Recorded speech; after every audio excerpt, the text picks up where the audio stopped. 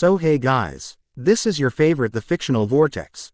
So in this video, we will see, what if Naruto awakens 5 sealed elements power. But before we start, remember to subscribe and like this video. Now let's start. Here, that the scroll and leave us alone, shouted Sasuke. Who, the strange grass nin chuckled. The hand that was waiting to catch the scroll that Sasuke had tossed was secondary as the strange nin was suddenly struck by a rock. They all looked up and saw Naruto standing on a higher branch, a very pissed off look on his face.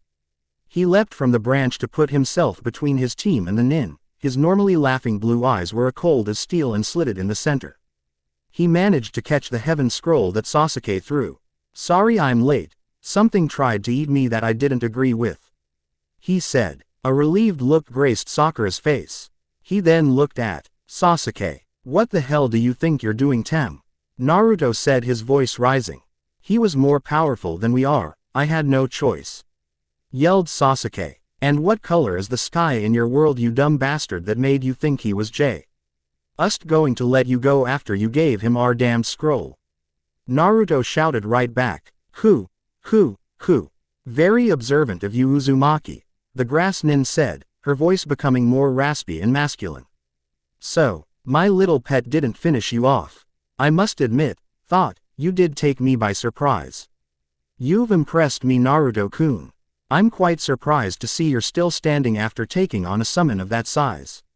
Naruto snarled. You'll find I'm just full of surprises, hubby Tem. Grass nin chuckled some more. Perhaps you'll entertain me more than the so-called Uchiha prodigy. Be warned, little genin. No matter how good you think you are, I am far above your level of skill. After all, I am one of the legendary Sannin. I am Orochimaru. The nin finally introduced himself to Naruto. I don't care if you were Kami herself, Naruto shouted. I will not let you harm my friends. Orochimaru watched as the blonde in front of him began to change. He saw Naruto's nails elongate into claws, his whisker marks widened and his canine teeth became more pronounced, while his spiky hair style became even more wilder and untamed. He saw the slitted blue eyes turn blood red. The boy crouched low and let out low, but menacing growl. You are the Yondaime's legacy, aren't you, Naruto-kun? It doesn't matter, you are nothing compared to my power. Orochimaru started to chuckle again. Sasuke and Sakura feel the killing intent coming from their blonde teammate. Orochimaru's was enough to freeze them in place and make them feel helpless, but with Naruto's added, it was overwhelming. Sakura was on her stomach from the force of it. Sasuke was on his knees. Both genin were trying to back away from the force they were feeling. Naruto looked over his shoulder from where he was crouched. His voice was rough. What's the matter? Afraid, scaredy cat? Orochimaru used that second of distraction to attack. Hidden shadow many snake hand, he shouted. Sasuke barely managed to dodge the dozens of snakes that shot out of Orochimaru's sleeves. Naruto seemed to vanish in a blur, only to reappear above the snakes, which he started to run down their length. Orochimaru had a shocked look on his face as Naruto sliced his face to shreds with his claws. However, Naruto's victory was short-lived as the Sannin and his snakes turned to mud. Fuck, Naruto cursed. The hairs on the back of his neck stood on end, and he managed to jump out of the way as a gigantic snake, even bigger than the one that had tried to eat him earlier, attacked him. Is this all you got, hubby Tem? He yelled as he stood in front of the snake, his clawed hands clenching as he prepared to fight in a moment's notice. The snake, however, turned and went straight for the frozen Sasuke, who could only watch in horror as the giant serpent came at him, its fangs dripping with venom. Naruto growled and appeared between them once more, his fist impacting with the side of its head, snapping it away from its target and impacted with a tree before vanishing in a puff of smoke. Naruto glared at Sasuke. Why are you just kneeling there, coward? Sasuke glared at Naruto, but it had the same effect as water hitting a window, because all he could do was stand there and tremble in fear. Why aren't you even trying? Naruto hissed at him as he cocked his fist back and slugged the kneeling Sasuke in the face. Snap out of it, Tem. Sasuke was angry at Orochimaru for attacking them and reducing him to a small child. He was angry at Naruto, because everything he'd said was true, and he was most of all angry at himself for being weak, and a coward. It was how he'd acted back when Itachi had slaughtered their family. Sakura could only watch the battle taking place before her. It was beyond anything she could do and anything they should be able to do as a team. Yet her eyes watched as Naruto, not Sasuke, was fighting off a legendary Sannin by himself. You are definitely interesting character Uzumaki Naruto. But I cannot allow you to interfere any further with my plans. Not even with the power of the Nine-Tail can you stand up to my power. Orochimaru said, reappearing. Naruto growled. Big mistake hubby Tem. Naruto Lee. PT at him and the two were blurs of motion. The only thing marking their passing to the naked eye was destruction of several trees and branches. If it weren't for the blasted Kyuubi, I'd make his body my next vessel rather than the Uchihas. Orochimaru thought to himself as he was forced to avoid the claw swipes from the blonde. Naruto smirked, seeing Orochimaru's look of irritation mixed with surper eyes and fear as he kept him on the offensive and away from Sasuke. Hey, scared hubby Tem. Naruto snarled as he kicked, swiped and did his best to tear the Sannin's face off. The blonde was breathing heavy at this point. Orochimaru, seeing an opening with his years of experience, he opened his mouth and stretched his tongue out and wrapped it around Naruto's ankle and flipped him into the air. Orochimaru quickly went through a series of one-handed seals. He caught Naruto with his tongue, securing his arms and torso. The blonde struggled and kicked with all his might, but could not get loose. Orochimaru noticed the seal on Naruto's stomach around his navel. Opening his right hand, small purple flames appeared on each of the snake Sannin's fingers. 5 elements seal. Orochimaru mentally showed Ted as he slammed his hand against Naruto's seal. The blonde's scream of pain filled the forest. All over, everyone heard his pain. Naruto. Sakura screamed. Sasuke-kun, do something. They could only watch as Naruto's features receded. His blood-red slit eyes returned to their normal unslitted blue. His clawed hands returned to normal-looking hands and the whisker birthmarks became thinner. His canine teeth shrunk back down. Orochimaru chuckled as he threw Naruto into the nearest tree after confiscating the scroll the blonde genin had taken from Sasuke. He smirked as he looked at the other 2 genin and incinerated it. Naruto slammed against the trunk of the tree. Sakura saw him beginning to fall and frantically threw a kunai. It snagged Naruto's trousers. She turned, hearing Sasuke scream. ND watched as Orochimaru's elongated neck was withdrawing. Sasuke slumped unconscious. What did you do to Sasuke-kun? Sakura rushed to the boy's side. He's not as advanced as I would have liked. He will know what I've done to him soon enough. He will seek me out. Do not get in the way. I spare your life this time, girl. And with that he faded away, his laughter leaving Sakura chilled to the bone. Naruto. He did something to Sasuke-kun. Sakura yelled. She looked where her blonde teammate was, and frowned. She went closer and stopped dead in her tracks. What the hell? Who are you? Hanging where Naruto had been was a slender girl with curves, long blonde hair that if she wasn't dangling would be down to her narrow waist. Sakura looked closer. The girl had whisker marks like clothes were a size larger. And Naruto, she whispered. Sakura was lost. She had no idea what to do. Both of her teammates were unconscious and for some reason, Naruto was a girl. And better looking than me. Sakura mentally whined. What am I to do? She asked her unconscious teammates. Sakura looked at her blonde teammate. After she struggled to get Sasuke down to ground level and in the hollow of a nearby tree, she'd gone back and gotten the blonde down. For nearly an hour she'd looked at the blonde. She could see some similarities, but that was it. I mean, the face is narrower, the eyelashes longer. The hair, she'd touched it out of curiosity and sighed. Her hair is so soft and silky, it's not fair. She saw the whisker marks were still on the blonde's cheeks, and it reminded Sakura of that sexy jutsu she'd seen Naruto teaching the third's grandson. But she's fully clothed, and they don't fit very well. She'd opened the jacket and saw that she was defiantly well endowed in the chest department. She saw strange burn marks on the blonde's stomach and what looked like the remains of a seal. Sighing, she went and wetted a cloth and put it on Sasuke's head. The Uchiha had a high-grade fever, and his breathing was low, but steady so far. Sakura looked for other wounds on Naruto. She kept calling her that in her mind, for she didn't know what else to call the blonde laying there, but had found nothing else. I could have sworn her hands should be cut up, but they're as smooth as mine. Sakura remembered how quickly Naruto always seemed to heal, and wondered about that. She'd sked Kakashi back during the wave mission, but he ignored her.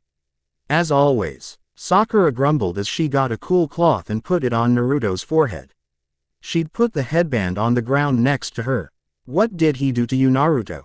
I saw a flash, but I didn't hear him say a jutsu. She said to the blonde. Sasuke's still out, and the area where that freak bit him is red and puffy. I injected him with a basic antidote from our field kit, but it doesn't seem to be doing anything. Sakura had taken to talking to the blonde, to keep herself awake after she set up the camp. You know, if you really are a girl, I want to know why you've hidden yourself like this. And if it's something that the freak guy Orochimaru did, I hope the Kakashi-sensei or the Hokage can fix it. She wet the rags again. You know, I won't let you steal Sasuke-kun if you were a girl. I remember you kissed him on our last day at the academy. Now that I think about it, you hussy, stay away from my Sasuke-kun. Naruto just laid there unmoving, her breathing shallow. Sakura would swear she was sleeping. For hours Sakura talked to the blonde about hair care to cosmetics to fashion tips. You know, Ino sees you, she's going to demand you go shopping for new clothes. Orange doesn't really suit you anyways. Greens and blues with your complexion and hair coloring. Sakura sensed something and turned to see a squirrel coming towards them. She launched a kunai at it, scaring it away. That was close, she thought. It could have been disastrous if that little critter had set off any of the traps. Sakura thought. She checked on Sasuke, saw his bandages needed changing. So she unwrapped his forearms and reapplied the healing cream and then wrapped his forearms. Baka, why didn't he say he was hurt from our earlier encounter? Sakura thought with a sigh. Boys, they're such. She looked at Naruto. Maybe when you wake up you can explain the male mind to me. She heard a twig snap and her head whipped about to see three ninja with musical notes on their headbands. Oh no, Sakura thought as they stayed at the edge of the clearing. Naruto came awake to the sound of battle. Gah, everything hurts, like the time the villagers celebrated my 7th birthday. Cracking an eye open, he winced as the brightness of the rising sun cut through the trees and just happened to smack right into his eyes. With a groan he woke up to see Sasuke of all people standing over another nin, and from here Naruto could tell that the guy's arms were broken. He saw Sasuke was covered with strange black marks. He saw Sakura hugging him from behind and she seemed to look like he felt. He reached up to scratch the back of his neck, and found really long hair in the way. What's wrong with my voice? Naruto asked. Sitting up he felt something odd and looked down. His scream alerted Team 10, Team 9 and his teammates that he was awake, with a very girly scream. Neji led his team away. He didn't care what drama was going on, as 10-10 carried the battered and bruised Lee. Team 10 however were in shock seeing Naruto. Sasuke, who had calmed down, looked from the new scroll his team had acquired to where Naruto was. He blinked. Shook his head and blinked again. What the hell happened to the dobi? Sakura was already across the clearing trying to calm the blonde down. Guess this answer my question if he was a girl before. Sakura thought. She went to her knees next to the panic-filled blonde. Naruto, Naruto, she said, trying to get through his 100-mile-an-hour babble. When that didn't work, she did the only thing she could think of when Ino freaked. She slapped the blonde. Naruto's slender hands cupped her cheek as big blue eyes looked at Sakura and they began to fill with tears. Stop that, Sakura said. Calm down, Naruto. See, calm down. Naruto repeated, dazed. Then she looked at Sakura. You slapped me. You were babbling incoherently. I had to stop you and you weren't listening. I do the same thing to Ino when she heads off into her land of babble. I don't babble. Naruto and Sakura looked up to see Ino standing there. What happened to you? The other blonde said, her eyes moving up and down Naruto. Orochimaru did something to him. I saw him become as she is now. Sakura said for both Ino and Naruto. I didn't hear a jutsu however, but his hand signs were one-handed. Ino looked at the pair. Well, you both look terrible. I'll fix your hair, you especially Naruto. That's going to tangle if we leave it as is. Naruto's hand went to her hair and she whined. I only ever had long hair in my sexy jutsu. He looked at Sakura. I can't. Sakura put a hand on her teammate's shoulder. Keep calm. I'm sure once we get to the tower Kakashi-sensei will know what to do. Ino styled Sakura's hair. What a hack job forehead. We'll have to trim it properly after the exam. Ino said. Then her eyes fell on Naruto. And yours, not to mention clothes. I'm sure you're a knockout, but those clothes will be burned. What? Naruto yelped. There's nothing wrong with my clothes, she said standing up, and her pants fell down around her ankles. Ino snapped her head around and saw Shikamaru, Choji and Sasuke looking. Turn around you fucking perverts. Three boys spun so fast there was an audible snap. Naruto had his pants up and sat back down, a blush on her face along with a hint of frustration. This is the Tem's fault. I just know it. Ino and Sakura heard the whiskered female mutter, neither corrected her. Shikamaru leaned under the tree. So, he destroyed your heaven scroll, and now you've gotten a new one. Sasuke growled. What one do you have? Sadly, a heaven scroll as well. This is a drag. Choji sitting near his friend was munching on chips. So, Shika, you think they'll fix whatever happened to Naruto? Too troublesome to worry about. Besides that, it's not our concern. Sasuke snorted. Dobi, it would only happen to him. Shikamaru leveled a look at the Uchiha. You know, if it can happen to him, what's to say that it can't happen to you Uchiha? Think about it. If an enemy nin has developed a gender jutsu, they could take prisoners and sell everyone off as breeding stock. That will never happen to me. Sasuke said. I'm an Uchiha. Yeah, and if they can turn you into a breeder, think about that in your small little world Uchiha. They make you female, and have you pump out babies. The three males shuddered. I feel sorry for Naruto. Choji said. He and Shikamaru were friends with the blonde, having built up all of time they spent together after school while in trouble. I'm sure that the senseis will fix it, Shikamaru said, but Choji being his friend for so long heard the thread of doubt. What is taking so long? Sasuke muttered. Shikamaru snorted. He'd known Ino since he could crawl. Even though it was troublesome. They're probably fixing Naruto up. His clothes are too big on her new frame. Choji whistle drew their attention to ere the girls were coming out of the tree hollow. Naruto's pants had been cut down to shorts, the shirt that had been shredded was a crop top exposing tan belly. The belt had several new holes in it. Naruto's jacket was the only thing mostly intact. The strips from the shirt and pants were used as wrappings around the legs. Why'd you cut up his pants? Sasuke asked. They were shredded, Sakura said pulling Naruto along. They watched as the said blonde wrapped her now slenderer arms around her midsection, her blue eyes seemed sharper. What the hell are you assholes looking at? Shikamaru shook his head. The package might be different, but the attitude was all Naruto. You done Ino? He asked. Said blonde sighed. For now. She looked at Naruto. And no biting your nails. They're atrocious. We'll have time later. Forehead. Keep an eye on her.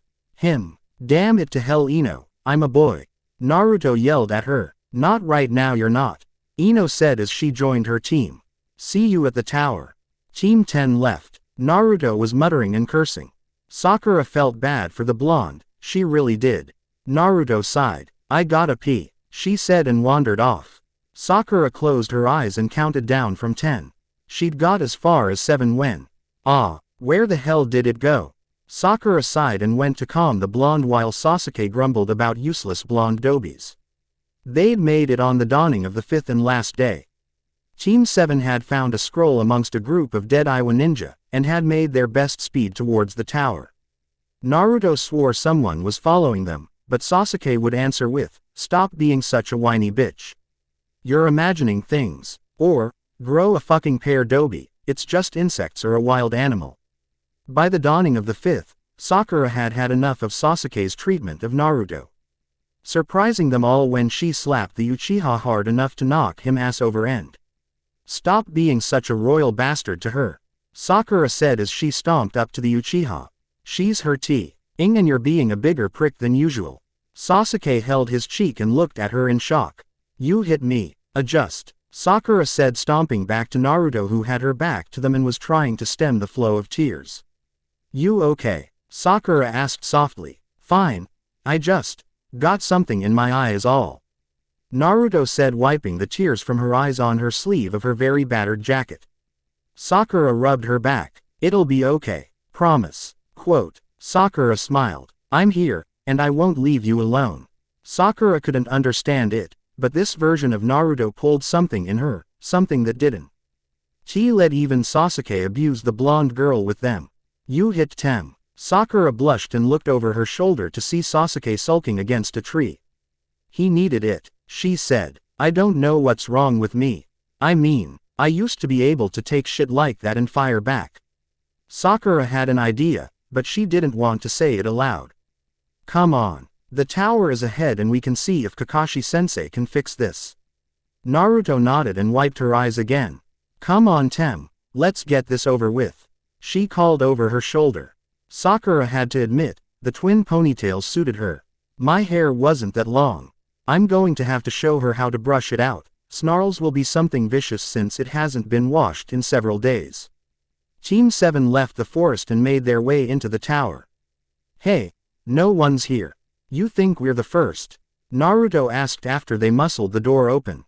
They had discovered the blonde still had his stamina, but her strength was weaker, and her chakra control as Naruto P.'d it, as back to the way it was in the academy. Sakura read the writing on the wall and noted the spaces.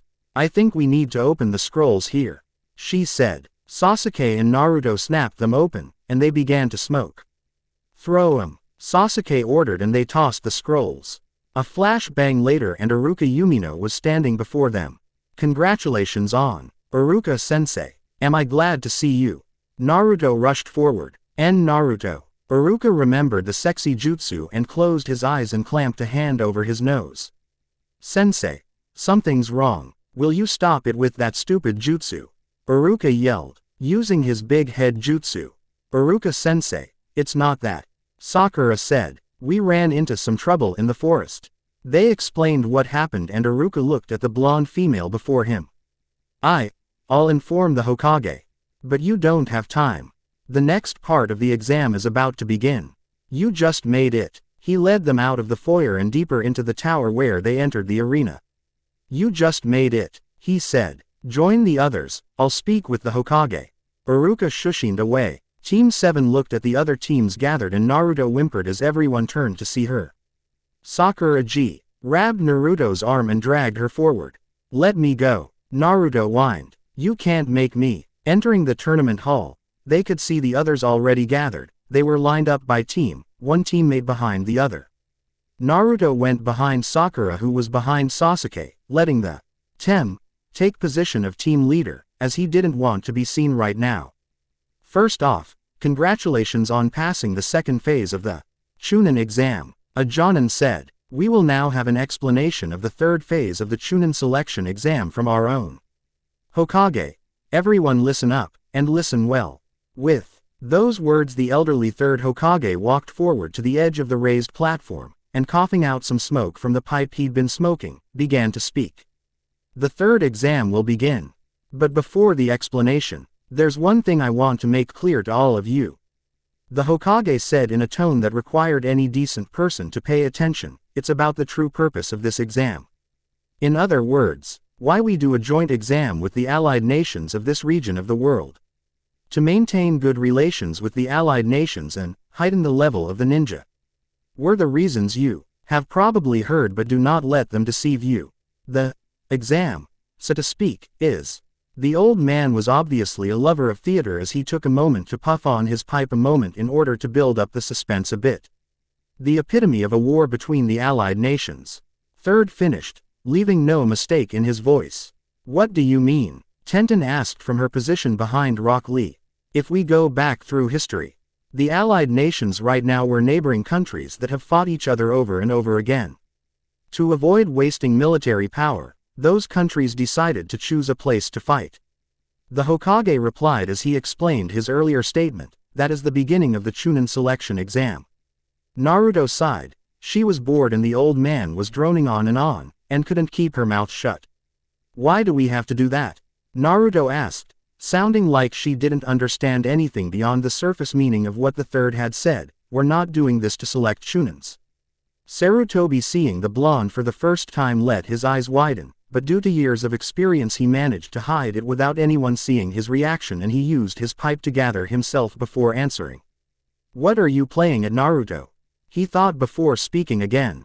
Yes, this exam does examine those who are worthy of the Chunin title.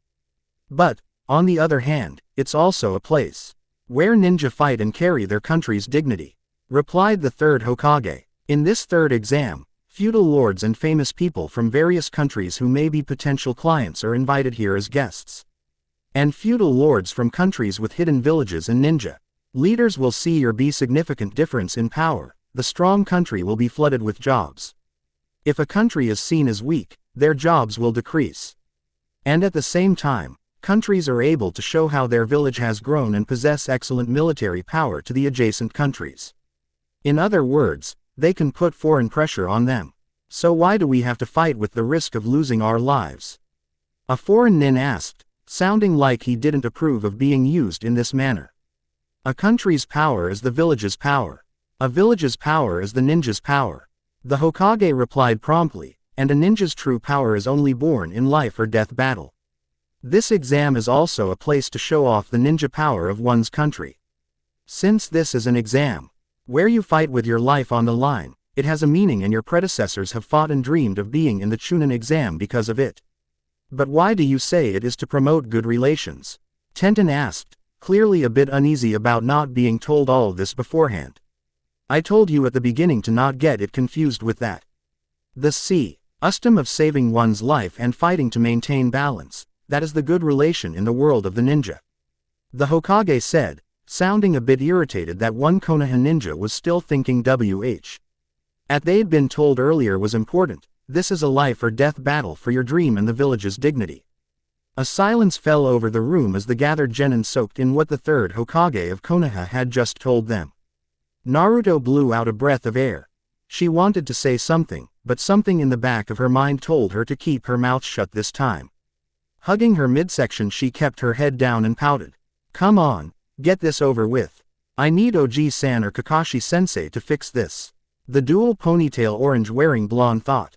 She hated the feelings she was experiencing. And the looks a lot of the male genin in the room kept shooting her. I don't care, said the gourd-carrying sand ninja with impatience. Tell us the details of this life or death exam. Then I will now begin the explanation of the third exam. But, the third said, but before he could go further, one of the ninja who had been standing behind him appeared kneeling before him. Excuse me, Lord Hokage. Said the long-haired ninja who wore his forehead protector like a bandana. I, Gecko Hayate, the judge, will explain. Please do, the Hokage said, not sounding bothered in the least at being interrupted. Everyone, it's nice to meet you, Hayate said stoically before having a slight coughing fit and turning halfway to look at them. Everyone, before the third phase of the exam, cough cough, there's something I want you to do. Fight in some preliminary matches to see who gets to advance to the third phase's main fights. Preliminary matches? What do you mean? Asked Shikamaru, sounding like he was something other than annoyed like usual. Instructor Sama, I don't understand what you mean by preliminary matches. Sakura said in a more respectful manner than Shikamaru from Team 10W. Why can't we just start the third phase of the exam with the remaining examinees? In this case, it must have been because the first and second phases of the exam were too easy. I don't know, Hayate replied with a sigh as he spoke. But there are too many examinees left. According to Chunin exam regulations, we must decrease the number of participants before we can proceed with the main matches of the third phase of the exam. As previously mentioned by Lord Hokage, there are many guests for the third phase of the exam, so we cannot just have a lot of matches. Muttering from the gathered genin at this. We are limited on time as well. So those that aren't feeling well, Hayate said before getting stuck in a coughing fit for a few seconds, excuse me. If anyone wants to quit after hearing the explanation, please let me know. The preliminary matches will begin immediately. This was not met with much approval from those teams who had only arrived today or yesterday, since they were STI. in the process of recovering from the exertion of making it to the tower. Naruto paused as he mentally considered skipping out and getting his situation fixed. I forgot to mention this, but UWILL have one-on-one matches from here on out, Hayate said, sounding a little embarrassed at forgetting such an important fact, so please withdraw if you wish. Sakura looked over her shoulder at Naru, who she saw was cutely biting her bottom lip thinking it over. She saw movement out of the corner of her eye and turned to see Sasuke wincing and putting his hand over the place where Orochimaru had bitten him. We're in no shape for this. I should tell the proctor. Naruto is still not recovered, even with her ungodly stamina, but she should pull out and get taken care of. Sasuke, we should pull out, Sakura said, whispering only to have the Uchiha snarl at her. I will not lose. Keep your damn mouth shut and mind your own damn business. Sakura wanted to hit him like she had when he'd insulted Naruto. She was about to bring the bite to the attention to the Hokage and gathered Jonin on the raised platform when the genin they'd met in the classroom. Kabuto raised his hand. All quit, he said with a soft smile. This caused a whisper fest among the other examinees since the glasses-wearing Konoha genin didn't seem to be all that banged up. The guy looked completely unharmed, which did his quitting the exam puzzling to the others. Let's see. You are Konoha's Yakushi Kabuto? Hayate asked as he looked through the clipboard of info he had in his hand. You may leave, then. Kabuto-san, why are you quitting? One of his teammates asked, clearly showing that he didn't understand. I'm sorry, but my body is completely worn out already from the forest, and we'd just gotten here. Kabuto replied from his place on the edge of the assembled genin. I doubt I'll be able to put up much of a fight in the next phase, so I'd rather not embarrass myself by continuing. After saying a few hushed things with his teammates, words that were definitely not friendly even though no one couldn't make them out clearly, Kabuto exited the room. With a cough, it sounded like Hayate was about to resume his work as judge for this phase of the Chunin exam. May I assume that there are no more people who wish to withdraw? Examiner Gecko asked, letting his eyes pass over the remaining genin.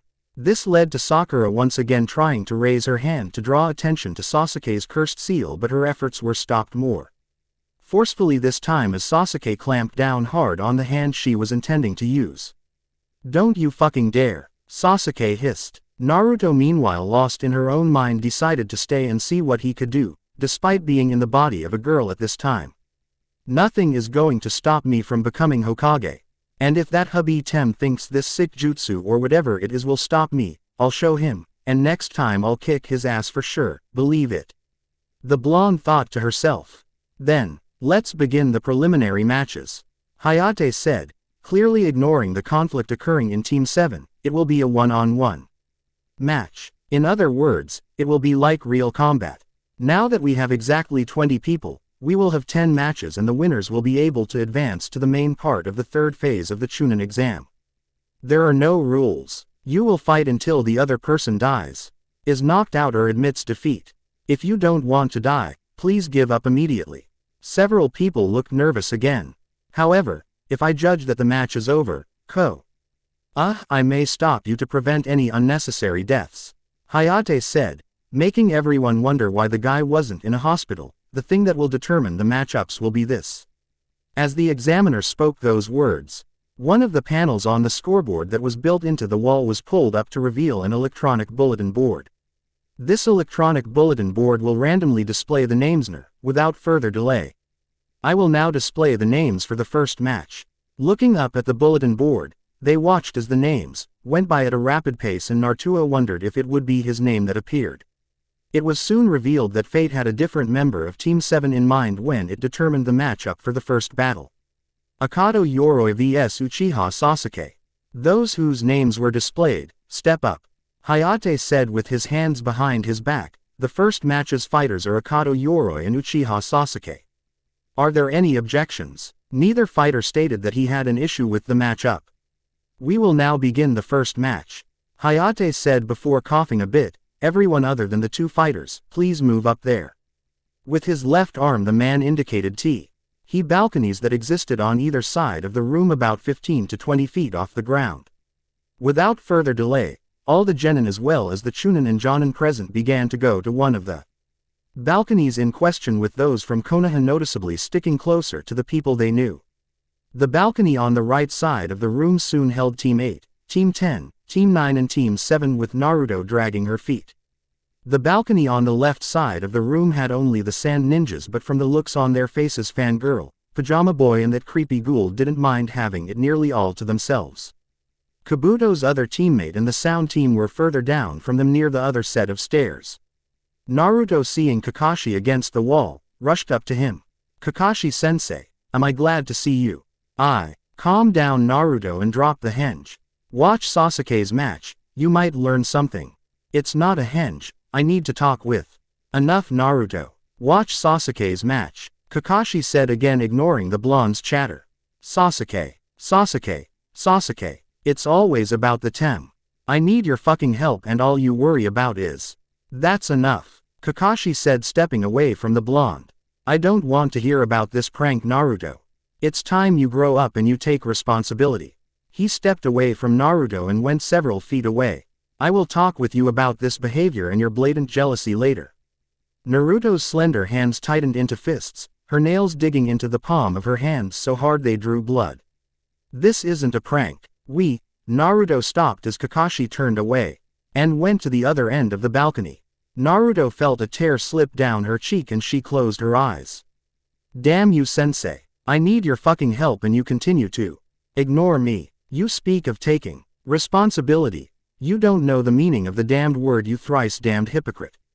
Naruto felt a hand on her shoulder and turned to look at the bearded face of Asuma Sarutobi, the Jonin instructor for Team 10, and the Hokage's son. Naruto. She nodded. Ino and Shikamaru told me what happened. He shot a look at Kakashi, who was watching Sasuke's fight and ignoring everything else. We'll talk to the old man after the prelims. Quote, thank you, Naruto said, her voice was low. At least someone cares. Asuma shot Kakashi a hard look. You stupid bastard. I swear, since you wish to play favorites, then fine. You can have your precious Uchiha, Hatake. We'll take the rest of your team. Asuma thought. He'd never liked how Hatake played favorites. He'd watched the man giving the Uchiha spec IAL training after dismissing the rest of the team. And Naruto needs the most help and you've shown him nothing, and now he is in trouble and pain and you continue to ignore him. Sasuke's match dead with him stealing a move from Rock Lee. After Hayate announced him the winner, Kakashi vanished with him using a Shushin. Shino Aburame of Team 8 defeated his opponent of the Sound Team by clogging his arm weapons with his Kikai bugs and blowing them up, ending the other boy's career as a ninja. Kankuro of the Sand Team defeated Kabuto's other teammate with a puppet and poison. The genin didn't survive as medic nins rushed to save him.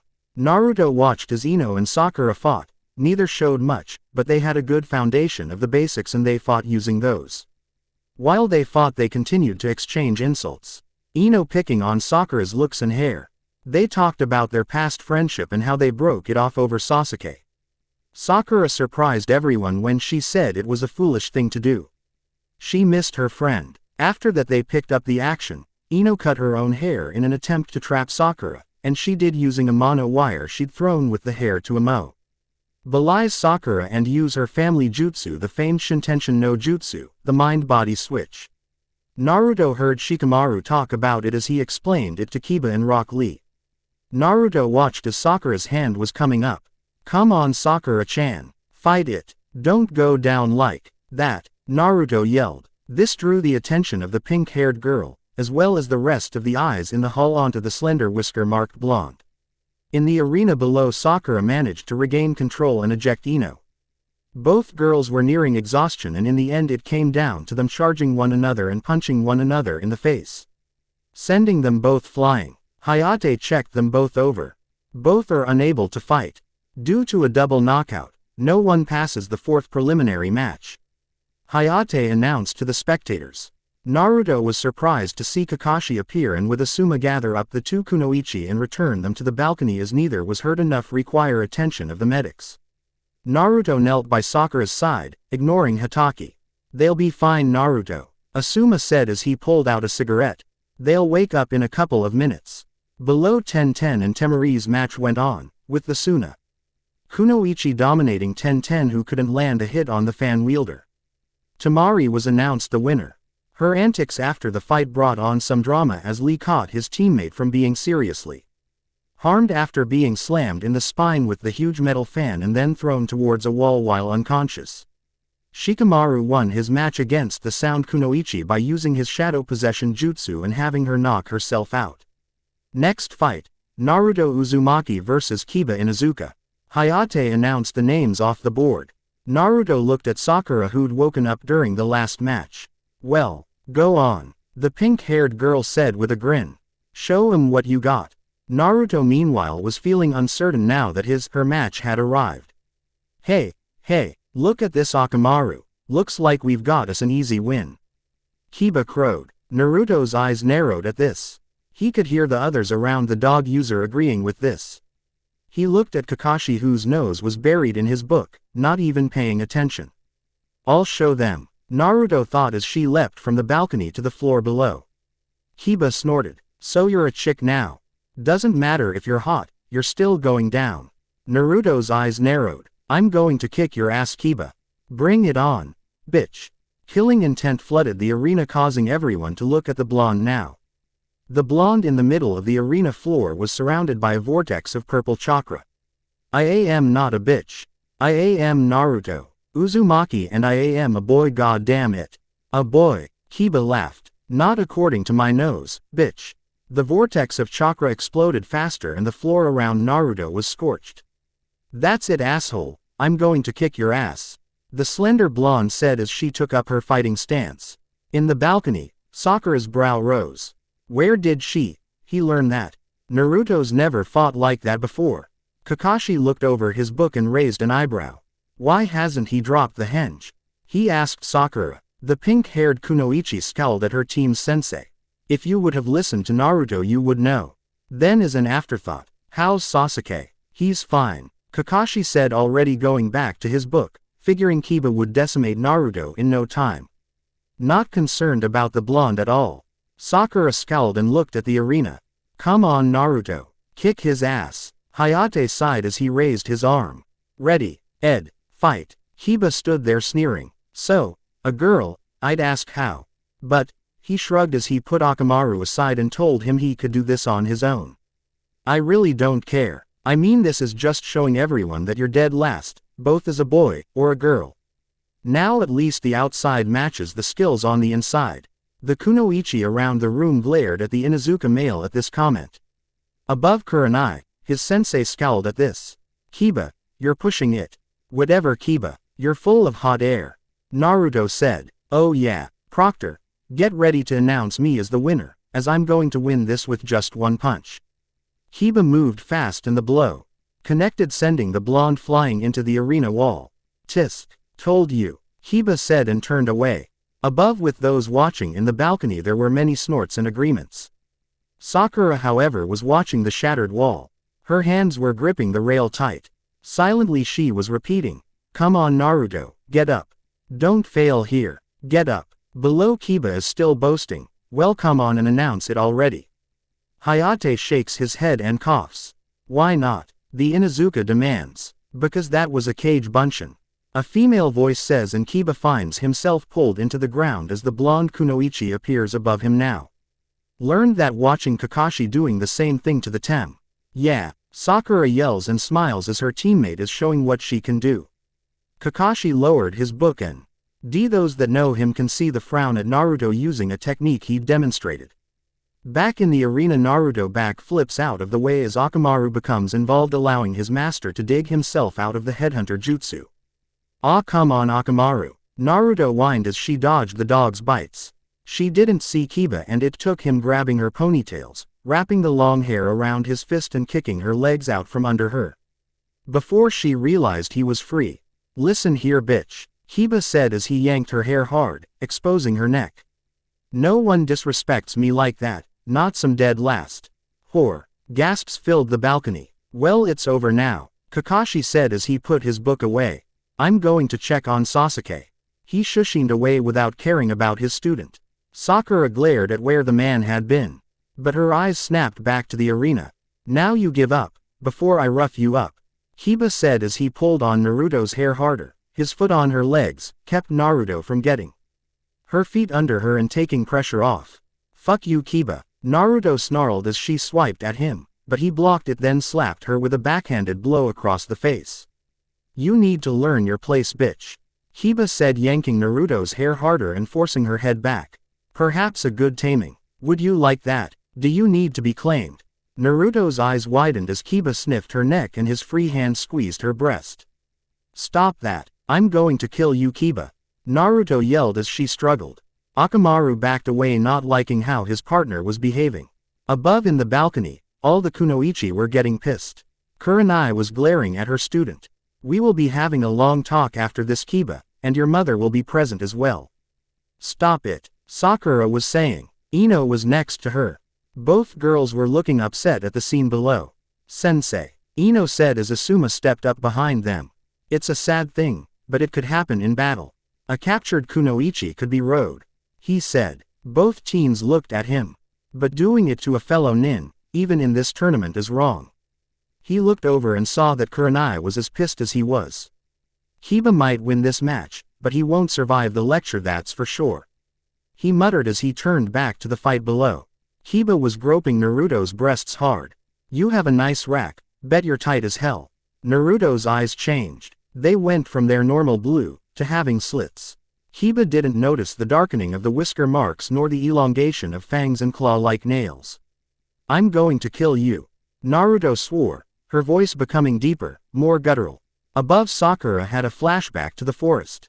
Kiba never saw the clawed hand snap up and he howled in pain as Naruto's claw-like fingers sliced his arm.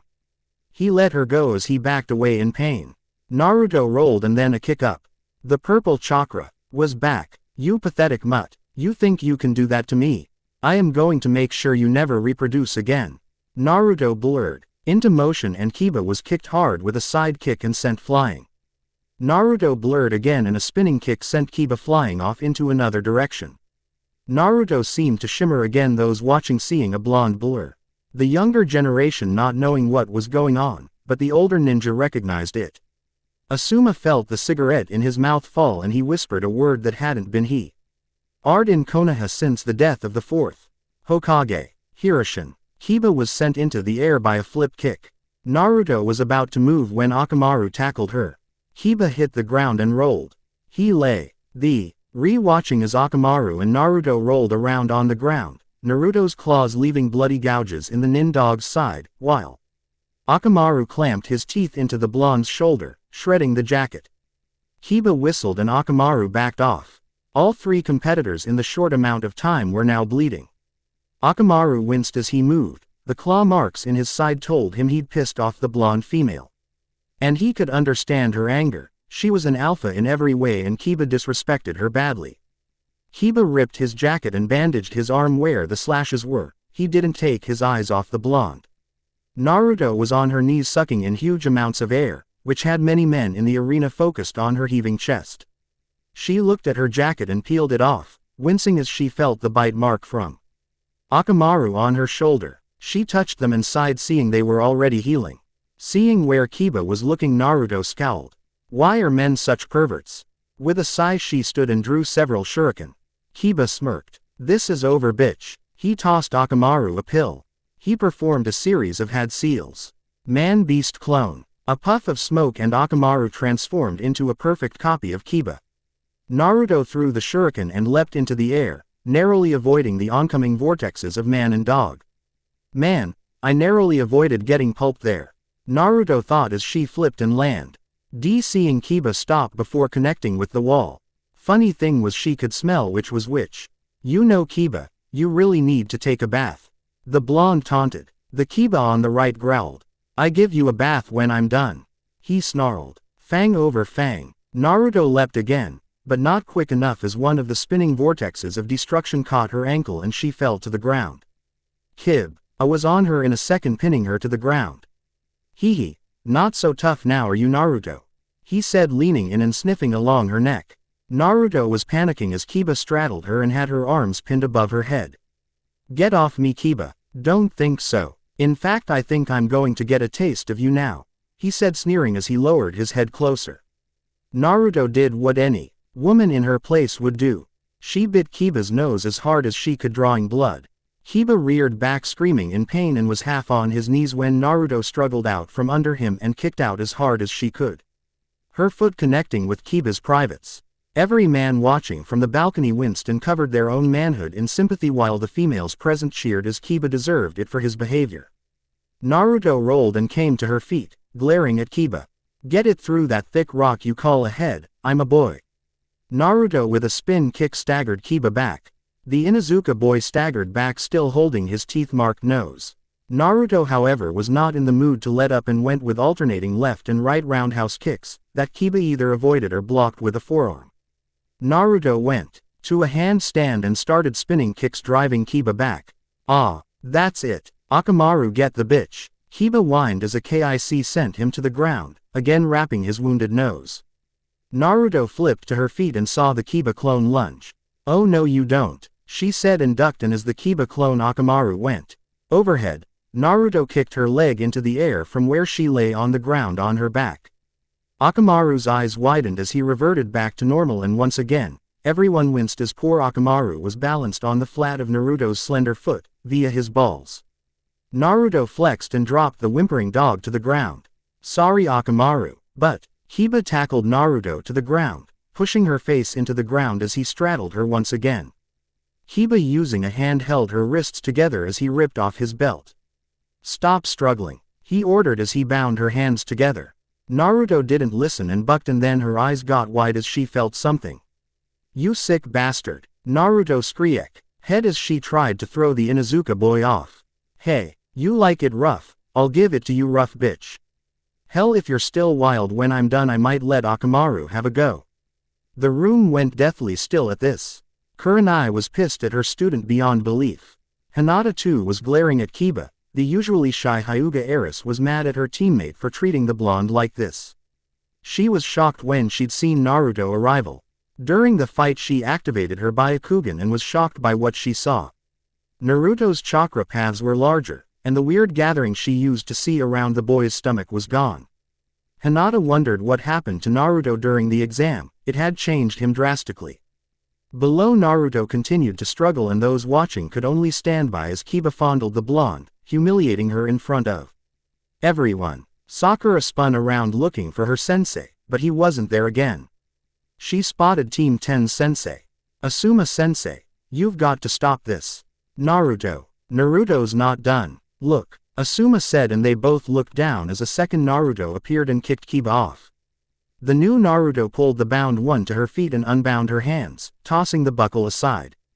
"Cage Bunshin," Sakura said, but she was amazed that the blonde did it without hand seals. Below, the now freed blonde adjusted her top from the manhandling Kiba had done and leapt at the dog boy. Her leaping kick was blocked, but she landed and spun on her hand with a leg sweep. Kiba hit the ground hard with an oomph. Naruto stood over Kiba and then proceeded to kick him repeatedly in the crotch. The proctor was shocked as Kiba's eyes rolled into his head. Meanwhile, Naruto was ranting. "Don't you ever treat a woman like that again, or I swear as Kami is my witness you shall be neutered, you thrice damned." Hayate called the match winner, Naruto Uzumaki. Naruto wasn't listening as she continued to kick Kiba's balls in and ranting. It took Asuma shushing down and pulling the irate blonde away and dragging her up to the balcony. The whole time she was spewing threats to Kiba's manhood, which he didn't hear as he was unconscious in pain. The medics loaded him onto the stretcher, and Akamaru as well, the dog whining and vowing never to cross that blonde again. Asuma set Naruto down, and the blonde slumped against the wall. Now that she wasn't fighting, the adrenaline wore off and she be eager to shake over what Kiba had threatened to do. "Why, I'm a guy, Sakura was there and put an arm around the blonde's shoulder. Naruto broke down and cried against her while below the rest of the matches went on below. Neji obliterated Hinata's confidence and she gave up after a few moments of his taunting. Gaara of the Suna Ninja and Rock Lee destroyed most of the arena. In the end, Gaara won. Lee was saved by his teacher and carried away by the medics. Choji lost his match to the Sound Ninja that they'd encountered in the forest. Naruto had calmed down during the Gaara Lee match and watched as the heavy boy lost to the Sound Ninja. They took a 10-minute rest period while the arena was repaired. Kakashi still hadn't returned and Asuma put a comforting hand on Naruto's shoulder. "We'll see the old man after this," he said, and Naruto nodded. "To those who have made it to the main matches of the Chunin exams third phase, all but one are here, so congratulations," Hayate said from his place on the raised platform with the Jonin and the Hokage standing behind him. Naruto realized that Sasuke wasn't back. Figures. It's always the Uchiha. The changed boy thought as he pulled the shredded jacket tighter about the female frame. "I will now begin the explanation for the main matches," the third Hokage said, taking the spotlight away from Hayate. "Your main fights will be shown in front of everyone. We wish for all of you to show off your abilities as your country's representative power. Therefore, the matches will begin in 1 month. We're not going to do it right here, right now?" Naruto asked, clearly not seeing a reason for things to get delayed so long. "The 1 month is a time to conduct appropriate preparations," Sarutobi replied while holding his pipe. "What do you mean?" Shikamaru asked from further down the line of qualifying genin. "In other words, we are going to announce to the feudal lords and head ninja of the individual countries that the preliminary matches have ended," the third replied, looking towards the one who asked the question, "and time is needed to gather those people for the main matches. This is also time for you candidates." "I still don't understand. Explain," stated an irritated Kankuro, who looked like he wanted to give the Hokage a piece of his mind with the aid of his puppet. "This time is used so you can know your enemy and yourself better," explained the old man with no emotion in his voice to indicate that he noticed Kankuro's tone. "It is a time to analyze the information you have gathered during the preliminary matches. The battles we had were just like real combat situations. It has been done where both parties knew nothing of each other. But the main matches will not be like that. There are those who have revealed everything to their rivals. To make things fair, work hard and improve yourselves on your own in the next month. So, I want to let you guys go, but there is something important we must do before the main matches," the Hokage said with a slight grin. Naruto growled, "Hurry the fuck up, OG-san." The blonde thought, "You need to fix this and I need to get some major training in." The sound ninja was just as impatient. "Will you hurry up, you old goat? Don't get so hasty. Take a piece of paper from the box that Hayate is holding," the Hokage said as the proctor stepped forward. "I will come to you, so please wait your turn," Hayate said with a cough. Naruto was the first to be approached, and doing his best to ignore the looks he was getting from the others reached into the box and removed a single piece of paper. This went on and on down the line until every genin present had a piece of paper in their hand. Once done, it was apparently Examiner Ibiki's turn to take over the post-preliminary proceedings. "Okay, everyone got one?" Ibiki asked, holding a clipboard in his hand. "Now, tell me what number you got, starting from the left." "1. Naruto said, making it clear he was still clueless as to the reason for this and making the sound nin mutter about airhead blondes. 7. Tamari said with about as much emotion as a rock would have. 5. Kankuro replied. 3. Gaara said in his usual creepy manner. 9. Replied Shikamaru, and everyone that knew him could just tell he wanted to add, troublesome, to his response. 2. Neji said coldly. 6. Was what Shino revealed. That leaves the Uchiha with 4. Ibiki said in obvious reference to the missing Sasuke. Yes, we will now tell you the matchups for the tournament. The third Hokage announced to the genin arrayed in front of him. What? Naruto exclaimed in surprise. That's what we drew for? Shikamaru asked, shock managing to keep his favorite phrase at bay. Ibiki, show the matchups. The Hokage ordered. The matchups were as follows. Match 1. Naruto Uzumaki vs Neji Hyuga. Match Ki Uchiha. Match 3. Kankuro vs Shino Aburame. Match 4. Shikamaru Nara vs Tamari. Dosu vs the winner of Match 4. I have a question, Shikamaru said, raising his hand like he was in a classroom. Okay, the third said, giving permission for the genin to speak. If it's a tournament, that means there's only one winner, right? Shikamaru asked as though confirming his own suspicions. Does that mean that only one person can become a chunin? No, that's not how it is. The Hokage replied as though about to explain things. The main matches will have judges, including me, the cage, as well as the feudal lords and head ninja from the other countries, who will be potential clients. These judges will grade you by watching you in the tournament. And those who are qualified to be a chunin, even if they lose in the first round, will become a chunin. So there's a possibility that everyone here can become a chunin? Temari asked, sounding more interested than before. Yes, but that also means that it's possible for no one to become a chunin. The third replied, pointing out another point of view. The matches in the tournament means that you are able to show off your skills more. Understand? From the look on Shikamaru's face, you could tell that troublesome was being used multiple times. Since the Nara boy was in a longer night with an extra fight. Temari looked as he did not happy with what she'd heard. That is all. We are adjourned until next month. The third said, declared, dismissing the assembled ninja. His eyes went to Naruto, who didn't move as the other ninja filed out. Sarutobi lit his pipe and motioned for his son. Let's take this to my office. I'm sure this has to do with my errant student. Asuma nodded. Oh yeah, it also will deal with Kakashi's negligence. The bearded Jonin growled. Sakura was standing next to Naruto. Come along, Sakura. I'm sure you have most of the tale to tell us. Asuma said, and both Sarutobi males noticed how Naruto seemed to relax at hearing this. Hokage's office. For the last hour the two genin explained to the Hokage what had transpired in the forest. From the fight with the snake and Orochimaru, to Naruto's transformation. The young blonde looked at the Hokage with wide blue eyes. You can fix this, Oji-san. Right. Hokage looked at the eyes filled with hope, trust and fear. Asuma, send for Hiashi, Enko and Jiraiya. He's near the bathhouse. Tell him that if he's not here I'll ban his books in Konoha. Asuma nodded. We'll see, Naruto. Sarutobi said. Let me see the seal, please. He said, standing up. The blonde pulled off the remains of her jacket and went with the ram seal. Chakra surrounded her, purple. Sarutobi looked and frowned. Hold still. He ordered and went through a series of seals. His eyes widened and Asuma came back in. I sent messengers. What's wrong? Get Eboshi here now. Asuma went to do what he was told. He heard the concern in his father's voice. Oji-san, Naruto asked. Her voice squeaked.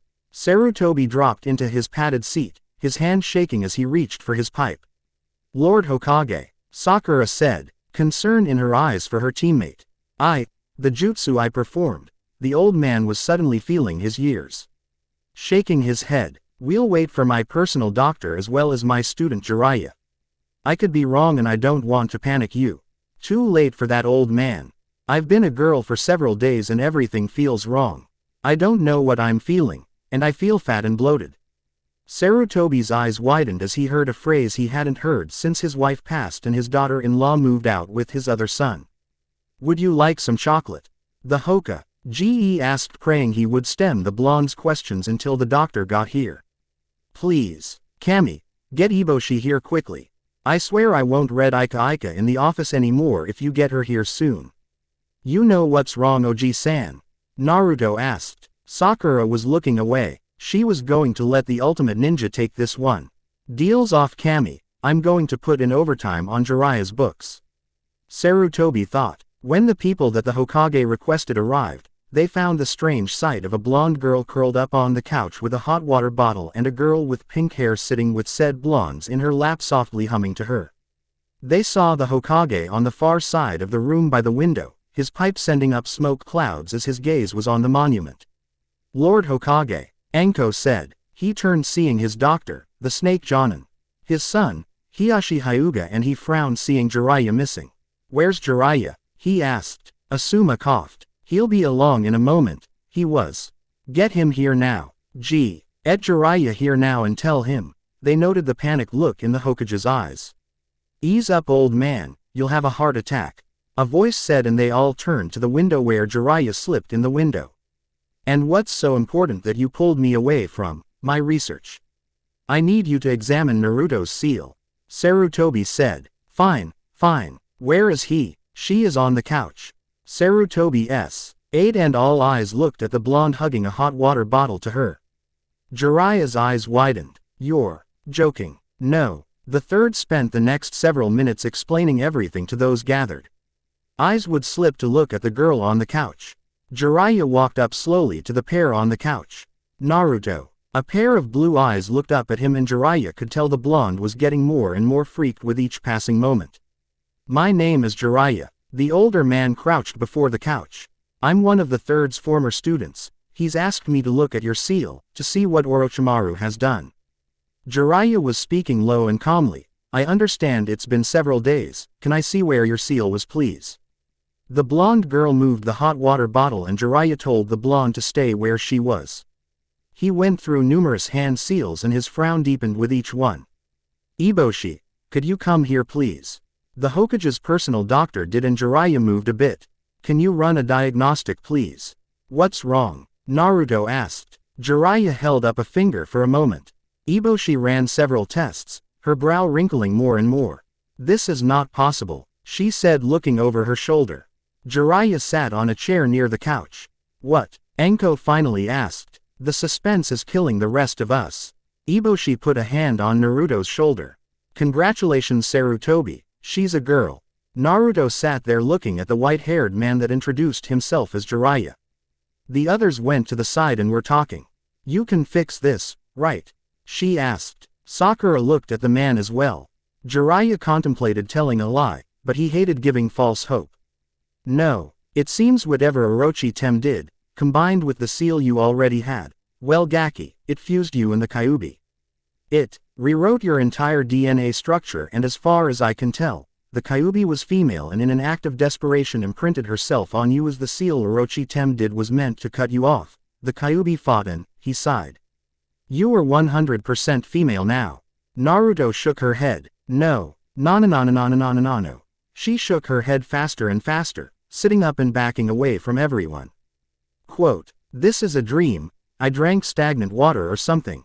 This is all a dream, I want to wake up now. Sakura reached out and Naruto backed away. No. This isn't real. I can't be a girl, I can't. Across the room Eboshi was talking with the Hokage. The scans I ran are positive. Naruto is female now, and she's just started her period. Asuma and his father winced. What's more is she's going to need tea. Learn about her new body as well as things a kunoichi should know. Enko looked at the blonde starting to freak out. Someone better get a tranquilizer. They looked on as Jiraiya tried to calm the new girl down as he explained. Where's her sensei?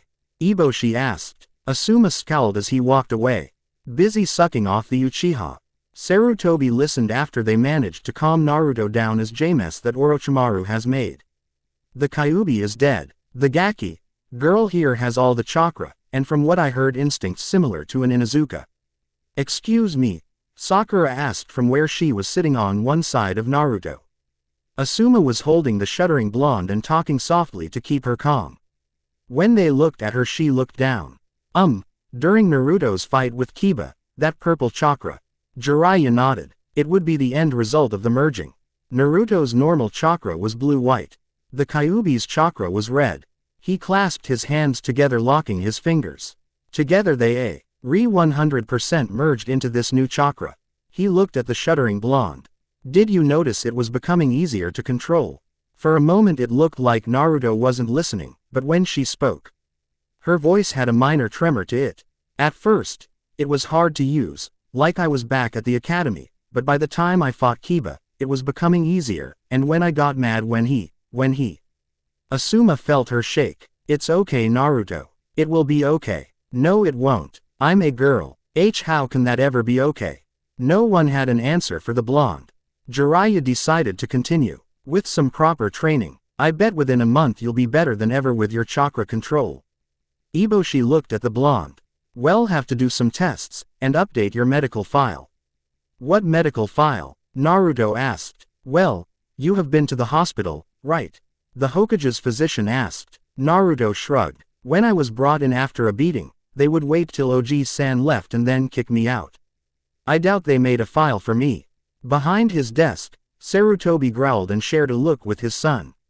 The two Sarutobi males who haven't seen eye to eye in some time came to an accord. Sadly the hospital's staff was soon to be undermanned as a result. What now? Naruto asked. Well, We're going to need to get you new clothes, new hygiene products, a full physical, Eboshi listed off. She grabbed the Hokage by the ear as he tried to slip away. And Sarutobi-kun is going to pay for it all. Right, Lord Hokage. The eldest male in the room gulped and nodded, knowing if he didn't his doctor would say. Tee him up for a prostate exam faster than Jiraiya could peep on the women's bathhouse. Anko and Sakura here will help explain things. Both Kunoichi looked at the doctor who just controlled. I meant about the Chunin exam. Naruto said and Sakura couldn't help it laughed. The hospital was the first stop. Naruto was ushered into a room with Eboshi while Anko had gone to get the blonde some clothes that hadn't been mauled. Sakura was waiting with the two Sarutobi males and strangely, Jiraiya who was lost in thought. Sakura, what are you doing here? Sasuke isn't allowed visitors, Kakashi said. The pink-haired girl looked up at him and shook her head.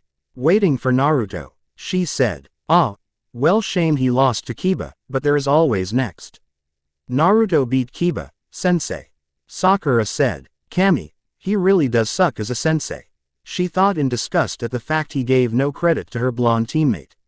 She ignored the voice in her head until Naruto had been transformed. She was just as bad. Well, I'm afraid I won't have time to train him. Kakashi said. I was told that Sasuke will be fighting Gaara of the desert. I'll need to make sure he's prepared. What about Naruto? He's facing Neji Hyuga, Sakura asked. Asuma off to the side listened very carefully. He noticed his father and Jiraiya were under genjutsus hiding them, and since Kakashi didn't have his Sharingan uncovered they weren't detected. Kakashi waved it off. While I'm sure Naruto got lucky with Kiba, probably that strange hentai told him to drop and he didn't, but he is outclassed by the Hyuga. No, I need to focus on Sasuke as Gaara as the dangerous opponent. What about? Sakura began but was cut off. I'm sure that I can get someone to keep an eye on Naruto. Asuma who had been listening stepped out of his genjutsu. Don't bother Kakashi. I'll help Naruto. Asuma. Kakashi turned towards the other Jonin. There's no need. I'm sure I can make arrangements. Besides, don't you have your own students to worry about? Kakashi said, trying to get the other man to go away. Shikamaru has advanced true, and I will help him as well as Naruto. Oh, there's no need to do that, Asuma. Naruto is, Kakashi began but was cut off as the Hokage stepped out of the blind. Naruto is under my watch and Asuma has offered to teach him where you have done nothing. He is my student and I have shown us nothing, Kakashi-sensei. Sakura said, and she looked down as he narrowed his eye at her. I have spoken with Naruto and Sakura and after some time they have admitted that the only thing you showed them was tree climbing, 2 months after having them and taking them on a C-ranked mission. The Hokage said as he lit his pipe, ignoring the nurse at the desk who cleared her throat and looked at the no smoking sign. As of now, Naruto Uzumaki and Sakura Haruno are no longer your students. What? You can't mean that, Lord Hokage. I need this team to, Kakashi said, but was cut off again, this time by Asuma. To pander to the Uchiha's ego. You are sacrificing 2 careers for your fixation on helping the Uchiha due to some guilt you hold over the death of your teammate. Don't go there, Asuma, Kakashi growled. Enough. The Hokage roared. Kakashi, Team 7 is disbanded. Train the Uchiha for the finals of the Chunin exam. Sakura and Naruto will be given over to new teachers, they are no longer your concern. Asuma snorted. They never were in the first place. Kakashi looked at the bearded Jonin then gave a stiff bow to the Hokage before walking away. Minato would be disappointed in him. Jiraiya said, releasing the genjutsus. That name sounds familiar. Sakura said, turning to look at the white-haired man. Jiraiya smirked. He was Kakashi's sensei. He believed in teamwork and never favored one student over another. He looked at the Hokage at this last part. Minato didn't care about clans or bloodlines. He believed in giving each student his full attention and teaching them all equally. They were quiet, before Sakura asked, what will happen to Naruto and I now? Asuma was saved from answering at the shrill yell from the exam room. You want to put that where? Naruto exited the exam room. And Sakura saw the blonde was beet red. Pervert. She heard the blonde mutter and the annoyed doctor walk out. Get back in that room. No. Yes. Move it. No chance in hell. Naruto said. Get your skinny ass in that exam room. Or I'll make you. Eboshi snarled. You couldn't find a wet dream around Kakashi. Naruto said, crossing her arms over her ample chest. Where are my clothes? The blonde said, looking at the others. She didn't get far as Eboshi reached out and grabbed her by her pigtails and dragged her back to the exam room, kicking and screaming. The door slammed shut and glowed as Eboshi activated the security jutsu. Sakura looked at Asuma. What was that about? The bearded Jonin looked at the pink-haired teen like she was insane. And how would I know what goes on during a female exam? Jiraiya off to the side couldn't help but laugh. Sarutobi looked at his former student. Get Tsunade here. And how am I to do that, sensei? Jiraiya asked. She wants nothing to do with Konoha, and you know why. The third Hokage sighed and looked at his former pupil. Walk with me, Jiraiya. There are some things you are not aware of. Sakura watched them go and turned back to Asuma. What will happen to Naruto and I now? She asked. We'll take care of that, Sakura. We'll get both of you up to par with the training you should have had to start with. Asuma said as he took a seat once more. Sakura started to fidget. She hated waiting. You did well against Ino, despite your lack of training. Asuma said. Sakura shrugged. Truthfully, I didn't do so well. If Naruto, she looked at the door. If she hadn't called for me, Ino would have won. She always does something like that. You're a good friend. Asn't. It took Naruto being transformed before I started to realize how badly I treated him. Damn it, her. This is going to drive me crazy. Imagine how this is going to be for Naruto. Asuma smiled. As long as we're there and Naruto can count on his friends. Asuma-sensei, I don't think Naruto has any before now. Sakura said softly. But he's got me now, and Ino too, I think. Asuma didn't call her on the slip of calling Naruto male. Hell, he thought of the blonde as a he still as well.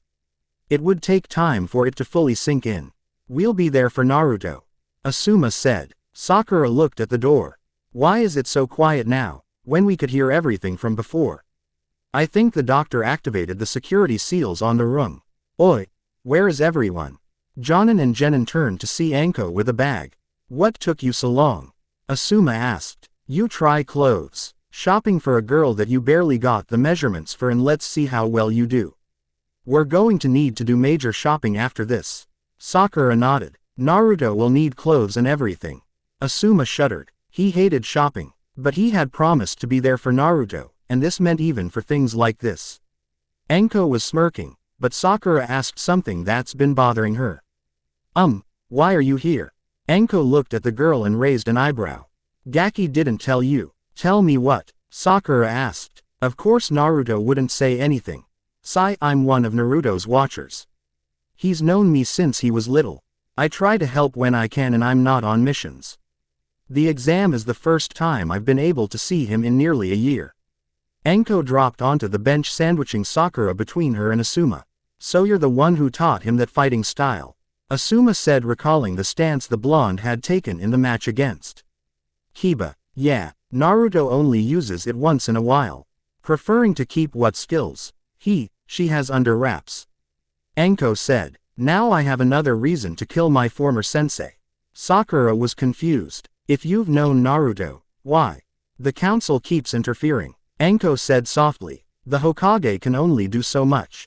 But he's the Hokage. Sakura said, and the pair of Jonin felt sorry for her. And he's one man, an old tired man who was fighting an uphill battle against our own village to keep Naruto safe and alive. We'll talk more when we're not as exposed. Anko said. She looked at Asuma. I'm moving Naruto into my apartment. The council can go fuck itself. Good idea. All three jumped, seeing the return of the Hokage and Jiraiya. During the coming month Naruto is going to be getting training from several teachers. Jiraiya wants to teach her some things. Also during that time, Naruto will need to learn what it is to be a kunoichi. I can help. Sakura said. The Hokage smiled. Eboshi will be pleased, I'm sure. My lord, Anko said, standing. I request reassignment. Anko said, rising from the bench, then going to one knee. While I understand Master Jiraiya is a Sannin, Naruto and I approve. Anko. He looked at Uma and the Sarutobi males shared a thought and came to another agreement. Anko, I am giving you Jonin instructor status. Your team will be Naruto Uzumaki and Sakura Haruno. You will work in conjunction with Teams 8, 9 and 10 for higher rank missions, or borrow a third member depending on mission parameters. Anko smiled at this, while Asuma felt a chill run down his spine seeing that grin. You won't regret this, Anko said. You take care of them, Anko. Both of them, the Hokage said. Damn right I will, Anko muttered. Sarutobi knew he should never have allowed the council to keep Anko away from Naruto. The boy had flourished under her care in his early days. But once she was out of the way, the sabotaging of his ninja career began in earnest. Time to fix things, the Hokage thought. The door to the exam room opened and Eboshi exited. Do you have clothes for? Anko handed her the bag. She will be out in a moment. The door closed again. Anko sighed. I didn't get a bra, wasn't sure on her size. Sakura's eyes widened as Anko looked at her and smirked like a predator that just found a land full of sheep and no escape. You'll help her with that pinky. Sakura sputtered. Naru, to rejoin them dressed in baggy pants and a black shirt, her battered jacket tied around her waist. Sakura smiled seeing the pout on the blonde's face. What's wrong, Naruto? Naruto shot a look over her shoulder at Eboshi who came out. The blonde yelled pointing at Hokage's personal doctor. She's an old pervert. Eboshi shook her head. I had to do a full exam, kiddo. She handed the file to the Hokage.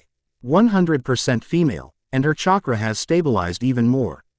The Hokage looked the file over and raised an eyebrow seeing something.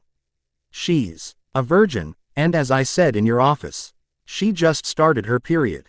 I've given her the standard injections that all kunoichi get. She'll need it every 3 months. The Hokage nodded. I've also made me Naruto's primary physician from now on. Now, while you get her clothes and other things, I think it's time I have a nice long talk with the rest of the staff.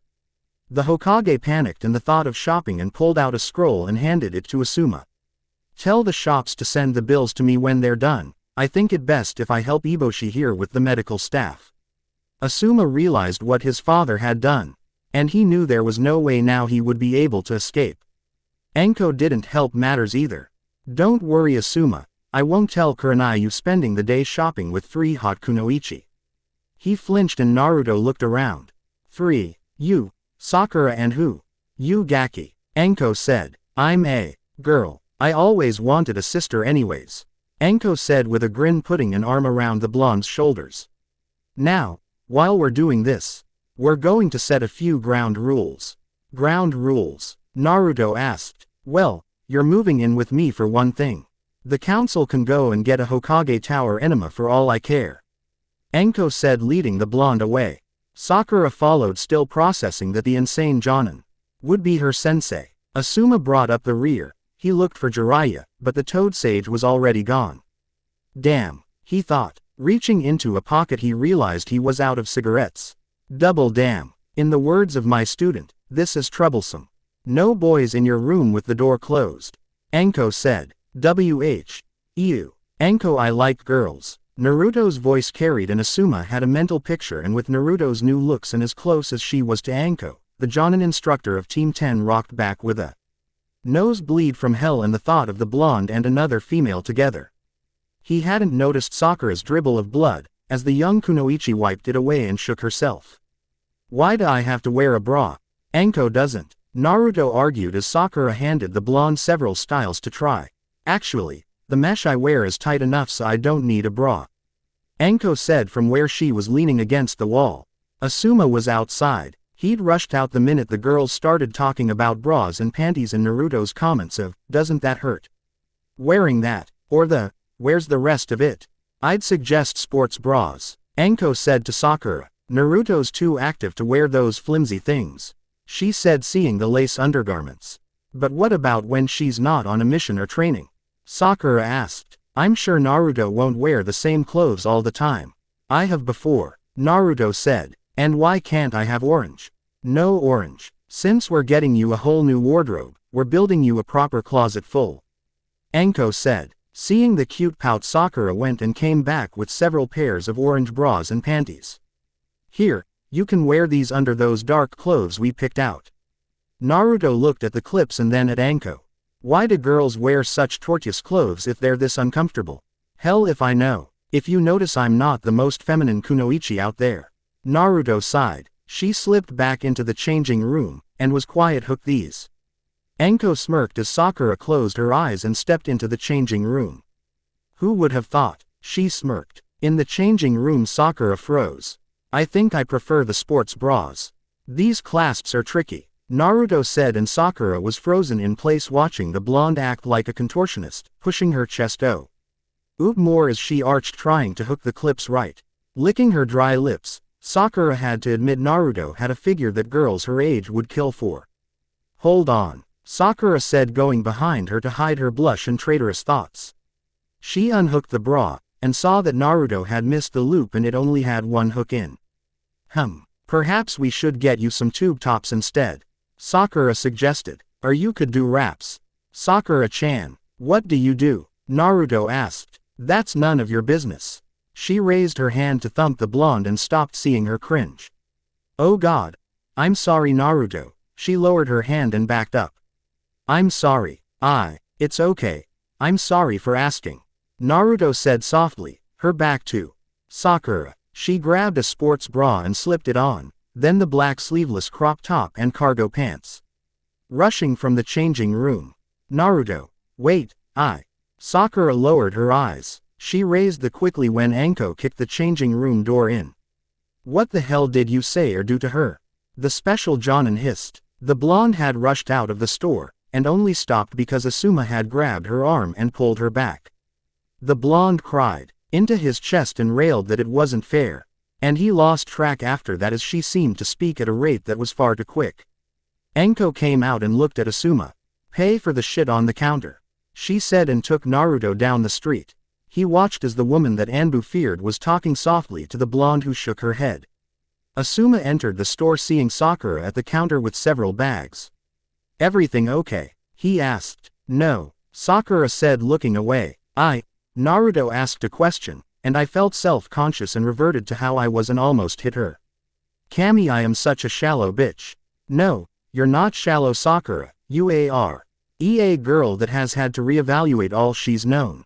I'm sure Naruto, if she wasn't being assaulted by all these new emotions, feelings and the fact hormones, would be forgiving you, but right now she's on a roller coaster.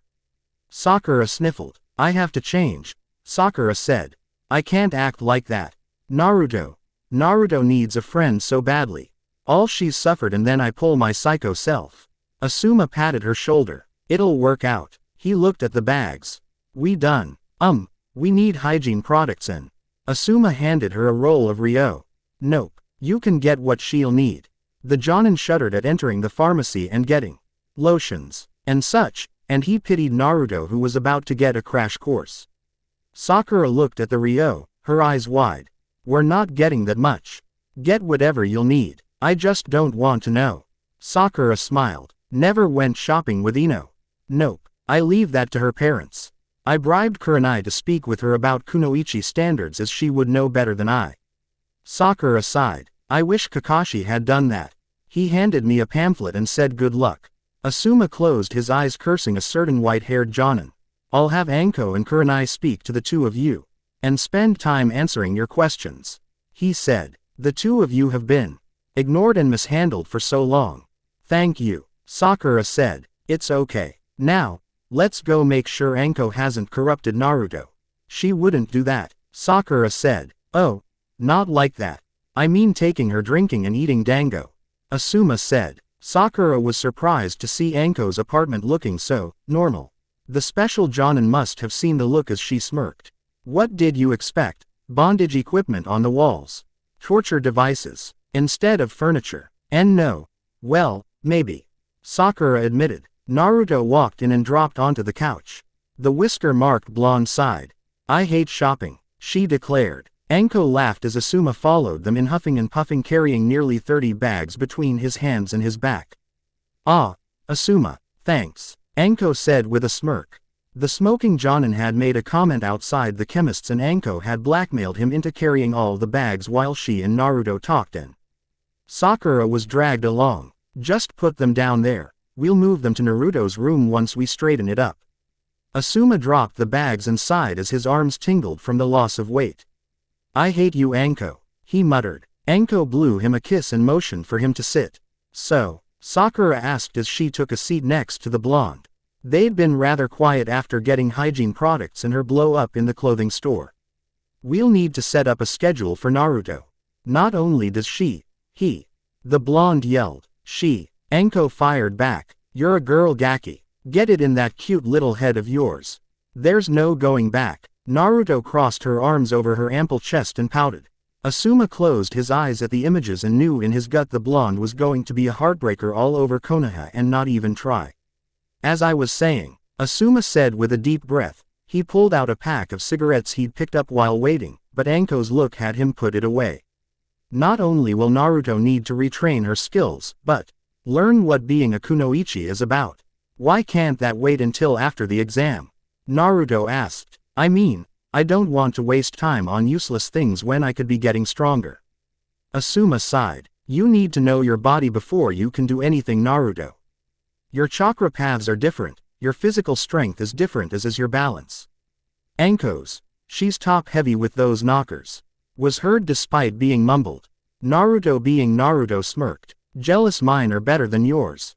Anko smirked. You don't want to play that game with me, you know I'll win. Naruto deflated. Yeah, Sakura shook her head, and we also will be doing team training as well, Naruto. Anko's our new sensei and she won't treat us like Kakashi. Naruto mumbled as she looked at the coffee table. You still have this old thing? Anko smiled. Of course I do. You got it and fixed it up and varnished it for me. I love it. Huh. Sakura and Asuma looked just as confused. Naruto a couple years ago for my birthday got this table out of an abandoned home. It was beat up and faded. He spent weeks sanding it and then staining it before giving it to me. Kid's a natural with woodworking. Naruto shrugged. Not hard when I had to fix my apartment up all the time, bound to learn something. Sakura put a hand on her teammate's shoulder. You're not going to be alone, Naruto. The blonde sighed and stood. I'm going to see my room. Anko watched her go down the short hallway. I want to kill Kakashi and the council. She growled. Leave those fossils to the old man. Asuma said. And Hatake? Anko asked. We'll figure something out. Naruto sat on the bare bed in the guest room that would now be his. He'd stayed there when his apartment had been badly vandalized at times and it would take time to fix. Home sweet home, she muttered. Sitting with her back against the headboard she brought her knees up and hugged them as tears slowly fell as it was sinky. In that Naruto Uzumaki was now a girl. Her forehead touched her knees and she cried silently. Konoha General Hospital. Kurenai stood at the foot of the bed, her gaze looking at her genin. Was cold. I taught you better than that, Kiba. She said. The Inuzuka heir was admitted with crushed testicles and was scheduled for surgery the next day. Don't even try to make excuses. She hissed. I informed your mother and sister. The boy winced at this. You will make a formal apology to Naruto. She's been traumatized enough with what happened and then you do that to her, a fellow Konoha nin. Kiba said weakly. I don't know if I can trust you on my team, Kiba. Kurenai said. With myself and Hinata as kunoichi, it's bad enough we have to expect that kind of behavior from enemy nin and Bandai, damn it. I don't think either of us would feel safe after that display you put on in the arena. Kiba was quiet. He knew messed up. I'm sorry, sensei, he said after she'd fallen quiet. That's not good enough, Kiba. She said coldly. After you are out of here, the Hokage wants to have words with you. Kiba winced again. I know I did wrong, sensei, but why does the Hokage? Because he sees Naruto as his grandson. Kurenai roared. You better pray to Kami that the Hokage has calmed down by the time he sees you, Kiba. Are you visiting Ibiki might be the least of your worries. Ibiki. Ba asked, his voice still rather high from the pounding his testicles had taken. The head of ANBU's interrogation squad. Kurenai said. The man who ran the first exam. Kiba swallowed. Your actions have consequences, Kiba.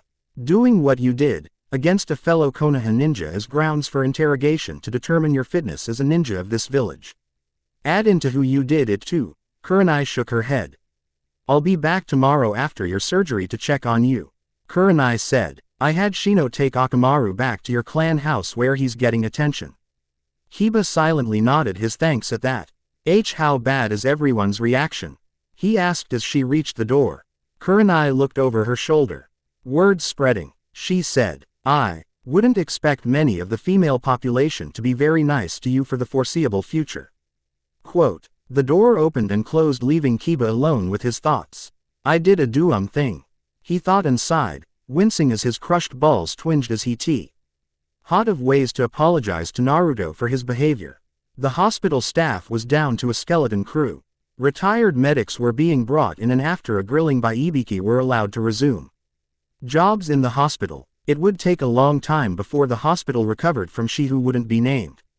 Eboshi had castrated 6 doctors and punted a dozen nurses over the monument before the Hokage. He turned it over to Ibiki as it was a kinder form of torture. Jiraiya stood atop the Hokage tower, his mane of hair blowing behind him. Man Minato, your kid's got some of the worst luck, he thought as he took a swig from the jug. How the hell am I going to explain this to Tsunade? He muttered out. Best find her and let Sensei tell her, he thought, thinking that would save him from his former teammates' wrath. Kakashi Hatake looked at the memorial stone and sighed. I've lost them, he thought, the lecture from the Hokage in his office still ringing in his ears. He was allowed to train the Uchiha for the finals. And after that Sasuke Uchiha would be given over to a new instructor and team. Flashback. That's final, Kakashi, Sarutobi said as he sat behind his desk. Why? Sarutobi looked at him. You ask me that after the way you've treated your students. I've done nothing wrong, Lord Hokage. Granted, I may have focused more on Sasuke, but the council has ordered. And that's another thing. The council has no business in ninja affairs. You deliberately sabotaged Naruto's career by ignoring him. And you did the same to Sakura. I was teaching them teamwork and, Kakashi started but was cut off. And giving special training and scroll to the Uchiha. My decision is final. Sakura and Naruto have a new sensei that is going to be spending time fixing your mistakes. Kakashi blinked. And tried to think of an argument to keep his team. In the end he couldn't. End flashback. And now I have just Sasuke for the month. He thought, ignoring the fact that he had been planning on ignoring his other 2 students to focus on the Uchiha. What am I going to do, Obito? He asked the stone. It didn't answer him back. Sakura stood in the doorway of Naruto's room the following morning. She'd gone home soon after Naruto went to her room. Oh, Naruto, she thought, seeing the blonde sleeping atop the bare bed. Anko was in there behind the blonde with a blanket over both of them. Anko had told her to just enter before she left last night. Maybe I should have stayed, Sakura thought, seeing the dried tear marks on the blonde's cheeks. Put the pot on, came the rough voice, causing Sakura to jump. She saw Anko with her eyes open. What? The rosette-haired girl asked. Coffee, in the kitchen. Turn the pot on, Anko said, her voice scratchy. Sakura nodded and headed back the way she came. In tea. He kitchen she checked and saw old grounds, so she dumped them and made fresh, and once she added the water, and turned on the coffee maker. She got a mug down, hearing Anko moving about. Morning, sensei, she said, and the woman waved to her after coming out of the bathroom. Kurenai will be here in a couple hours, and we're going to start teaching Naruto how to use feminine products and about her body. If you don't want to do that, I have a couple of scrolls to start you with, as well as a schedule for you to follow to get in shape. Sakura saw them sitting on the counter and picked them up. I won't lie, girlie, you were nearly as messed up in Naruto. His was through the actions of others. Yours are because you worried more over a boy. Anko sat with her first cup of coffee while Sakura read the outline for her training schedule. You're going to teach me your style? She asked, reading the basics for her taijutsu. Yes, Anko said. And Kurenai's going to help you with the genjutsu. Hell, Hatake should have spoke to her after you passed your genin test. Sakura was realizing how badly Kakashi was as a sensei and how much he favored Sasuke. Deciding a change was in order, she asked, how did Naruto sleep? Anko sipped her coffee. I won't lie, there were tears, some swearing. She put a hole in the wall by the closet where she hid it out of anger. Anko sighed. Sensei. About Naruto, I mean we can't keep calling her that name. Why not? Anko asked. It's her name. Just because the wrappings changed, the mind is Naruto's. Leave her name alone, Sakura. It's the only thing she's got left, really. The pair were quiet while Anko finished the first cup of coffee and then started a second one. I'm going to shower. Let Nai-chan in. When she gets here, let Naruto sleep. She needs it after the day she's had prior to this. Sakura didn't know why, but she waited until she heard the shower before going to Naruto's room. She looked at the blonde, really looked and saw the face without the metaphysical mask the blonde wore. She saw the pain and loneliness. I have so much to make up for with you, Naruto. Breaking from her thoughts, she saw Naruto tossing in the beginnings of a nightmare. Ian went and sat on the edge of the bed. She ran a hand up and down the blonde's back. Shish. It's okay, Naruto. It's okay. You're safe, she said softly while rubbing the blonde's back like her own mother used to do for her when she was upset. Sakura sighed as the blonde calmed down and she heard a knock. Getting up, she made it to the door as it opened and Kurenai stood there. Oh, Sakura, the red-eyed Jonin said. Anko here, she's in the shower. Come in. Sorry I wasn't there to get the door. Naruto was. She bit her lip, not sure what she should reveal.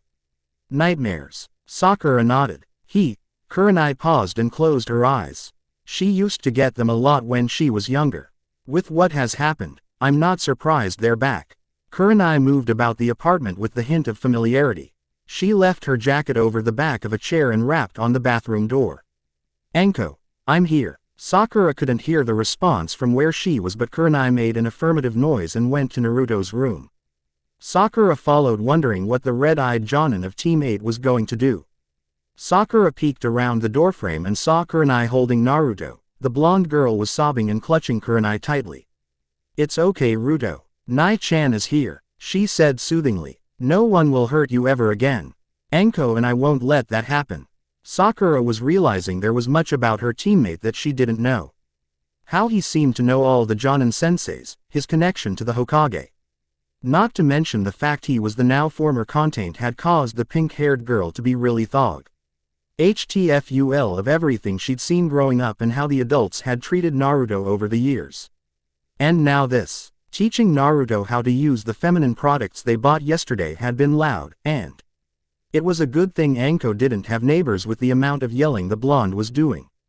Thank Kami I don't have to listen to that. Sakura thought as she could image the blonde asking so many questions. But he's never had anyone sit down and tell him this. Anko had gotten Sakura chakra weights and some for Naruto. While Naruto is getting a wider range, we are building on the knowledge you got from the academy. With the hubby's style and the strength enhancements, you will be a very deadly kunoichi when we are done. Anko said. Sakura could tell her new sensei was worried about the blonde, but they were told to stay away by Kurenai, who explained that this was going to be very embarrassing for Naruto as it was. Both of you are very important to him, as am I. I could let Eboshi do this, but Kurenai said it was a big sister's role to help the younger. And so Kurenai banished Anko from the apartment and told her to start Sakura's training and they would catch up to them when they were done. Breaks over, Pinky. Anko said. Another 2 laps and then I'll show you the cool down stretches. Sakura groaned as her body protested and wondered how Naruto was doing. Anko's apartment. And that's what the tampon is used for. Kurenai said, a bit tired. Quote ellipsis quote. Quote ellipsis quote. Breath Naruto. Kurenai said, putting a hand on the blonde's forearm. Why do women do this to themselves? The blonde finally managed to ask. Some of those products sound vulgar and I won't use them.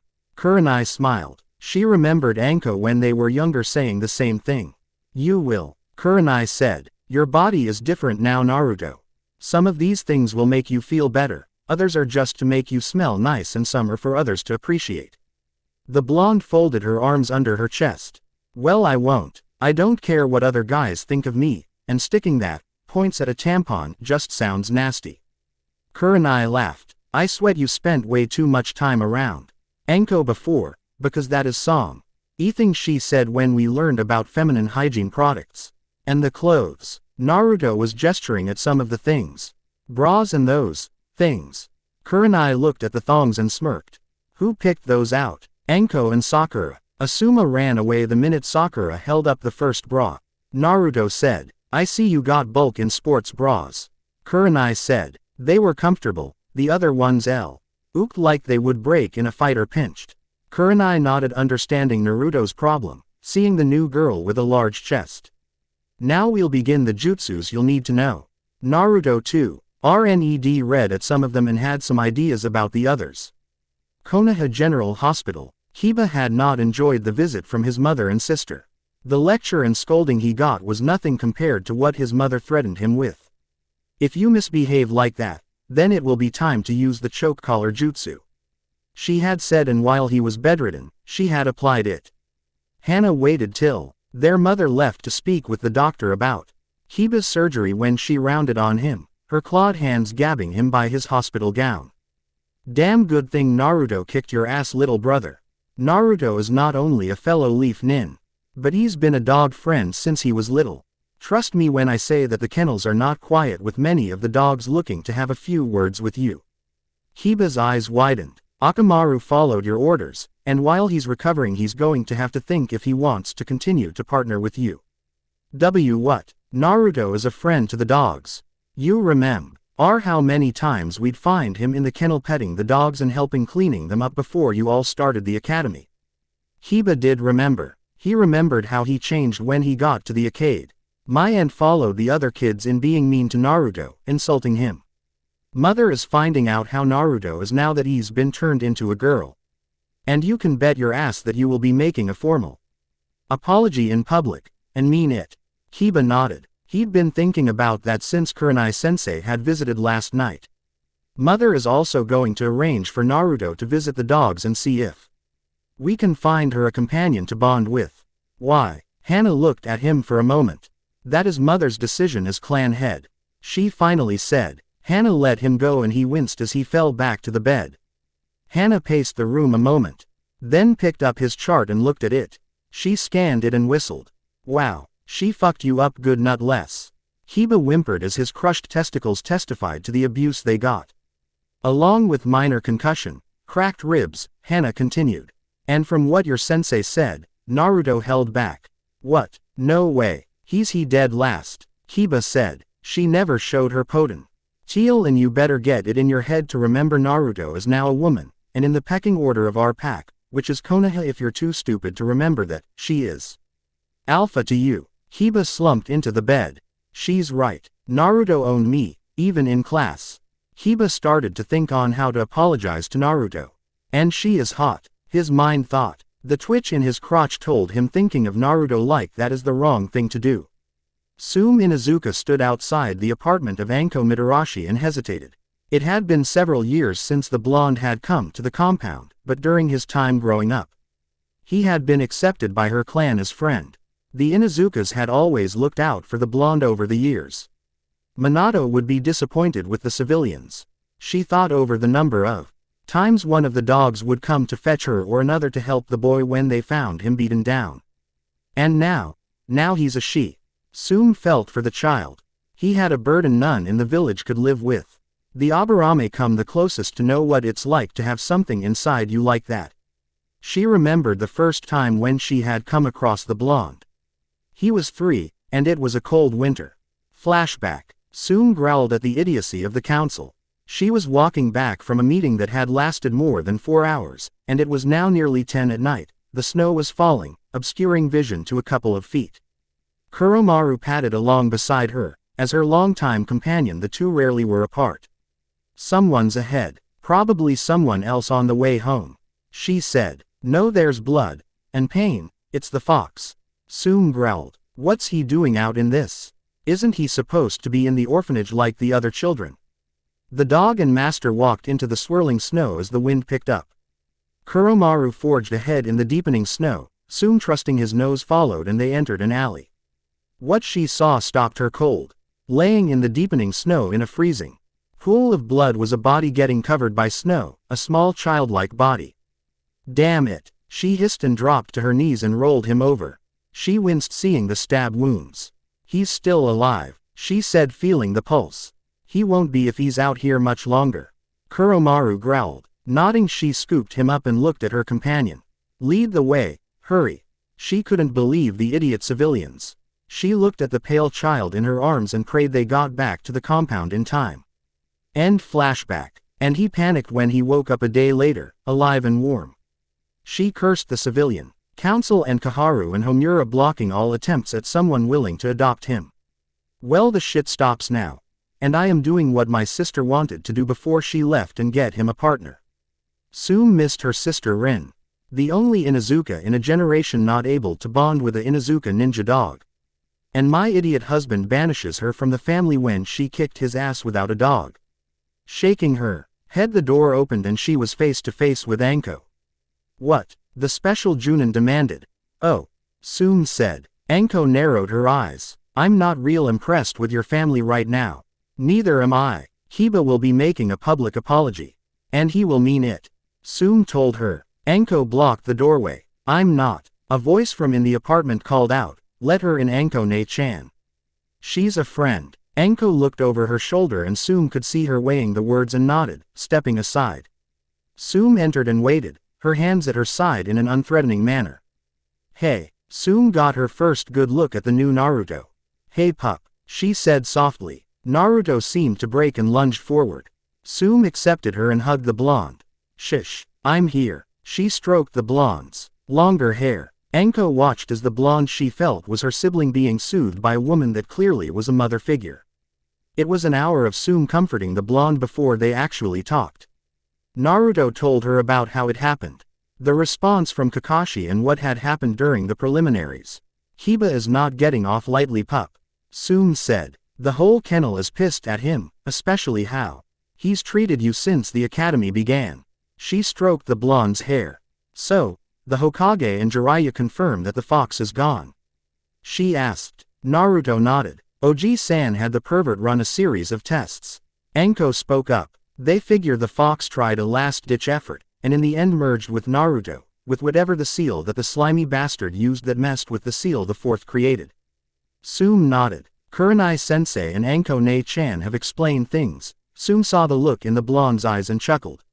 And here Hana was looking forward to giving you the talk. Anko laughed and Naruto shuddered. So, what brings you here before 8 am on a Sunday? Anko asked. I came to get Naruto a companion. Sume said. Said blonde looked up at her, blue eyes wide. Really? Yes. And with the fox gone. I think we'll be surprised. She kissed the blonde's forehead. After you were born, Rin, my sister had a mark placed on your foot. Naruto smiled as he remembered Sume explained to Anko. Flashback. Why are you being so nice to me? A 5-year-old Naruto asked Sume as she sat him down and was teaching him to read and write. Because my sister marked you as a friend. Nani? Sume gestured to his left foot. That mark on your heel. She watched as the blonde bent and contorted his body to get a proper look at the mark on his heel. She laughed as he rolled over. My sister knew your family, and no. I can't tell you who they are. It's a double S-class village secret, those that do know can't tell. Naruto pouted. But I can tell you. My sister Rin marked you, it's done from time to time. She was your godmother. Where is she? Why did she abandon me? Didn't she want me? The questions came at rapid pace as they usually did with the hyperactive blonde. Rin died. Shortly after you were born on a mission to Kiri. If she had lived you would have lived with her, I am sure. And never doubt pup, the moment you were born, Rin loved you as if you were her own. On the T-Day Naruto learned that he had lived with Rin till her death. With that mark you are clan friend. Then came the heartbreaking of telling him that he could visit, but the civilian council prevented him from being adopted. Every time he came it broke Sume's heart when it was time for him to go. End flashback. So, can we? Naruto asked Anko. We've been working hard all week. My chakra control is awesome. Anko looked at the big blue eyes and knew that she could deny the girl nothing. Let me get dressed. Anko mock growled in annoyance. Sume smiled. I'll even feed you. Anko snorted. Your food bill will increase. Sume smiled. I'm used to feeding the pup here at least once a week. Naruto went to get ready, leaving Anko and Sume alone. How is she doing really? Sume asked after. They heard the shower start in Naruto's room. She has moments, Anko said. Seeing the look on Sume's face she corrected her. Nothing from your brat. It's more the less stress from learning to be a girl when her mind is still locked in the male way. Sume sighed. When I heard what Kiba did, it took all my control to keep not only myself from doing something I'd regret, but I nearly unleashed T. He hounds on Kakashi when Kurenai told me how Hitaki behaved. Enko nodded. The old man's made me promise not to do anything about the past, but now. Cry havoc and let slip the dogs of war. Soom said with a very feral grin that Enko matched. The message between the two women was clear, no one would harm the blonde further. The two sipped tea. Enko looked at the older woman. So, you tried to take him in as well? Yes. The damn civilian council blocked all attempts. Their excuses were lame, but the judge allowed it. She sighed. And by the time he entered the academy, he'd been living alone for so long. Enko nodded. I moved her in here for protection. The Gaki won't admit it, but she's vulnerable, emotionally and physically. Soom growled. Anyone tries what Kiba did during the Exa. And there won't be enough to use a sponge to wipe up. I am serious, Enko. I was ready to kill my own son for what he did. Enko swallowed. I've heard some of the other kunoichi talking when I've been on duty or getting groceries. She said softly, your son might very well need to go abroad to find a wife when he's older. That's if the kunoichi leave him with his manhood. I think Naruto solved that. Soom admitted. The doctors managed to save his testicles, but it's going to be some time before he's able to use them. Soom chuckled. She really stomped him good. Enko nodded. She'd been there watching as the blonde had to be pulled off while kicking Kiba's balls in for his threatening of R. Excusing herself, Enko went to get ready. I've got to see this, she said, and Soom smiled. The kennels are eager to see Naruto. She made friends with all the dogs in the clan. She really is a gentle soul. It's one thing I hope that didn't break in this Konoha General Hospital. Hinata entered Kiba's room. She'd spent the week being verbally lambasted by her father about how weak she was. She looked at her teammate. He'd just been brought back after surgery, and wasn't awake. Making her decision, Hinata activated her Byakugan and stepped further into the room, the door closing with a click behind her. They watched as the blonde was swarmed by dogs, wagging their tails and barking in greeting to a longtime friend. Enko was amazed, but more so she was happy to see a genuine smile on the blonde's face for the first time in the week since she moved in. Dogs licked and barked, and she could swear that Naruto was answering a question as she talked to each dog. The Gaki does understand them. What? Enko asked, turning to Soom. Naruto. She understands them. Rin's gift to him. Damn it, her. Soom said. Enko smirked. Don't feel bad, I still do it. Hell, the brat still calls herself he. Soom watched as the elder dogs calmed the younger one. She looked around. Where's Kuromaru? She asked. Kana General Hospital. Hinata raised her hand, the strike about to descend. I wouldn't do that if I were you. She jumped back from Kiba's bed and looked around, not seeing anyone there. Down here, girl. Hinata looked down, and under the bed she noticed for the first time a large dog with an eye patch. She recognized the dog as Kiba's mother's dog Kuromaru. She tried to say. You were going to remove the pup's manhood for what he did to Naruto. Kuromaru said, his head still down on his paws, his eye closed. Why, yes, she admitted, lowering her head, her chin resting on her chest. You and every female has the same idea. The pup's mother has first crack, followed by his sister. The dog said, truthfully, it will be Naruto that decides his fate. Hinata closed her eyes. So it's true. Naruto-kun is female now. Yes. His scent changed, and whatever caused it is permanent. The large dog said. She will need her friends around her more than ever. Are you her friend, Hinata? She wasn't surprised. Well, I want to be more than Naruto-kun's friend. She thought. Why, yes. I want to be there for her. Kuromaru gave a chuckle. Then let's go. Leave the pup alone. He's in for a rough time ahead. Quote, undisclosed location. Sasuke Uchiha was not happy. His sensei, after months of giving him all he asked for, had stopped and was only working with him on his speed. I need to get stronger. Why now has he stopped? The said Uchiha gave no thought to his teammates. They were beneath him now, and he was close to getting power. The mark on his neck throbbed, but his only response was to grunt and went back to the lame exercise that Hitaki had left him with while he vanished. TCH. Probably went to wank off to his porn again. He thought, I will get stronger, and I will kill you, brother. Inuzuka compound. Laughter SS stop. Laughter. Naruto was being slobbered on by several of the dogs. Sume clapped her hands and the dogs began to back off. Well, the older ones did. The younger ones took a nip in the side from the older dogs before complying.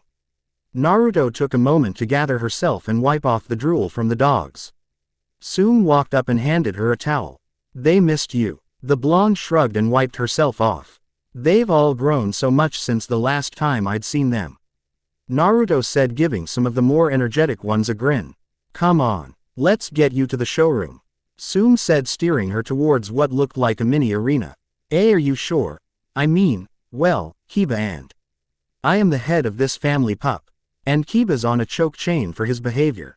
As for my deceased husband, he too has nothing further to add to this. Enko followed, not certain what to think of what wasn't being said. Elsewhere, Sakura Haruno sighed as she walked the streets. She had gone to Enko's apartment to check on Naruto, but found the pair out. I wonder where they went. Sensei said that today we had off. Sakura looked around the village and she'd seen some of the others' participants. That Suna girl was stalking Ino Pig's teammate, Shikamaru, and I saw Hinata coming from the hospital with an Inuzuka dog. She must have been seeing that bastard Kiba. She growled, remembering what that boy had done during the exam. I mean, yeah, she's his teammate, but I'd rather drive a kunai somewhere right now than be associated with someone like him. She sighed as she continued to walk. It's been a weird week.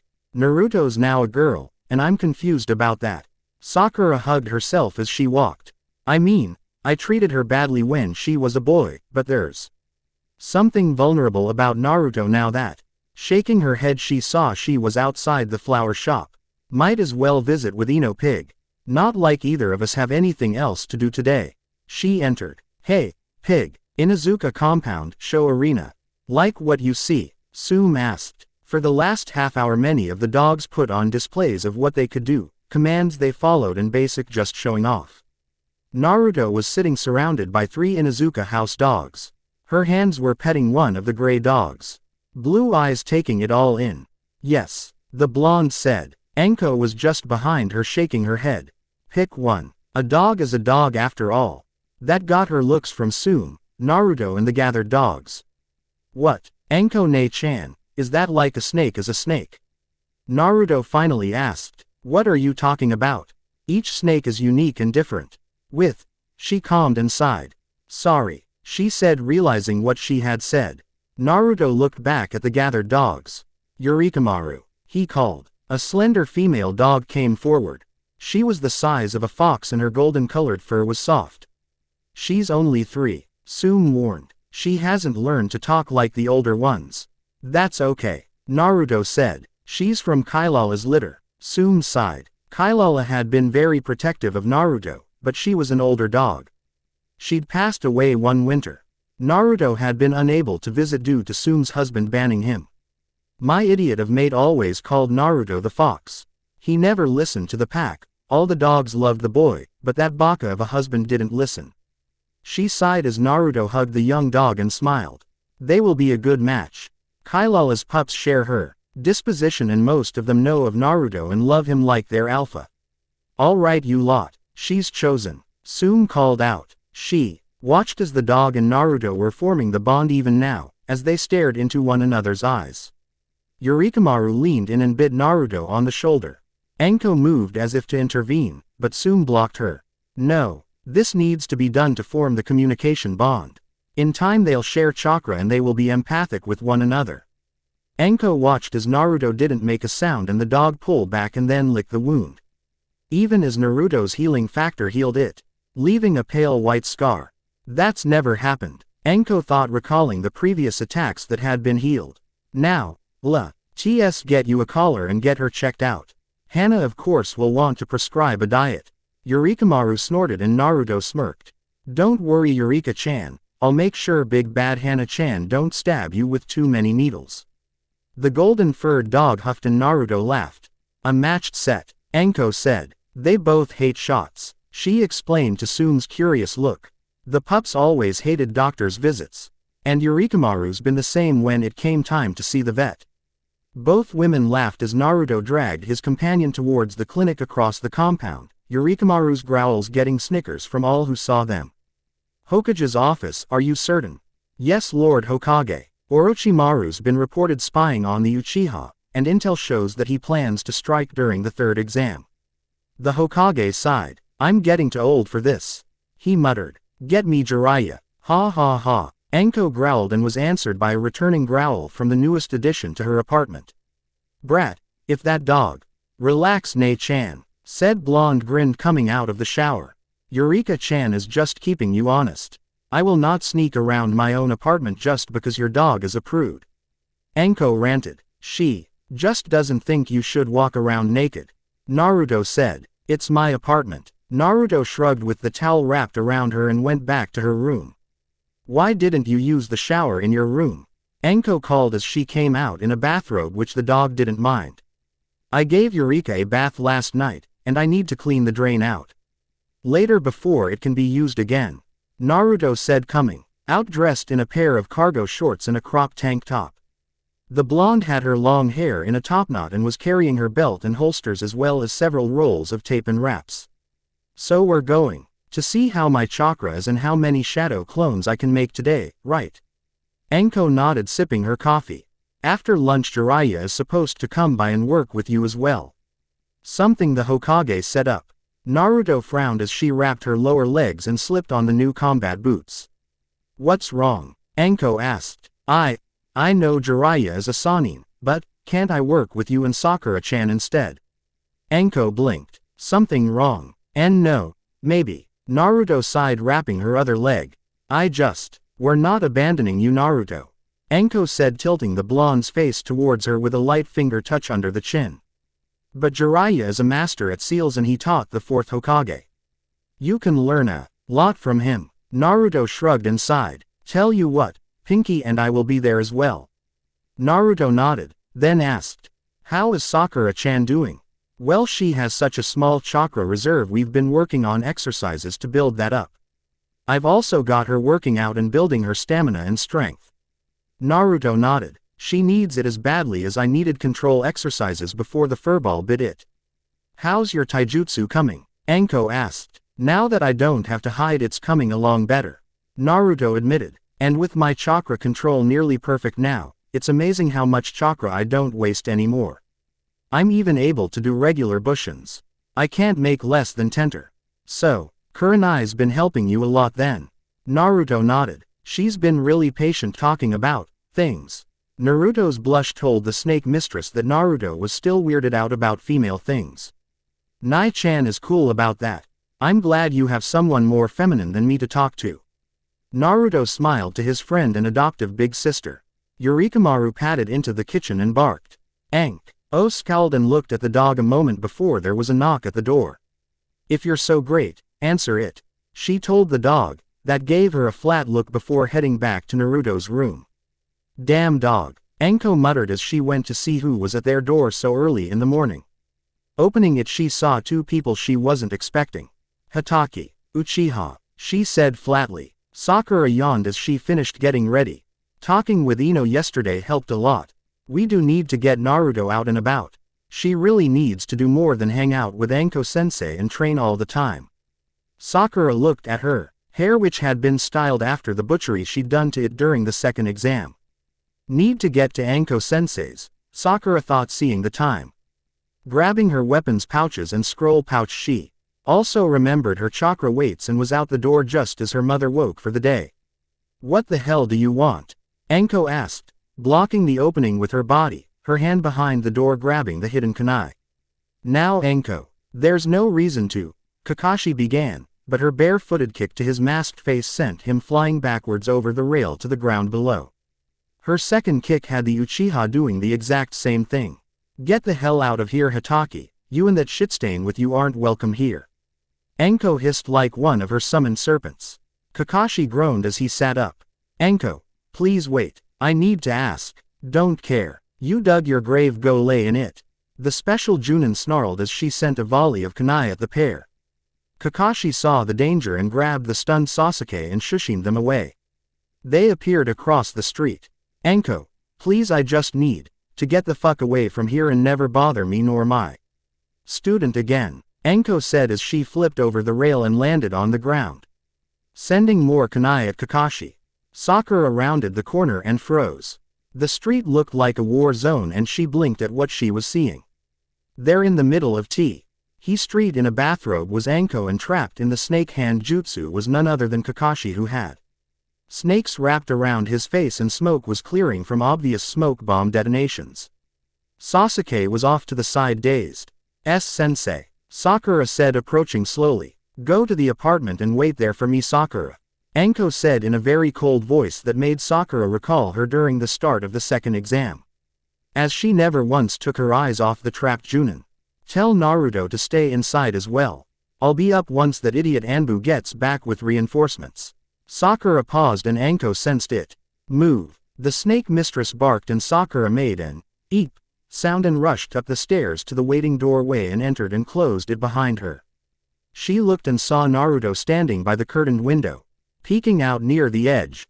Morning, Sakura. The blonde greeted. Sakura was about to greet the whisker-marked blonde when a low deep growl had her turn to see a dog baring its fangs. The gold fur around the neck was on end and the collar had the leaf symbol. Orochimaru, behave, Naruto said, not looking away from the window. Sakura-chan is my friend and teammate. The dog made a huffing sound then stepped forward. Sakura's eyes widened. Let her sniff you and get your scent, Sakura. Eureka's a good girl, she's just looking out for me, Naruto said, and Sakura waited as the dog sniffed her hands and legs. After what seemed like an eternity, the golden-furred dog backed away and hopped on the couch, only to hear, off the couch, Eureka-chan. You can lay on my bed only. Anko ne-chan's rules, Naruto said again without looking. Sakura watched the dog enter Naruto's room before moving herself. Sensei says to stay in here until she comes back. Naruto nodded, but didn't say anything. Sakura felt nervous with the silence, so spoke. So, Kakashi-sen, Kakashi and Sasuke-kun showed up, what did they want? Naruto shrugged. Anko Nichan didn't give Kakashi a chance to speak. The blonde said softly, her blue eyes dulled. Bastard can't just leave it alone. I finally have someone teaching me something and he brings the Uchiha to get the attention again. Sakura felt for her friend. Over the week she had really thought about the dynamics of Team 7, and without Sasuke around she'd really thought about her ninja career as Anko drilled her into the ground with training to get her up to par. Sensei is dealing with it. Now come over to the couch and tell me about the dog and how your day off went. Sakura said, and Naruto finally turned from the window. And what's with the topknot? Sakura asked. Naruto looked perplexed and Sakura gestured to the top of her head. Oh, well, it keeps it out of the way. Anko Nichan and Kurenai sensei said I can't cut it to what I had when you were a boy. Sakura thought and patted her friend's hand. You have to admit, that style wouldn't fit you now. Sakura said. Naruto nodded. Soon, Kiba's mom, who I knew for several years before the academy, came and offered me a companion. She figured with the fox gone. Naruto paused. I was given a mark by an Inuzuka long ago. It means I'm pack friend in the simplest form. Naruto sighed and looked up when Orochimaru put her head in her lap. Naruto smiled as her fingers stroked the dog's fur. Sakura knew there was more than that, but could tell that it hurt Naruto to remember past events. It's like damn it, she doesn't have happy memories, or if she does they are connected to painful ones. The pink-haired girl looked at the blonde. Changing the subject, Sakura asked, so, you're training. How is that going? Naruto smiled. Getting used to my real style now that I'm not hiding and I don't have to worry about the fox. Anko ne-chan wants to see my chakra control and how many kage bunshin I can. They were interrupted by an explosion from the street. Both teens and dog rushed out the door to see Sasuke standing over Anko with a feral grin. He are back smoking from the obvious Kaden attack. Kakashi was sitting up shaking the cobwebs from his head. Bastards! Naruto yelled as he leapt from the balcony and shouted. Mass Shadow Clone Jutsu. Akashi winced as it rained over 1,000 Narutos upon him, and Sasuke, who was blasted by Naruto with an spinning back kick and sent flying through a vendor cart and into a stand which collapsed atop of him. A melon splitting open upon his head. Kakashi himself was buried and pummeled. Even fighting back, he was overwhelmed by sheer numbers. Hey Baka X Sensei, here's a farewell present. Naruto voice said, and Kakashi wondered what it was when he heard. Konoha. Secret technique 1000 years of death. Kakashi's eye widened 1 second before he was launched into the air where he was nabbed in an Anbu capture net. Naruto turned to see an Anbu grabbing Sasuke, while a medic nin was tending to Anko. Sakura looked on from the door of Anko's apartment with Orochimaru. Naruto looked up, and Sakura shook her head. I think you have no trouble making shadow clones. Sakura said, and the blondes around the street grinned at her, and Sakura felt it was endearing. And you showed up at Anko Midarashi's why? Ibiki asked. He was not impressed with Kakashi's antics. I needed to speak with her about my student. Kakashi said. You had orders to stay away from Anko Midarashi, Sakura Haruno and Naruto Uzumaki. Direct from the Hokage himself. Ibiki said. Kakashi remained quiet as he knew he messed up. Ibiki looked at Kakashi. And for what did you deem it necessary to speak with Anko about your student? Kakashi looked at the chief interrogator. You're not leaving here until you've answered the questions to the satisfaction I needed to see Anko about Team 7. I thought that. Training ground. Anko winced as the burns across her back pulled as she stretched as she fought the urge to itch. All right, you two, we've had some excitement this morning already. We're using today to work with Naruto's chakra, and Hana Inuzuka will be joining us to work on teaching Naruto and the walking carpet several Inuzuka style moves and jutsus. Sakura looked at the dog that stood next to Naruto. And Akamaru will be bigger than her. She thought, looking at the dog that kept her from following Naruto down to the street until the Anbu said it was clear. After lunch we'll be meeting with Jiraiya. The Hokage wants him to work with Naruto on several things. This will be our schedule for the remainder of the month up to the 3rd round of the Chunin exam. Where I face Neji. Any suggestions on that? Naruto asked. Anko smirked. Kiddo, by the time you get there you won't need to worry about the Hyuga prodigy. Eureka barked and butted Naruto's leg. Alright Naruto, focus your chakra like we talked about. They watched as Naruto focused and soon it became a maelstrom of visible purple chakra. Is that supposed to happen? Sakura asked. Yeah, she's still got a shitload of chakra that would put 3 cages to shame. Anko said after a low whistle. Okay, now create your clones. I'm not done. The whisker-marked blonde said. Getting a blink from Sakura and Anko. What do you mean? Anko asked as the chakra continued to build. I feel like I've barely tapped any of it. Anko pulled out a scanner and clipped it on, the viewer lighting up over her eye as it took her reading. Holy Kami's bra and edible panties. She muttered. It's still climbing. Taking the scanner off she looked at Naruto. Is this more or less than you used against Mizuki? Anko asked. More. Naruto said and the chakra surged. Well, create your clones now. We'll deal with this next after I see what you've got here. Naruto nodded, her top knot bouncing, something Sakura thought suited her better than the pigtails she sported before. Multi-shadow clone jutsu. Sakura and Anko blinked as over 1,000 grinning blondes filled the clearing. Then with another puff, half of them were transformed to match Orochimaru. The original barked and the clones copied her. Okay. I thought Kiba and Akamaru doing that during the exam was weird. Sakura said. Wait till I show her some of our style. Voice said and Sakura turned to see Hana walking up with Kuromaru. You're early. We just got started. Anko said. You're late. Hana said. Had to deal with an annoying pervert and an emo shitstain. Anko said. Hi Hana-chan. The numerous Narutos greeted the Inuzuka. Eureka barked her greeting and the clones mimicked. Pups got skills already. The one-eyed dog rumbled. Not as difficult as originally thought. Hana patted her mother's dog on the head. Well, Naruto did work around us for years. She was bound to pick up something. Kuromaru nodded and circled around one of the clone dogs. Impressive, but your scent is still you.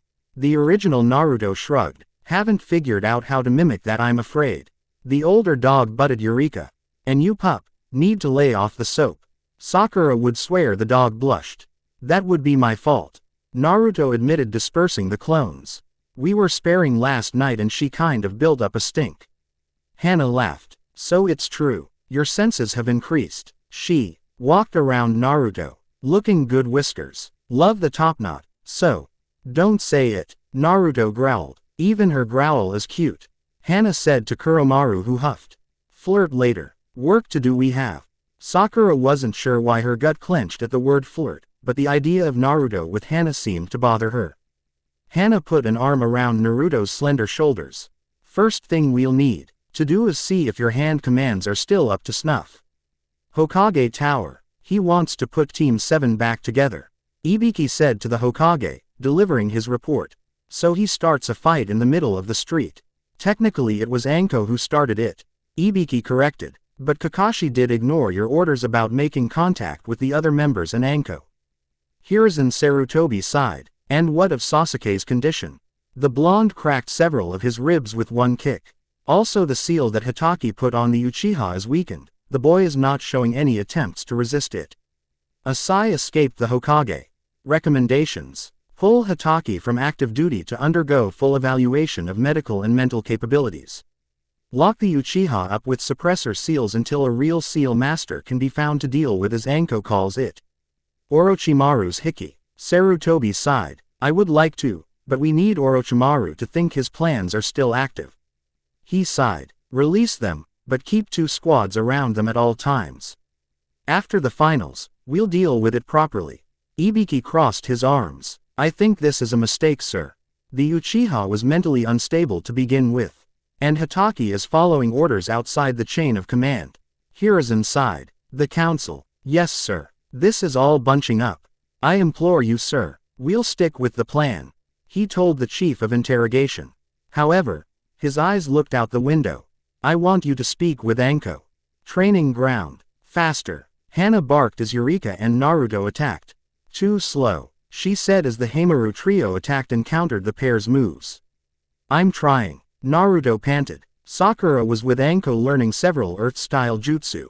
Sensei. What? Anko asked. Aren't you pushing too hard? With Naruto I mean. The rosette-haired girl asked. Anko snorted. Trust me girlie, this is nothing. Naruto's a stamina freak. As a boy or as a girl that fact remains. Add in her large chakra pool and this is light training. Sakura EV.N now realized how much of a gap there was between her and the so-called dead last of the academy. She hid so much. Sakura said. Yeah, but now like a rare flower she's coming into bloom. I'll say this Pinky. She'll knock their socks off. And so will you, Anko said. Me? Sakura asked surprised. Yeah, you don't see it, but in the short time we've started training, you've improved physically and overall. Sakura's thoughts were interrupted by an explosion and they both turned to see Naruto standing hands on knees and Eureka standing over the Heimaru trio with Hana looking shocked. That's not possible, the Inuzuka said looking at Kuromaru who had his head cocked to the side. Apparently it is. The dog said. You mean you can use elemental jutsus too? Hana asked. Me? No. Kuromaru said. I can use the jutsus of the pack, but it seems the pups here have changed the game to a whole new level. Naruto patted Eureka's head. Hey, we're great, believe it. Anko shook her head. Quote, just when we think we know everything the Gaki can do, she ups and changes all the questions. I need to talk with my mother. I'll be back later to continue. We need to find a certain Sanin. Anko said. Kuromaru snorted. Try the hot springs. The larger dog said. Also work on the pup's water walking while there. Anko nodded to the dog, making it a note of things to do. Come on brats. It's time to educate you on the ways of water walking. Anko said after Hana and the other dogs left. How much more can she improve? I mean channeling a Kaiden jutsu through her dog, what next? Anko thought, as they headed for the hot springs and a meeting with a certain perverted Sanin. Konoha Hot Springs. Sakura watched as Naruto entered a changing stall in the girls' changing room. The blonde Weil Fei male was mentally still male and once she changed and came out, she made a beeline for the door, not once looking around. Anko laughed as the blonde stood uncomfortable in her new 2-piece orange and black bathing suit. Sakura in her modest 1-piece deep red felt inadequate next to the blonde and her larger bust. The reason I had you both change is because you will fall in. Better to do this now. And the hot water is a great motivator for not failing. You're sadistic Nei-chan, Narutrost. And thank you Naru-chan for volunteering to be the first one on the water. Anko smirked. It is similar to the tree climbing. But you need to balance the chakra differently as water is an ever-changing surface. Anko walked out onto the steaming hot water and crossed her arms. And to motivate you both into learning this, once you reach me, I will give you each a water jutsu. The Jonin said with a grin. Orochimaru barked. No lip from you. Anko said to the dog. If I could, you'd be out here with them, but this is a public building. So guard the towels. Eureka made a chuckling huff and Sakura formed her chakra like Anko showed them and took a step out after Naruto. She had both feet atop the water when there was a flux in her chakra and she sank like a stone. Naruto hadn't fared much better. Both came up sputtering at how hot the water was. Anko let out a long suffering sigh. Well, I figured you wouldn't get it on the first try. She waited as they got back out and tried again. Both girls fell in with yelps and Anko sighed again. This is going to be a long afternoon. Where the hell is Jiraiya? The day wore on and Sakura and Naruto both got better and made it to Anko. She smiled and saw that Sakura was wiped and helped the rosette-haired girl back to dry land. She turned and shook her head as Naruto was not only walking, but the blonde was jumping and dancing about proud of her accomplishment. Come on you stamina freak. We'll rest up and then I'll show you that water jutsu I promised. Yes. The blonde leapt in the air pumping her fist. Anko shook her head as the blonde's chest bounced. It was then that she heard the giggle. A very perverted giggle. She growled as her yes went to the separating wall between the men's and women's hot springs. Anko leapt over and came down on the men's side seeing the person they'd been waiting for. However, a vein above her eye begged, and to twitch watching him watch the blonde she considered a sibling. Pervert, she roared and Jiraiya managed to turn just in time to get drilled by one of Anko's personally designed jutsu. Snake drill. The snake hand jutsu spat out of her sleeves and the snakes began spinning like drills, all aimed at the white-haired Sannin with the intent to punish him for his perverted ways of peeping on the blonde that Anko now thought of as her little sister. Ag. No. Jiraiya hadn't had a chance to evade as Anko had caught him unaware. 3 hours late. 3 fucking hours and you've been here spying on women. Not there. For the love of Kami, not there. Jiraiya whimpered as the abuse continued. Back on the women's side Sakura and Naruto were listening. The Rosette looked at her teammate. You think she'll leave him alive? Anko ne-chan better. I need the pervert to train me. Naruto said. It became silent and Anko reappeared near them. Go dry off and get dressed. We're going to eat and Jiraiya-san is buying. She looked over her shoulder at the wall. Aren't you? A low moan was the answer. After the expensive lunch, the trio of Kunoichi and the Toad Sannin were at Training Ground 6. Anko over lunch had given both Sakura and Naruto scrolls with the water jutsus and said to read it over and they would work them into the regimen later. Now as Naruto stood with the Sannin, Sakura kept watching as the Toad Sage had Naruto doing several chakra exercises interspaced with taijutsu spars. Why are they doing that, sensei? Sakura's curiosity got the best of her and she finally asked. The pervert wants to see how different Naruto's control is as she gets tired. The Gaki's never really gone all out, and now with the fox gone her control is 100 times better, and with her nearly limitless chakra reserves. Anko shrugged as she watched the blonde flip to her hands and doing a handstand began to spin, kicking at the Sannin who was forced back. Anko noticed it right away, even as the blonde finished the spin and flipped into a lunging punch. Very good. What? Sakura asked stopping her own katas. The brats learned to pump chakra into her limbs attacking. I should have thought of teaching you both that. Here, this is what you do. Anko showed Sakura how and the pair spared, Sakura learning the snake style, but it was slow going as Sakura was fighting T. Oh, forget the academy style that everyone knew. The sun was setting when Jiraiya was with Naruto. Okay brat, here's something for you to spend some time learning. Jiraiya said. It's a jutsu to make your hair longer. Diamond hard and very dangerous. Jiraiya showed her the signs and gave her a scroll. I'll meet you here at this training ground in the morning, and we'll start working on it. Jeer. Aiya looked where Sakura was nearly asleep against the tree after her spar with Anko. The pink-haired girl was coming along. She was already different than when he met her with Naruto a week ago. This is the difference, Jiraiya thought. Sensei, I hope you see this, because in a week, Anko's fixed a lot of the damage Kakashi's done.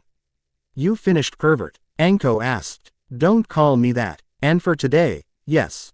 I gave her a scroll to study tonight for when we meet here tomorrow. Be on time, Anko warned. Jiraiya nodded and left via a leaf shushin. Naruto groaned as she sat down next to Sakura. What a day, hey Sakura. The pink-haired girl nodded her head, exhausted. But, Naruto said and looked to the darkening sky. It is a good day. Sakura through tired eyes watched the blonde watching he sky while scratching her dog's head behind the ears as it rested on the blonde's lap. What a difference a week makes. Sakura thought. Hey, brats. They both looked at Anko who had a pigeon on her shoulder. I've got to go to a meeting. I might be late. Naruto nodded. They watched Anko leave and Naruto sighed. Hey, Naruto. Sakura said. Yeah, want to come with me to Ino's? The pinkette asked. She's been asking me about you all week. I should get home. Naruto said petting Eureka's head, the dog letting out a soft sound of pleasure. Come on. All you've been doing is working, training and hanging around Anko-sensei. This is a chance for you to hang out with girls your own age, and I did promise to help you with that. Naruto sighed. Fine, she finally said, but only for a little while. I have that scroll Pervy Sage gave me to read, and I wanted to look at the one Ankone-chan gave me after the water walking exercise. Later, Sakura said standing up and wincing. Come on. Naruto stood and Eureka made a sound of displeasure at losing the attention but rose as well and soon the three were walking through town toward the Yamanaka flower shop. Konoha General Hospital, Sume who was visiting her son listened to the report her eldest child was giving her. She channeled a fire jutsu through her dog. Yeah, she looked a bit wiped after, but recovered quickly. Hana said, wait, Naruto's got a partner now. Kiba asked from his hospital bed. He'd been unaware of the numerous females that had come close to finishing what Naruto started, and was now awake after his surgery. Yes pup, Naruto is pack friend and sister. Sume said. She looked at her son. Don't think you're off the hook for that stunt you pulled during the preliminaries. Akamaru has been through hell. In the kennel for attacking a pack friend. Kiba looked at his mother. You keep calling the Dobi that. Listen here pup and listen well. Naruto was marked by your Aunt Rin. Do you remember how oft Naruto spent around the compound when she was younger? And male. Hana threw in. Sume shot her a look and she quieted down. Your father was a fool, and I'm seeing you're taking after him in decision making. Sume sighed. Now, on another topic. The doctors say you will be recovering over the next few months. Naruto did a lot of damage pup. Kiba let out a growl only to get flicked hard on the nose. None of that. You will be making a public apology to Naruto for your actions. I'm still undecided on if I should give you to her as a vassal. Kiba's eyes widened. As it is, the dogs have decided until you learn to control your instincts Beth you is revoked. He will be retrained by the pack, and has his own apology to make for his actions. Kiba looked like he wanted to protest. Quiet runt. Hana said, you don't know half the shit Naruto's been through in his and her life. You would have caved in long ago. Hana looked at her mother. I've got some work to do at the clinic, Tomer. I'm teaching Naruto and Eureka a couple of our offensive jutsus. She's picking them up like a sponge. Why are you teaching her our family's style and private jutsus? Kiba asked looking from his mother to his sister. I don't understand. To make amends, to family and friends long gone. Sume said, her eye went to the window in the Hokage monument. Get better brat, Hana said bef. Or leaving her brother and now quiet mother alone in the hospital room. Elsewhere, report, Kakashi Hatake is currently detained by Morino for interrogation. And Sasuke, he's in a cell as well, several wounds. Who did it? The reports indicate it was the Kyuubi container. Get me what you can about the brat. I need to think about this for a while. As you command Lord Orochimaru. Yamanaka residence. Forehead. Whiskers. Ino greeted them after opening the door. Pig. Sakura said. Ino-chan. Naruto greeted. Come in. Ino said and smiled at Naruto. Looking good, she said to the other blonde. Naruto shrugged. Urikamaru following her partner and gave a bark in greeting. What's with the dog? Ino asked. That's Eureka, Naruto's companion. Sakura said. Looks like an Inuzuka dog. Ino said. She is. Naruto said sitting down, the dog at her side where Naruto rubbed the dog's neck.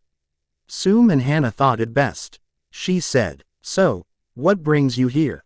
she asked, looking at Sakura. "Well, it's time to get Naruto out and interacting with other girls. She's been doing nothing but constant training since the end of the exam." "Oh, we can't have that, and I did say we would fix your hair," Ino said and leapt up. "Forehead, come with me. We need to get everything."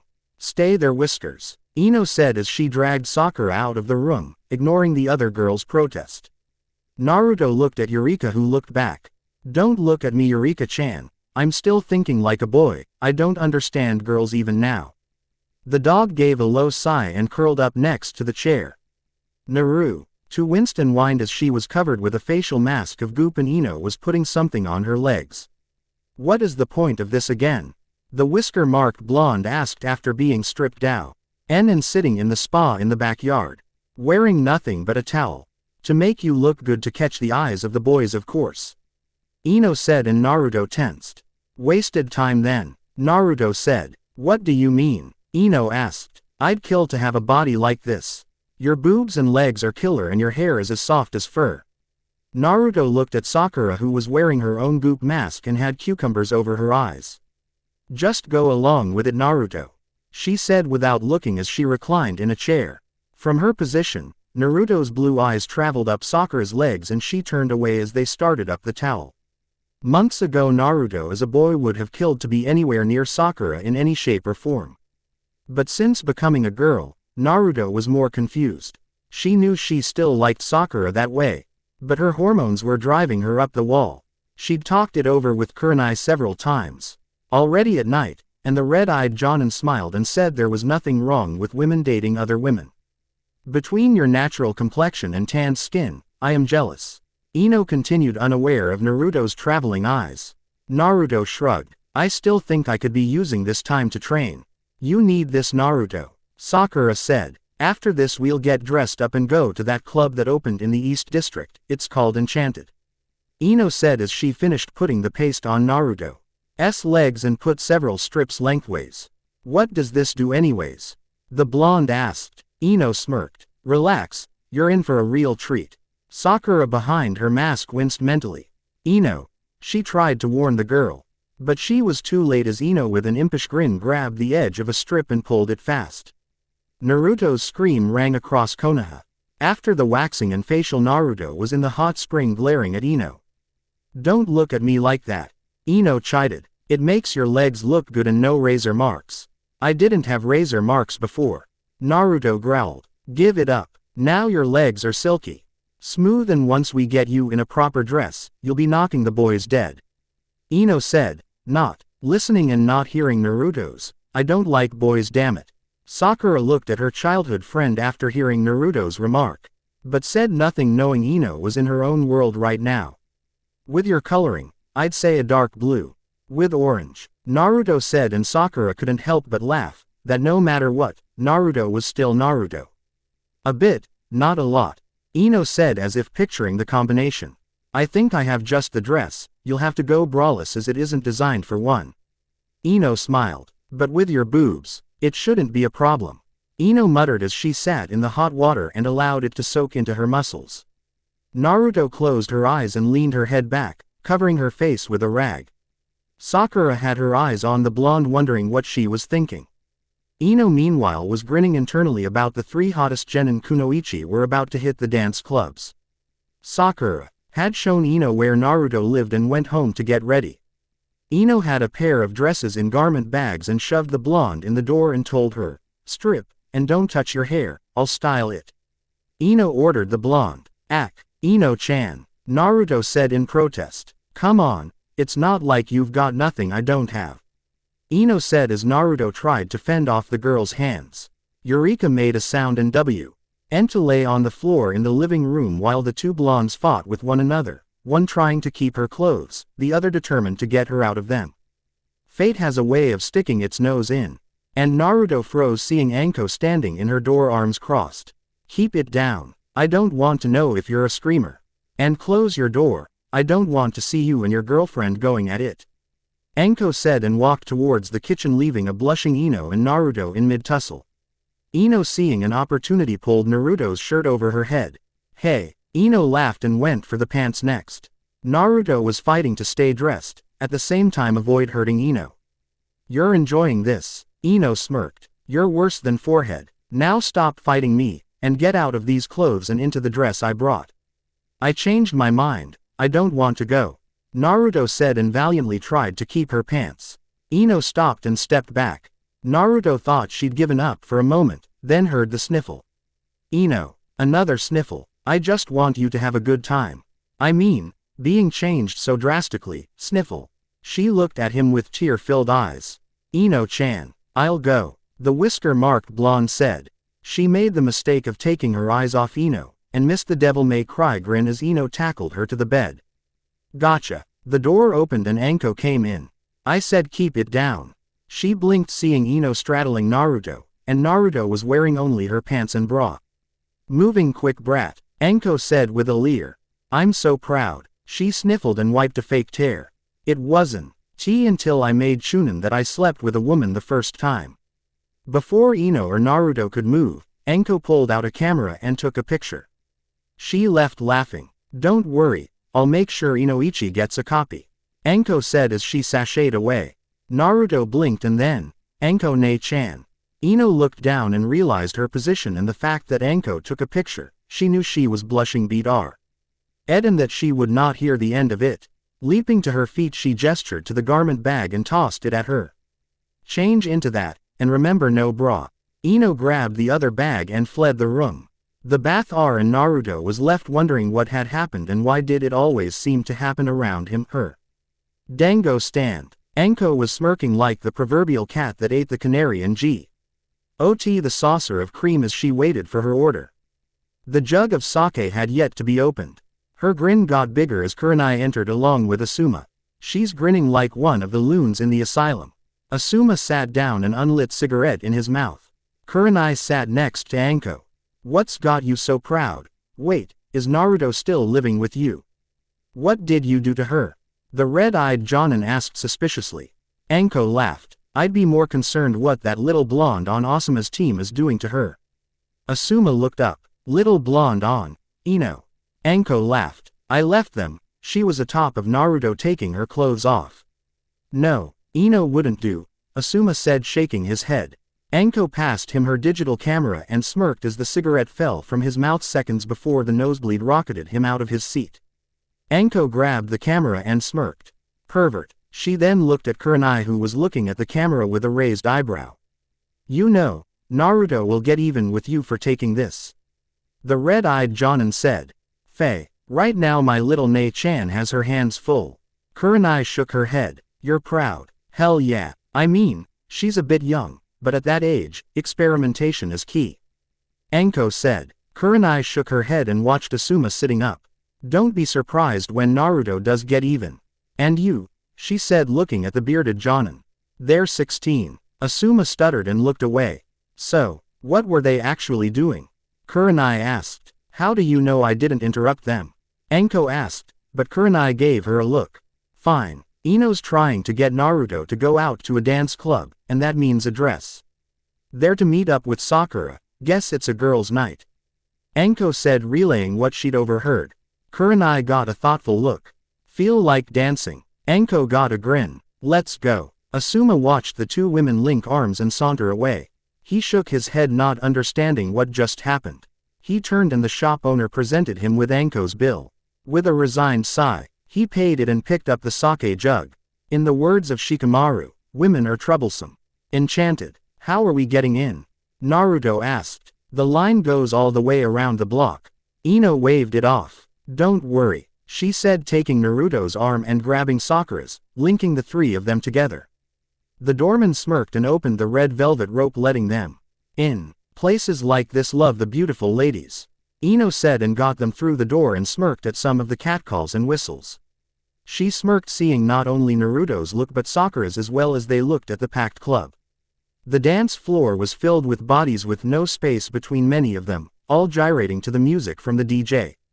A whole new world, Ino said with a grin. Come on, let's find a table and get our drinks. She led them through the crowds and they actually found a small table with 3 stools. Ino smirked as she hopped up. No sooner than that happened, but a man appeared. What would you ladies like, he asked, yelling to be heard over the music. Ino ordered a fruit drink mixed with soda. Sakura ordered a cherry coke and Naruto looked at them blankly. Make that 2 fruit buzzes, Ino said with a grin. The waiter vanished as if he'd shushined. Ino, Sakura began. Relax forehead. There's barely any alcohol in them. And Whiskers here needs to loosen up. She nodded with her chin over Sakura's shoulder. And the entertainment is lining up. Sakura knew better, but looked and saw several guys of various ages eyeing them up like slabs of meat. Naruto wasn't paying attention. Her eyes were on the dance floor as she watched a couple dance very close. That's not dancing, she muttered. Sakura shook her head. Party girl. Bookworm. Ino fired back. Naruto shook her head wishing she could slip away. But Sakura had a death grip on her forearm and it looked like she was trapped. The waiter brought their drinks and Ino paid. Give it a try, she said, pushing the fruit drink at the other blonde. Naruto looked at Sakura, who shrugged. Taking a sip, Naruto admitted, not bad. Not bad, Ino said with disbelief. I swear, you've been around forehead here too long. What's wrong with Sakura-chan? Naruto asked. Ino blinked and shook her head. The pair at the table with her heard her muttering, she was a boy recently, give her time. Over and over again. Ino perked up. Let's dance. What about? Naruto tried to ask, but the other blonde didn't give her a chance and dragged her onto the dance floor, leaving Sakura to watch the table. Said young woman watched as Ino stood behind Naruto and was in the process of teaching her how to dance with the music. Her green eyes narrowing as she saw where Ino had her hands on the other blonde's hips. Sakura squeezed the glass in her hand, unaware it was cracking. When she felt the liquid seep out, she looked at it in surprise and wondered how it happened. Not too far away, with a private table, Kurenai and Anko were smirking. Ooh, a menage. Don't say it, Kurenai said, cutting off whatever Anko was going to say. Look at Pinky. She's damn near glowing in jealousy and she doesn't even realize it. Anko said. Kurenai shook her head and sipped her drink. Her red eyes on the blondes on the dance floor. Is it me, or is Ino enjoying herself way too much with Naruto? Anko looked and saw how the pair of blondes were bumping and grinding with the music. Their bodies showing very little space. Anko swallowed as she saw several of the males around the pair take notice. Her growl warned Kurenai. They can't look at my little sister like that. The snake mistress hissed. Relax, Kurenai said. They watched as Naruto turned away from a guy who tried to get close to join the dance, and as the blonde turned the guy's aid something, and both Jonin watched as in the turn away, Naruto's elbow caught him in the throat. Anko laughed. See, she's not helpless. Kurenai said. I know, but this is all still new for her. Anko said protectively, her eyes watching as the blonde she considered her sister danced several more songs with the Yamanaka girl, each one getting more suggestive. Damn, Anko said, waving her hand to cool off. If that wasn't Naruto and a couple years older. Anko laughed. Told you the Yamanaka girl was dangerous. They watched as the pair returned to Sakura, who didn't look happy.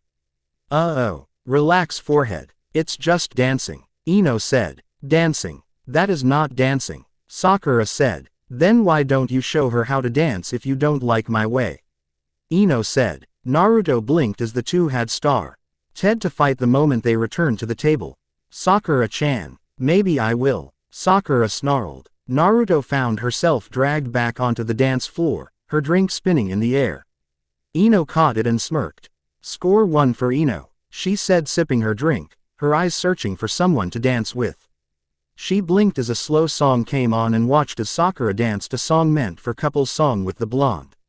Damn, that looks hot, Ino muttered, feeling a clench as she watched the pair dance. What am I doing? She muttered and noticed many guys watching the pair. And why am I feeling jealous? You look nice, Sakura-chan, Naruto said lowly as she concentrated on dancing, missing the slight blush her partner developed with the compliment.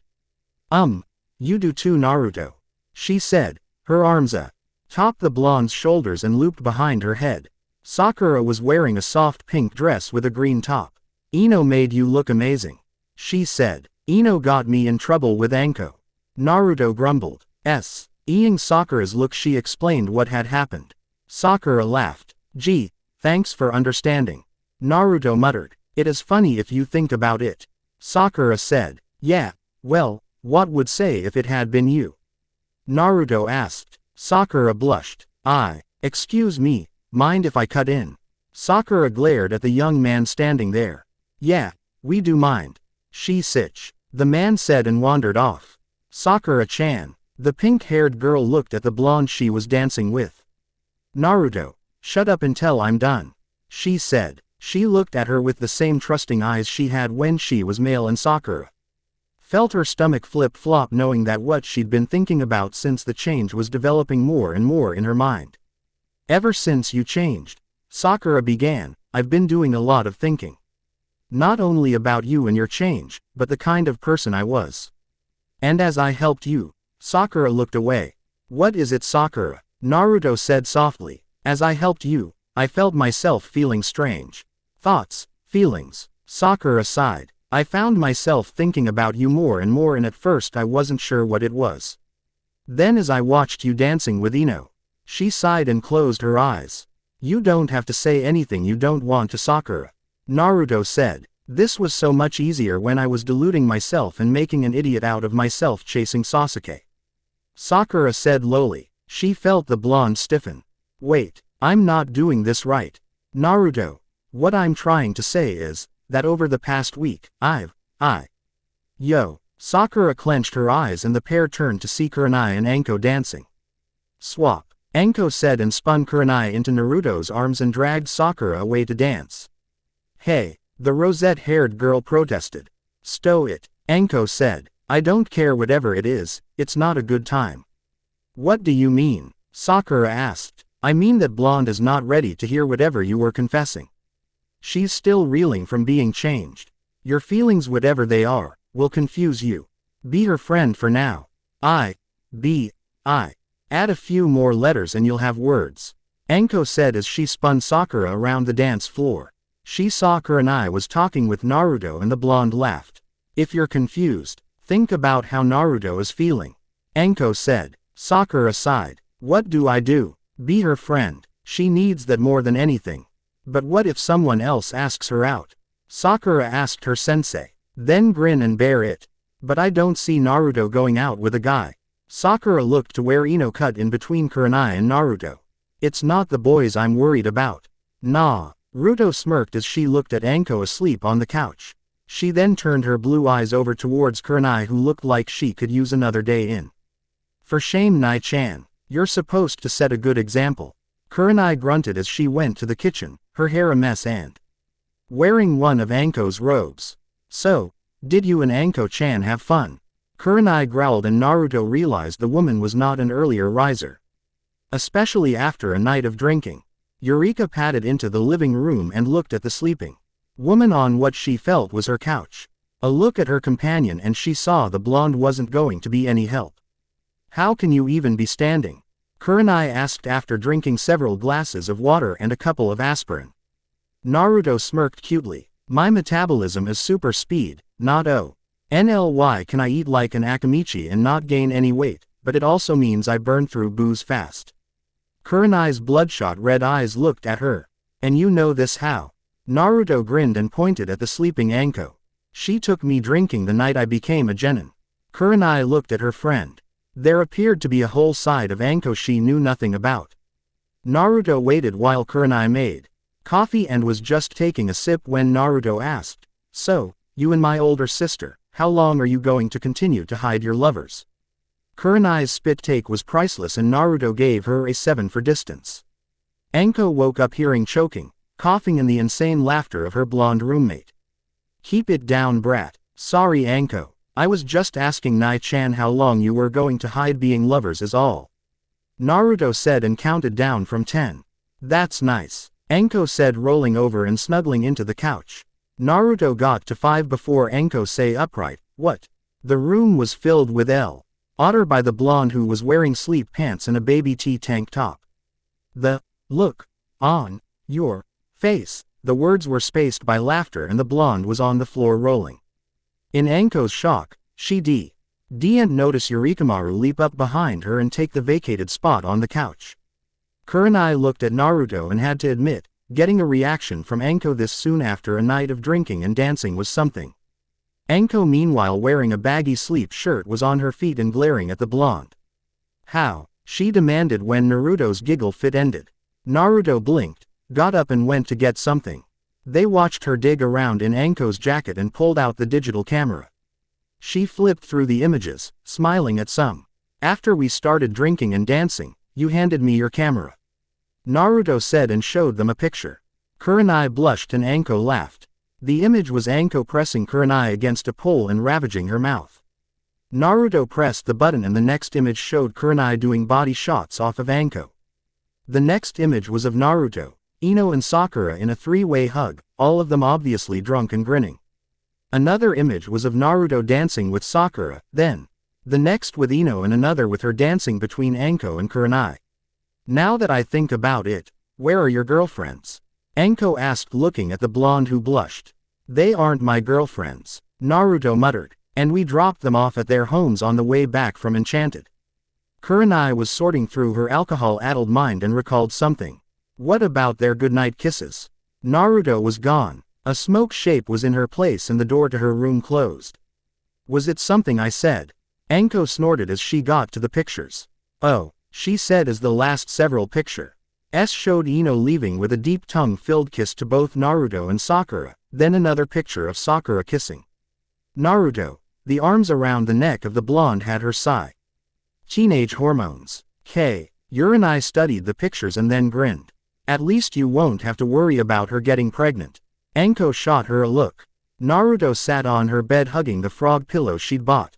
The blush on her cheeks as she thought of last night in detail. The dancing she did with Ino was different than most of the dances she had with Sakura. Ino tended to grind against her and Naruto stopped to TNK about what that would have done had she still been male. Hell, it still affected me. The blonde thought as she recalled the feeling in her chest and between her legs. It was similar to the feeling she got as she slow danced with Sakura. Stupid female body, she muttered. With a sigh she went to get dressed. Praying Sakura wouldn't kill her for the kiss last night. But she started it. A part of Naruto's brain fired back. Training ground. Come on brat, Jiraiya said. Naruto went with the toad sage, while a zombie-looking Sakura shuffled off with Anko. You look like shit, Anko said to the pink-haired girl. I am never drinking again. Sakura moaned. Anko laughed. Sure you will, especially if last night happens again. Sakura shot her a look. We'll be working with stamina today, so that means dodging. Anko said and showed the girl a crate full of shuriken and kunai. On your marks. Anko-sensei. Sakura said, her pale skin becoming a gray sheen as Anko grabbed several kunai. Get set. Anko continued. But, go. The volley of sharp objects coming her way forced Sakura to move, despite her desire to crawl somewhere deep, dark and cool. Hey, those are sharp. Sakura yelled as one sliced her arm lightly. Then dodge it, Anko said, throwing more weapons. Okay brat, today we're going to Ero Sanin. I read the scrolls you and Anko gave me, I was hoping we could eat. Move on her, Naruto said, cutting into the sage's speech. You did. Show me. Naruto performed the seals and the water jutsus Anko wanted her to learn and the toad Sanin saw she did them perfectly. And what about mine? He asked, throwing some shuriken. He smiled seeing the defense became an armored shield around her using the Needle Guardian jutsu. Damn, the kid's a prodigy. Just like. Shaking himself he spoke up. All right kid, you proved to me you have the capacity and the ability. So let's give you something massive in your arsenal that will knock the socks off of everyone. At the blonde's look he smiled and bit his thumb and sped through a series of seals. Kuchio's jutsu. A puff of smoke and Naruto saw a large toad. I need the scroll, Jiraiya said. The toad made a gagging sound and spat out its tongue and a large scroll. Thanks. Jiraiya opened it up. Cut your hand and put a palm print there and sign your name beneath it. He watched as the blonde's blue eyes looked over past name of the toad summoners and he saw her look at the name that came after Jiraiya's. Naruto pulled a kunai and sliced her hand and put the bloody handprint, then her name in blood. Jiraiya nodded. Now, copy these seals, he said after rolling the scroll back up and slinging it over his shoulder. Naruto watched the hand signs. And how do I know what to summon? She asked after repeating them flawlessly 10 times straight. Visualization, intent and chakra. You visualize the size of the toad you'll need, your intentions and the amount of chakra you put out. Naruto nodded. Good thing. The fox is gone and I'm not fighting to control my chakra anymore. Jiraiya smirked. You loosing the fox was like removing 1,000 pounds of dead weight. You've been wearing a weight all this time and fighting to master control. You now have the control and a nearly limitless supply of chakra. Jiraiya had Naruto practice the seals several more times. Alright, let's give it a shot. Remember what I showed you. Jiraiya took several steps away and watched as Naruto performed it perfectly and Kuchio's jutsu. A large puff of smoke and Jiraiya looked up and up and up. Ah shit, Jiraiya, the booming voice of the boss toad yelled after the smoke cleared. Jiraiya, why have you summoned me? Well, the brat's just like her father. Jiraiya thought, correcting himself. She's summoned the boss toad on her first try. Now, how do we get them to talk? Pleasant like. The old pervert didn't summon you, I did. Naruto said and hopped from the top of the toad's head to land between his eyes. You, Gamabunta said, you're nothing but a slip of a girl. Now where is Jiraiya? I did summon you, and the old pervert is right down there. Naruto gestured and seemed surprised finding the sage gone. Naruto growled as she looked around for the shock of white hair and found that it wasn't anywhere. You ain't nothing but a small girl. Bunta said, puffing on his long pipe. Naruto stomped her foot. You listen to me, you overgrown wallet. I did summon you and you will do as I say. I used a lot of chakra to get you on my first try and I am not going to be talked down by anyone, especially if we're going to be partners. Quote, partner? Bunta asked. Partners. We work together to protect those precious to me and we show them all that I am not the dead last and I can protect Konoha. Just as well as the old man. Gamabunta's eyes crossed as he looked at the whisker-marked blonde on his snout. Something about this girl that is familiar. I just can't place it. You want to be my summoner? Then you're going to have to prove your determination to me and stay on my head until the sun sets. Naruto gulped as she looked how long it would be, then she narrowed her eyes and glared at the toad. Fine, but when I do, you will acknowledge me as your superior. And when you lose you will never summon me or any of my kin again. From his hidden location, Jiraiya winced. Don't do it, kid. You need to have allies and the toads are amongst the strongest there are. Deal. Jiraiya winced as Gamabunta placed Naruto on his head and told her to hang on and leapt. Shit. Jiraiya seeing high the boss toad leapt, he worried that Anko was going to kill him by the end of the day. Anko and Sakura not too far away heard the discussion between the blonde and the boss toad and they were abo. Oop to say something when Naruto agreed and moments later the toad leapt high into the air. They heard Naruto's scream and Anko was about to summon snakes to hold the toad down when they heard Naruto's laughter and realized it wasn't a scream of fear, but of exhilaration. She's going to give me premature gray hair. Anko muttered and turned back to Sakura, who despite her hangover was wide-eyed watching the toad in the distance now. Back to work, Anko said. Sakura did, but Anko saw her eyes go in the direction of a certain blonde and she couldn't help herself. Really, she couldn't. If she's a screamer for this, wonder what else will make her scream. Anko counted down from 10 to see how long before it would sink in. She only got to 8 before her pink-haired student was blown back by a nosebleed that would make the Hokage and Iruka envious. Anko smirked. And she gets a 9.95 for the lift-off, but only a 1 on the landing. She grinned before turning to see the boss toad take to the air once more. Damn, is he trying to put her in orbit? Team 8's a training ground. Kurenai looked at her students and sighed. Kiba had been released this morning, but was on the injured and inactive list for the next several months.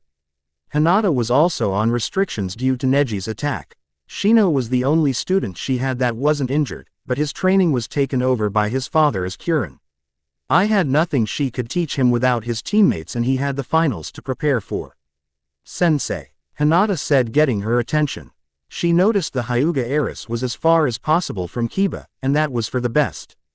Because Hinata, when Kiba showed up, had shown there was a raging inferno of temper inside the timid shell, and if Shino hadn't held her back, she would have sent Kiba back to the hospital. Yes, Hinata, have you seen Naruto? How is she? Kurenai knew of Hinata's crush from when the blonde was a boy. She wondered how this would turn out. Naruto is adapting to the changes that she was forced to undergo, Kurenai said, her red eyes taking in all three of her students as she spoke. The mental trauma of what happened to her, and the physical changes have been dealt with by myself and several others. And Naruto is retraining herself to understand her own body. Kurenai-sensei, Kiba said softly, getting her attention. He wasn't loud or brash, right now he was being more soft-spoken than Hinata. The fear the Hyuga put in him had woken him up more than anything his mother and sister had said to him while in the hospital. Yes, Kiba. Ho, sigh, Naruto's a chick now. Kiba said, finally getting his thoughts together. Should she have a new name then? Kurenai shook her head. No, Naruto refuses to lose the last thing that is hers. Everything in her life has been taken or broken. She refuses to give up her name that has been hers. And I understand that. I need to apologize for my actions towards her. Kiba said. You do. Kurenai said, seeing Hinata's hand clench as she looked at her teammate. So Naruto will be in the finals still? Shino asked. Yes, Shino. Her new sensei is working with her as well as a specialist to help Naruto relearn all the she had been lied to about at the academy, and Kakashi had failed to correct. Her team looked at her confused and she explained. Kakashi played favorites and ignored the other two members of his squad and was only teaching Sasuke. And Naruto still kicked my ass. I almost pity her opponent in the finals. Because if Naruto kicked my ass under all that and undertrained, she's going to make mulch out of her opponents in the finals. Kurenai smiled. Sensei, can we see Naruto? Hinata asked. She tried to find the blonde on her own, but the blonde's apartment had been abandoned and she had no idea where Naruto lived now.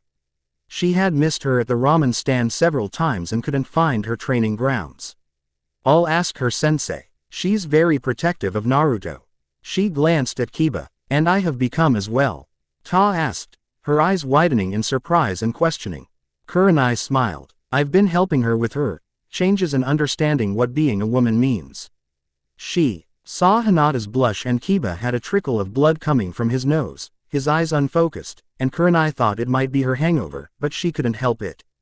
And from what I saw, Ino and Sakura think she's a wonderful dancer and kisser. Kiba was blown back by the nosebleed, and Hinata's blush took on epic proportions and then her face paled and her eyes took on a hint of steel. What those bitches doing kissing my Naruto? Kurenai raised an eyebrow at the change and Shino's hive was humming a warning and he backed up several feet from the girl that had been so timid was now something very dangerous. Oh boy, Kurenai muttered. Now what? She thought looking at her usually timid student. Training ground. Jiraiya winced as the blonde seemed unstoppable and he could tell Bunta was getting tired. Hey, made a miscalculation about the time. Jiraiya thought as Bunta's leaps were getting shorter, and the old toad was gulping in air. He worried when Gamabunta landed in the lock. And he thought the toad tried to drown the blonde that was on his head. Now that's just fighting dirty Bunta. The toad sage said as he watched from the cliff. She dies, you die. Anko said from behind him. She had finished with Sakura and the girl was currently asleep under a tree, exhausted from the abuse Anko had put on her earlier. She'll be fine, Jiraiya said to her. Come on Bunta, surface damn it. He muttered under his breath and sighed in relief when the giant toad surfaced and landed on the shore. The soaked blonde on his back said something and Gamabunta shook. Oh, brat, Jiraiya watched as Bunta shook harder. What the hell were you thinking teaching her how to summon? Anko demanded watching as Bunta leapt again when shaking didn't dislodge the blonde. I was giving her something to add to her arsenal. I didn't think she'd get Bunta on the first shot. Jiraiya admitted, figuring that the girl would get some of the friendly summons and use them. She summoned the old Art on her first try and they traded insults and neither refuses to back down. Can she last till sundown? Anko asked. Jiraiya shrugged. It might be close for both of them. Bunta probably thought he'd be rid of her hours ago. Jiraiya looked at the sun. 3 more hours. He muttered and saw that both the toad and the blonde were getting tired, but pride and sheer stubbornness was keeping them going. Come on Gaki. Jiraiya muttered as the blonde used chakra to hold on. Anko shook her head. Looks like her chakra control is perfect. Anko said and Jiraiya had to admit that despite the amount Of time the girl looked to be in better condition. Now we'll see how much chakra she really has, he said as Gamabunta got his second wind. Anko shook her head. This won't end pretty. Sundown. Jeer. Aiya sighed in relief as Gamabunta admitted defeat and had just enough chakra to put Naruto, who fell asleep on the ground, before dispelling. The Toad Sage rushed to the girl's side and stopped seeing tea. He grinned on her face that reminded the Sannin of a perfect blend of his former student and his wife. She did it, he muttered, and was amazed at what Bunta had said before leaving. Jiraiya, the old toad called. When she wakes up, tell her she is my new summoner. Jiraiya blinked at this as the toad called her summoner and subordinate. And when she can, she is to have a drink with me. Jiraiya watched as the old toad looked down at the blonde. Minato and Kushina did good. And he was gone. Jiraiya looked at her and watched as Anko wrapped her in her long coat and picked her up. Chakra exhaustion, she muttered and glared at Jiraiya. I'm taking her to the hospital. Let Sakura know, Anko said and rushed away. She would have shushined, but Anko wasn't thinking straight, as she was worried about the girl in her arms. She didn't see Team 8 and the surprised looks on Kurenai's and Hinata's faces, but they saw the worried look on Anko's face as she rushed past. Hinata looked at Kurenai. That was Naruto. Kurenai nodded and looked at her team. Kiba, your mother is expecting you home. Remember you're on heavy restrictions. The feral-looking boy nodded and shuffled away, leaning on the cane provided by the hospital. Crushed and rebuilt testicles threw off one's balance. Shino headed back towards his family's estate. Kurenai was about to walk Hinata home, but the younger girl put a hand out. I want to go and see if Naruto is alright. I need to know how she is. Kurenai nodded, her own concern for the blonde she'd gotten to know recently allowing her to miss the look in Hinata's eyes. Konoha General Hospital. Anko's entrance was something to see and she grabbed the nearest doctor. Help her, she's suffering chakra exhaustion and had been thrown around for hours. The doctor saw the whisker marks and started to turn away, but Anko's thrown kunai inches from her face as it quivered in the wall stopped him. He signaled for help and went about the task, Anko's eyes watching him very carefully, and she made a promise to speak with Ibiki about the help the doctors did and didn't give her sister. What happened? Anko turned to see Kurenai and one of her students coming up behind her. The old toad had her summon and she got the boss on her first try. It wouldn't have been bad, but the damn wallet gave her a test she had to pass by staying on its head until sundown.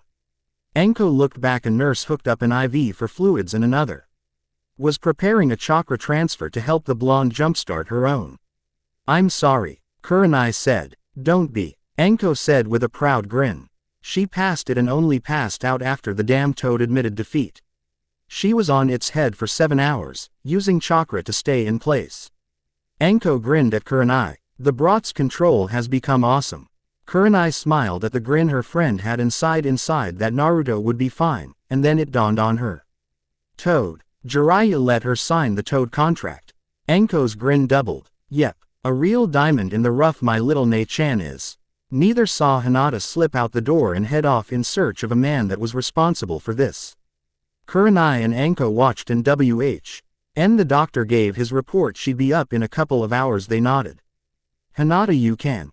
Kurenai looked around and blinked. Where did Hinata go? Training ground. Jiraiya sighed as he looked on as the sun continued to sit. Wonder what she'll do when I show her how to make the Rasengan. He thought of what the perky blonde could do.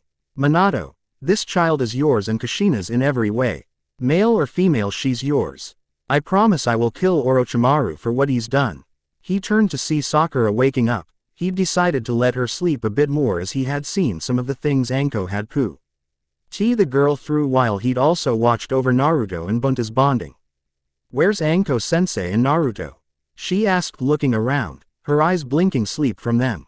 Jiraiya was about to answer he was doubled over and sinking to his knees, the silent scream coming from his mouth. His eyes landed on the blue-haired, blazing Byakugan eyes of Hinata Hyuga. His pain was thanks to the Juken strike to his balls. You did that to her. Hinata raged at the white-haired man, who could only make a soft keening sound as his balls were trying to make the journey north. Sakura was on her feet at this point. Hinata, what the hell? the pink-haired girl said as she looked at the girl who just dropped a Sannin with one blow. How did she get here and attack him that quickly?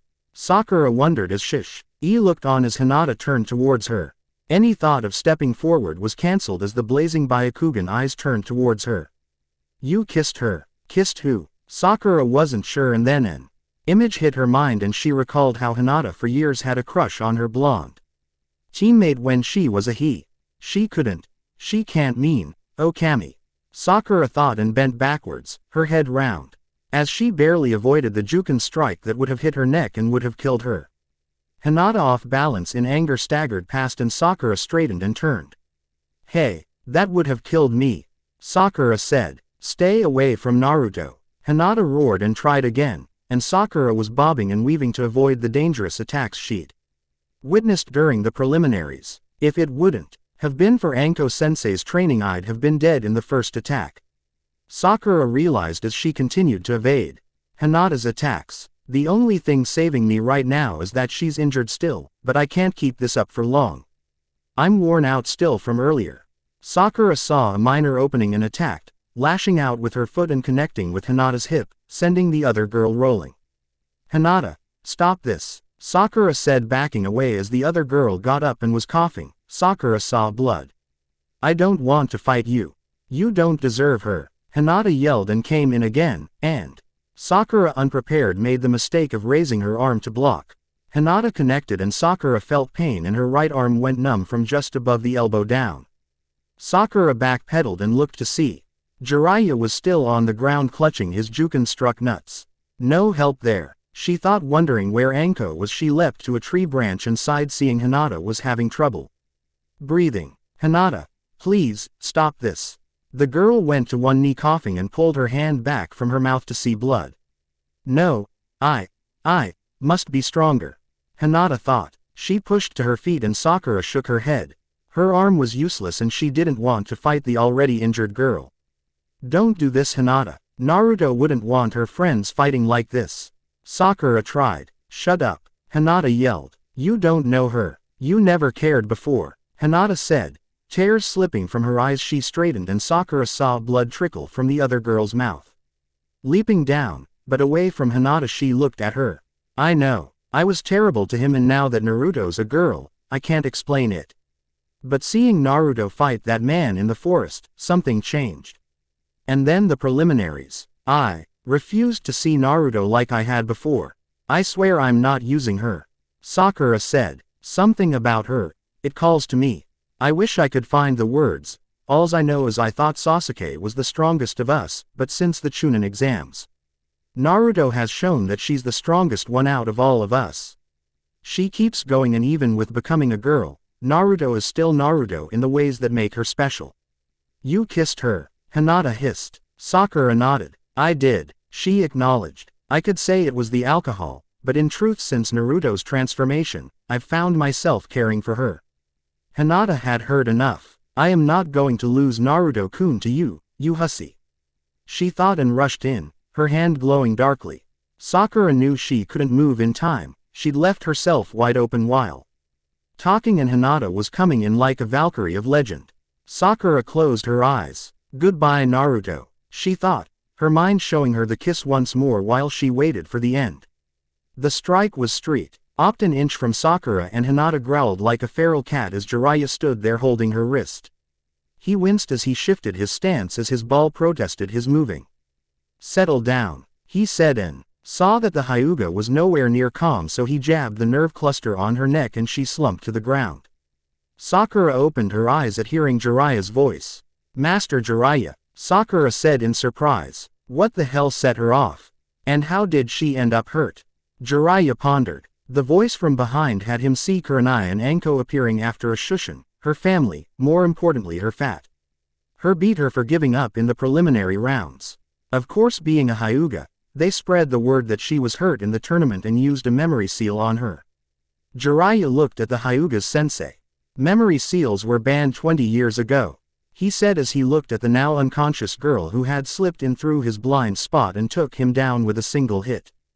Damn, I'm still Chan Ling chakra there to heal, and it still feels like I took one of Tsunade's chakra-powered kicks, he thought. You alright? He asked Sakura, who nodded, relieved that she would live. What happened to set her off? Jiraiya asked Kurenai. She saw Naruto's condition and heard that you were responsible for it. Jiraiya nodded, now understanding the ball shot. And why go after Pinky here? Anko looked at her other student. Kurenai sighed.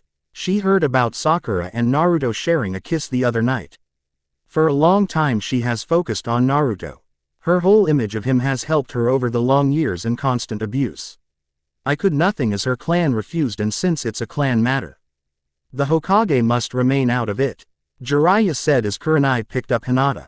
To the Hokage's office. Well, I'll document her injuries and I'll remove the seals on her, Jiraiya said after using a scanning jutsu he learned from his teammate long ago. She's got 3 different seals on her and not one is the registered caged bird seal the Hyuga are allowed to use. Kurenai with Hinata and Jiraiya left. Sakura looked at Anko. Sensei. Hospital. Kakashi looked at the unconscious form of his student. He'd been shocked when he was summoned to the hospital by one of the nurses. You were her sensei on record here. The nurse had told him and Kakashi had done nothing to correct it. He now looked at the marked blonde who was now a young woman, and he wondered how poor of a sensei was. I did nothing when she was in pain. Both Naruto and Sakura tried to tell me, but I was worried over Sasuke. That was another thing. His third and currently only student was still training, even when Kakashi told him to take some time to wind down. I've really been an ass, Kakashi thought as he remembered his visit to Ibiki after the scuffle with Anko. Looking at the blonde he realized how much he didn't know about his former student. I can't really claim to be her sensei as I only taught her how to tree climb, Kakashi thought. He picked up the chart and looked at it. Chakra exhaustion. Received 3 infusions. He knew most people would only need 1. The fact the blonde on the bed needed 3 told Kakashi a lot more. Naruto, how did you come to this? He must aloud. Distracted by his thoughts, he never noticed the door behind him open or the snakes before they wrapped around his neck and yanked him back. Kakashi slammed into the wall and saw Anko snarling at him with a surprised-looking Sakura standing in the doorway.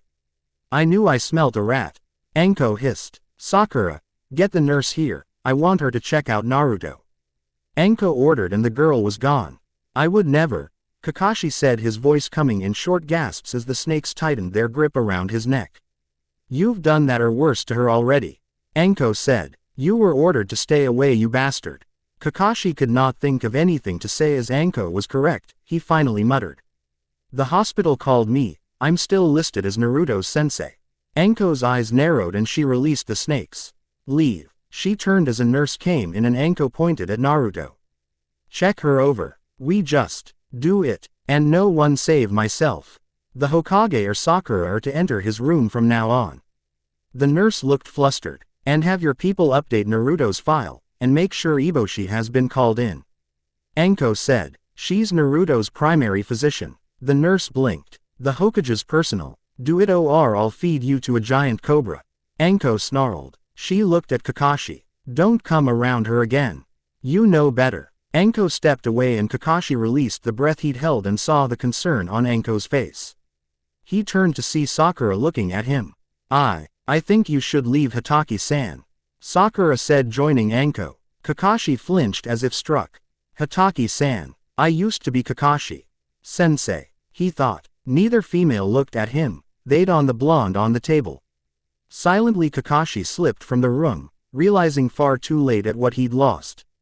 Training ground. Sasuke Uchiha growled as his leg buckled under the speed training Kakashi had left him to work on. Why can't I do this? That loser Lee moved far faster than this. Sasuke thought bitterly at how he wasn't getting stronger and he was blaming Kakashi as the man had him do, in his opinion, useless training. Bastard should show me whatever I want. And what is it you want, Sasuke-kun? A voice said from behind a boulder. Sasuke spun around and took up a defensive stance. A kunai appeared in his hand in a guard position. Who's there? Show yourself, he demanded. He blinked at seeing who stepped out from behind the boulder. Kabuto, he said, blinking as the glasses-wearing teen smirked. Sorry if I startled you. I was watching you train. Impressive amount of speed, I must say. And your reflexes were high chunin already. Sasuke snorted. I don't need to hear from a person that gave up when he had a chance to shine. Kabuto smirked. Tell me, Sasuke, has your teacher shown you his one and only original jutsu? Sasuke looked at him and blinked. When you see Kakashi, tell him you'll need to learn something that will pierce Gaara's ultimate defense. Tell him you heard a couple of Jonin mention it would be the only thing that could save your life. Sasuke was about to voice his thoughts when Kabuto walked away. Good luck in the tournament, Sasuke-kun. I look forward to cheering you on as you become a Chunin of Konoha. What the hell? Sasuke thought as the older boy left him alone. Hokage's office. Jiraiya sighed as Kurenai left. With her student, and he looked at the Hokage. What a clusterfuck. Hiruzen Sarutobi nodded as he looked thoughtful. You haven't told me how Naruto's doing in her training. Jiraiya sighed. Believe it or not, her chakra control is perfect and the reserves she has would put the Sannin and the 4 Hokages to shame. Jiraiya said ruefully. She was on Bunta for hours.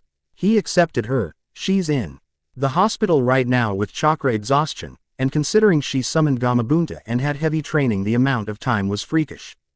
Jiraiya said and then muttered. Kami help us if she develops Tsunade's strength and temper. Hiruzen laughed. Naruto already has a temper. It's similar to Kushina's. Jiraiya winced. Now then, what else do you plan on teaching her? Anko wants to take her new team out on a mission after the finals. Jiraiya nodded. That would work. A training trip. At the Hokage's look, Jiraiya sighed. I have a report to file. It slipped my mind, but now with the situation as it is, it would be perfect. The Hokage listened and he sighed, putting his pipe aside. You can't Naruto alone. Anko and Sakura will have to go with. Jiraiya blinked. What? Naruto is still fragile from being transformed. She's been comfortable around Kurenai, Sakura and Anko. It is the only way I will let you take Naruto. Jiraiya scratched his chin. Can I have it in writing? Hiruzen looked at him and nodded before grabbing a blank scroll and writing the order out. After he signed it and affixed the Hokage seal to it, he passed it to Jiraiya. Remember, not until after the finals are over. And the other 2 must go with you. The Hokage said, and Jiraiya nodded and winced at the loss of his research. Across town at the hospital, a blonde teen sneezed as she rolled over and slept. Her sister and teammate watching over her. Hinata Hyuga spent the remaining time up to the 3rd exam thinking deeply what happened to her and what she had nearly done. She had approached Sakura a.c. Upal days later, and under the eyes of Anko and Kurenai apologized. Both Jonin had explained to Sakura that Hinata had been under a seal. Now as she sat in the packed stadium, next to Sakura, both 1. Daring about Naruto as she had left the hospital that night and had vanished with Jiraiya. Anko-sensei was pissed. Sakura said to Hinata as she explained Naruto had left a note at their apartment as she had stopped to get Eureka as well as clothes and weapons. Hinata was worried about Naruto facing Neji. Since the removal of the seals, she moved out of her family home and in with Kurenai-sensei. Hiyashi had not been pleased.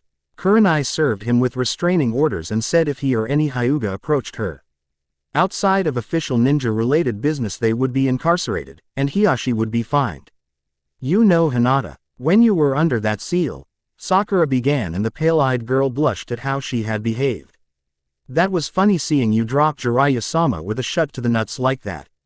Behind them, Kurenai and Anko laughed. Aren't you 2 supposed to be with your students in the competitor's box? Sakura asked, turning to look at the older women. Nah, the pervert will be with Naruto. And Shino asked me to stay with Hinata in case her father and the other members of the Hyuga failed to listen again. The Hyuga clan had made one attempt after the restraining order to get to Hinata. Sadly, they provided practice for Shino in his training. Kiba had laughed himself sick, and nearly pulled his surgically repaired balls. Anko put a hand on Sakura's shoulder. She's fine. I spoke with Jiraiya this morning. After threatening him for taking Naruto without my approval. Anko mentally added. The stadium was getting loud and Hinata activated her Byakugan and sighed. Naruto is here. She is with Jiraiya-sama in the tunnel. Sakura turned and moments later she smiled seeing Naruto arrive, her blonde hair in a topknot. She was wearing a cloak that covered her body and at her side Eureka walked. The dog's eyes scanning the area. Where's Jiraiya? Anko hissed. Hinata looked around. He shunshin to the competitor's box. He's talking with Asuma-sensei. And no Uchiha or Hitaki yet. Anko said. Also that sound nin is missing. Kurenai noted. Sakura shook her head. Anko had told her about the double murder several nights ago. The sound nin was found, or his pieces were found on a roof near the south wall. The other was a Jonin, Hayate. Anko knew him and hadn't been pleased. She wondered why. Kurenai didn't know this. Because she's been guarding Hinata. Sakura realized. Looks like Genma's taking over things. Anko noted. She had just finished whispering to Kurenai what she'd missed, and the red-eyed Jonin did not look happy. Genma gave them the rules and Sakura saw Naruto ask him something. The blonde didn't look pleased. The other participants left Naruto and Neji alone with Genma. Sakura tensed as did Hinata. This was a fight that neither girl wanted to see. As both were afraid for a certain blonde. Fate has decreed you shall lose. Neji said in his monotone voice. Fate's for losers and bitches. Naruto said, staying in her relaxed stance. Yurika was sitting on her haunches and yawned. You blame Hinata for things. Tell me, Neji, can a 5-year-old take on and beat a trained Jonin? Neji was about to speak, but Naruto cut him off. I know you. I know what happened that night. You see, I was there the night Hinata was kidnapped. Neji frowned. I was there the night Hiyashi killed the Cloud Nin. I was in the old man's office when your elder came up with the order of your father to replace your uncle.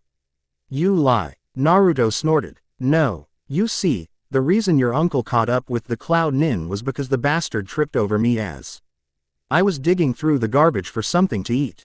I was taken to the Hokage's office and sat and listened. I didn't understand everything at the time, but I've had time to go over all my memories. I'm no longer the naive child I was when I was a boy. If anyone has a right to scream about fate, it's me, but I don't. So suck it up and get over it. But until then, I'll kick your ass for what you did to Hinata. I might not know her very well, but she was always nice to me at the academy. Neji snorted. You know nothing. Are you two going to fight or debate? Genma asked. Naruto shrugged her shoulders. I suppose I'll fight the stuck-up bastard. Ready. Neji took the gentle fist STS by Akugan. You will lose. Naruto flipped out of the way of the palm strike from Neji and while in the eye. R managed to kick him in the chin, knocking him back. Naruto kept her cloak close and spoke to Yurika. Girl, go find Sakura-chan. I've got this. The dog gave a bark, and to the shock of many watched the dog ran up the wall and stopped on the wall. She gave a bark seeing Sakura and ran over several people who protested it. That was foolish, sending your partner away. Neji said. Naruto shrugged a slender shoulder. Maybe, but I don't need her help to beat you. Neji attacked and Naruto managed to dodge and ducked her head. Neji's strike hit the topknot and destroyed the band holding her hair. In place, Naruto spun and sighed. Her hair was hanging loose. Looks like Ero Sanin is right. She mentally sighed. Neji was on the attack, his hits missing, but Naruto could nearly taste the chakra the Hyuga prodigy was pumping out. She used her feet to kick him back and she cocked her head to the side, her hair hiding her face. Neji came in again and Naruto used Jiraiya's Needle Guardian Jutsu, and smirked as Neji yelled and leapt back, his hands bleeding from hitting the spiked hair. Naruto sent a trio of shuriken and smirked as Neji had to reveal his defense. Jiraiya had warned him about it. The heavenly spin was something that would need to be handled carefully. Naruto had spent time with the Toad Sage and came up with ways around it. Under the cloak she made the sign and a dozen shadow clones formed. Get him, she ordered. Thus far she was studying Neji. His buttons are easy to push. His constant abuse of Hinata has given him a swelled head. She thought. She watched as her clones attacked and Neji destroyed them. She wasn't having them use the taijutsu Anko or Jiraiya had taught her. She wanted to see what he could do before she did that. I wasn't kidding about being smarter. Pervy Sage thinks that with the Kyuubi leaving it removed blocks that built up since I was little. Of course that also brought memories of the beatings. She had woken several times in the arms of Ko crying as she remembered the beatings. Good thing I wasn't a girl then, I bet the bastards would have rode me. Naruto since the end of the second exam had been forced to reevaluate her life and the changes. It had been a month of crash courses and lessons as well as hard training with Jiraiya who taught her the first levels of her father's style. And she had a style she didn't know where it came from. Jiraiya said it might have come from the fox, an instinctual style. Naruto learned with Jiraiya that she was faster, smarter, her healing factor worked 100 times faster. I lost some physical strength but my stamina's increased since then and my chakra control is perfect and my reserves are endless. She thought as the last clone was destroyed. She created 20 more and sent them in. My senses are sharper as well. Naruto watched as one of her clones nearly got Neji and he had to use the heavenly spin again, this time destroying half the clones. Pulling out smoke bombs she lobbed TM around and used the cover to implement the next part of her plan. Neji was getting mad as the blonde sent more clones and forced him to reveal his ultimate defense far too early in the tournament. Smoke he found was laced with chakra preventing him from seeing through it. I will beat her black and blue. He mentally snarled as a clone tagged him on the arm. He spun through it and connected with a Juken strike to the clone's throat. You know you're lucky we're not the real Naruto. A clone said, because that would have killed her. Another said. Neji snarled and he attacked. He didn't understand why, but something about the blonde angered him. The clones used a bastardized version of the gentle fist as they fought him off. He was surprised they were doing so well with it and his shock became more so as a pair of hands came out of the ground and pulled him under. The real Naruto appeared where he'd been. That should hold you, she said dusting off her cloak. She started walking away with the clones forming up behind her. The smoke was clearing and she thought she won. The ground exploded and Neji was leaping into the air, the rage on his face evident. I think this is going to be harder than I thought. Naruto thought as Neji descended like an avenging angel. In the stands Hinata clasped a hand to her chest and Sakura looked worried. In the cage's box one was watching in concern. The other boredom until plans came to fruition. Something about the girl. Perhaps she's related to the Kyuubi brat. A pair of serpent eyes watched with boredom, like so many in the arena believing the Hyuga was going to win. Naruto leapt away at the last second using a substitution jutsu with a shadow clone that took the hit that to those that noticed it would have been a killing blow. Neji looked around, his Byakugan trying to lock onto the blonde annoyance but he was unable to find her. He spun about looked at the ground, but still found nothing and increased his range. The damn clones, all have the same amount of chakra as her. Neji mentally ranted in disbelief. The acorn hit him in the back of the neck, the blind spot of the Byakugan. Neji spun around faster than possible and saw Naruto sitting on a branch at the exact angle that would make her invisible. You look mad Neji-chan. Naruto said deliberately calling Neji a girl. Why don't you cool down and think? Naruto said and Neji barely managed to leap away as Naruto activated her final seal and the water dragon tore up a bit of the stadium as Neji kept avoiding it. In the stands Anko was hooting and hollering and Sakura looked on a moment before asking, did you teach Naruto that sensei? Hell no, Anko said with a huge grin. The old lech did that, why? Sakura watched as Naruto now on the ground was manipulating the water dragon keeping Neji on the defensive. On our mission to Wave, we met a missing nin that used that jutsu. Sakura said. Anko nodded. You can't really be surprised. Naruto loves to learn a ND if she's seen it you can bet that little G-string you're wearing that she's gone out to learn it. Sakura blushed at the fact Anko knew what she was wearing, but had to admit when Naruto was a boy. She would bug Kakashi to explain jutsus to him and now with her chakra as it was Sakura bet she must have worked Jiraiya to the bone learning. The crowd roared and she turned back to the fight to see Naruto create 2 more water dragons and Neji got drilled. She's not even calling them out. Hinata shook her head from next to the pink-haired girl. She is. Naruto-chan is mouthing them, not calling them out like most do. She said, her Byakugan following Naruto's every move, but it was getting hazy and she was having trouble, but didn't voice it as she had an idea of what Naruto was doing. Anko settled down, Kurenai said as her friend was getting louder in her cheering, drowning out many people around them. That's my sister. Anko yelled proudly as Naruto still wearing her cloak shushin ed away from another attack by Neji and launched a series of kunai and shuriken. Clever little bitch, Anko said proudly spotting what Naruto was doing. Why is that sensei? Sakura asked. She's got chakra strings attached to them. Kurenai said. Even as Neji's deflecting them, he's making his area smaller as even misses are webbing him in. Kurenai said. But won't Neji see them with his Byakugan? Sakura asked. Hinata shook her head and shut off her Byakugan. Naruto's got the area flooded with chakra, it is difficult to see the difference. Sakura went back to watching and noticed that Naruto was still using the cloak. Why hasn't she dropped that? She muttered. It's chakra-lined. Neji can't see what she's doing under the cloak. Hinata said, and she had to admit Naruto knew the Byakugan and its weaknesses it seemed and was utilizing them to the fullest here. On the arena floor Naruto looked calmly at Neji. Are you finished? She asked. Neji snarled as he was panting. The annoying blonde had forced him to use his ultimate defense Hansive. This is humiliating. Neji growled in his mind. He deactivated his Byakugan to conserve his chakra. By using the heavenly spin, He was consuming chakra between it and his Byakugan. I will destroy you, Neji said. Yeah. Fate and all that bullshit, Naruto said as she took a relaxed stance. Pervy Sage helped me perfect the Fox Fist. I just hope Neji's blind to it with all the chakra in the area. She thought as she tapped her toe in her boot. Neji moved, a chakra-powered leap that carried him high into the air. Naruto lost him in the sun by sight. But Neji pulled on several of the chakra strings Naruto set up and she used the flash step that Jiraiya had helped her learn.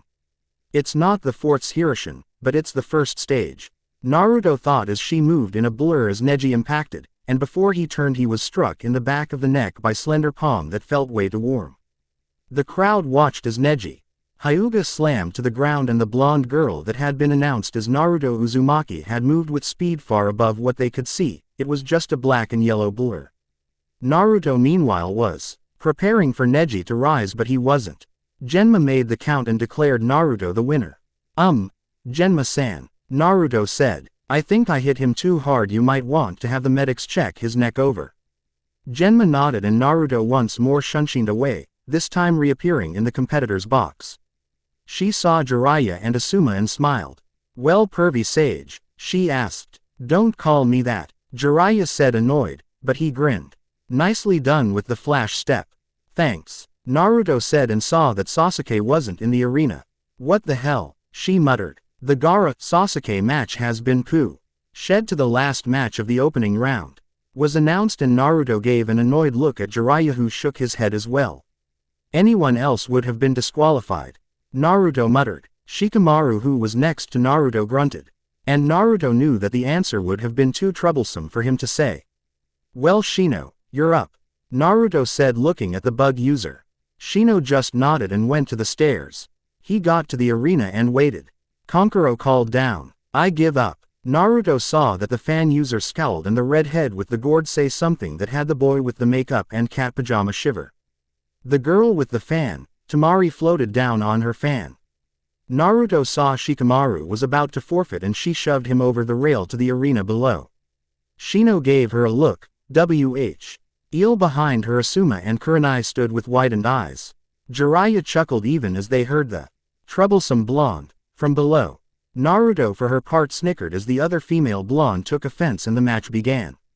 Asuma-sensei, Naruto said and got the man to look at her. You really need to motivate the sloth. Kurenai who had come down to check on Shino giggled as she left. Same old Naruto, she thought as she went back and smiled as she saw Kiba and Anko watching Hinata for her. Her gaze took in the position of several branch members of the Hyuga and scowled as they were exactly at the distance the restraining order said. Taking her seat she patted Hinata and Sakura on the shoulder. How is Naruto? The pink-haired girl asked. Aggravated that your former third teammate hasn't shown up and has been given leeway. Kurenai said, to which Anko snorted. Anyone else would be tossed out of the tournament. Hell, if Naruto had been late 5-1 says they would be calling for her headband. Anko looked at where the council sat, then where the Hokage was above them with the cage. She felt something in her gut when she saw the veil-covered cage of Suna, and it was a feeling she didn't like. Naruto knew she didn't reveal much against Neji, but her real battle was against the redhead, Gaara. Jiraiya had told her about him holding the one-tailed sand demon Shukaku. Naruto had absorbed everything Jiraiya taught her after they left and she had plans for the sand demon.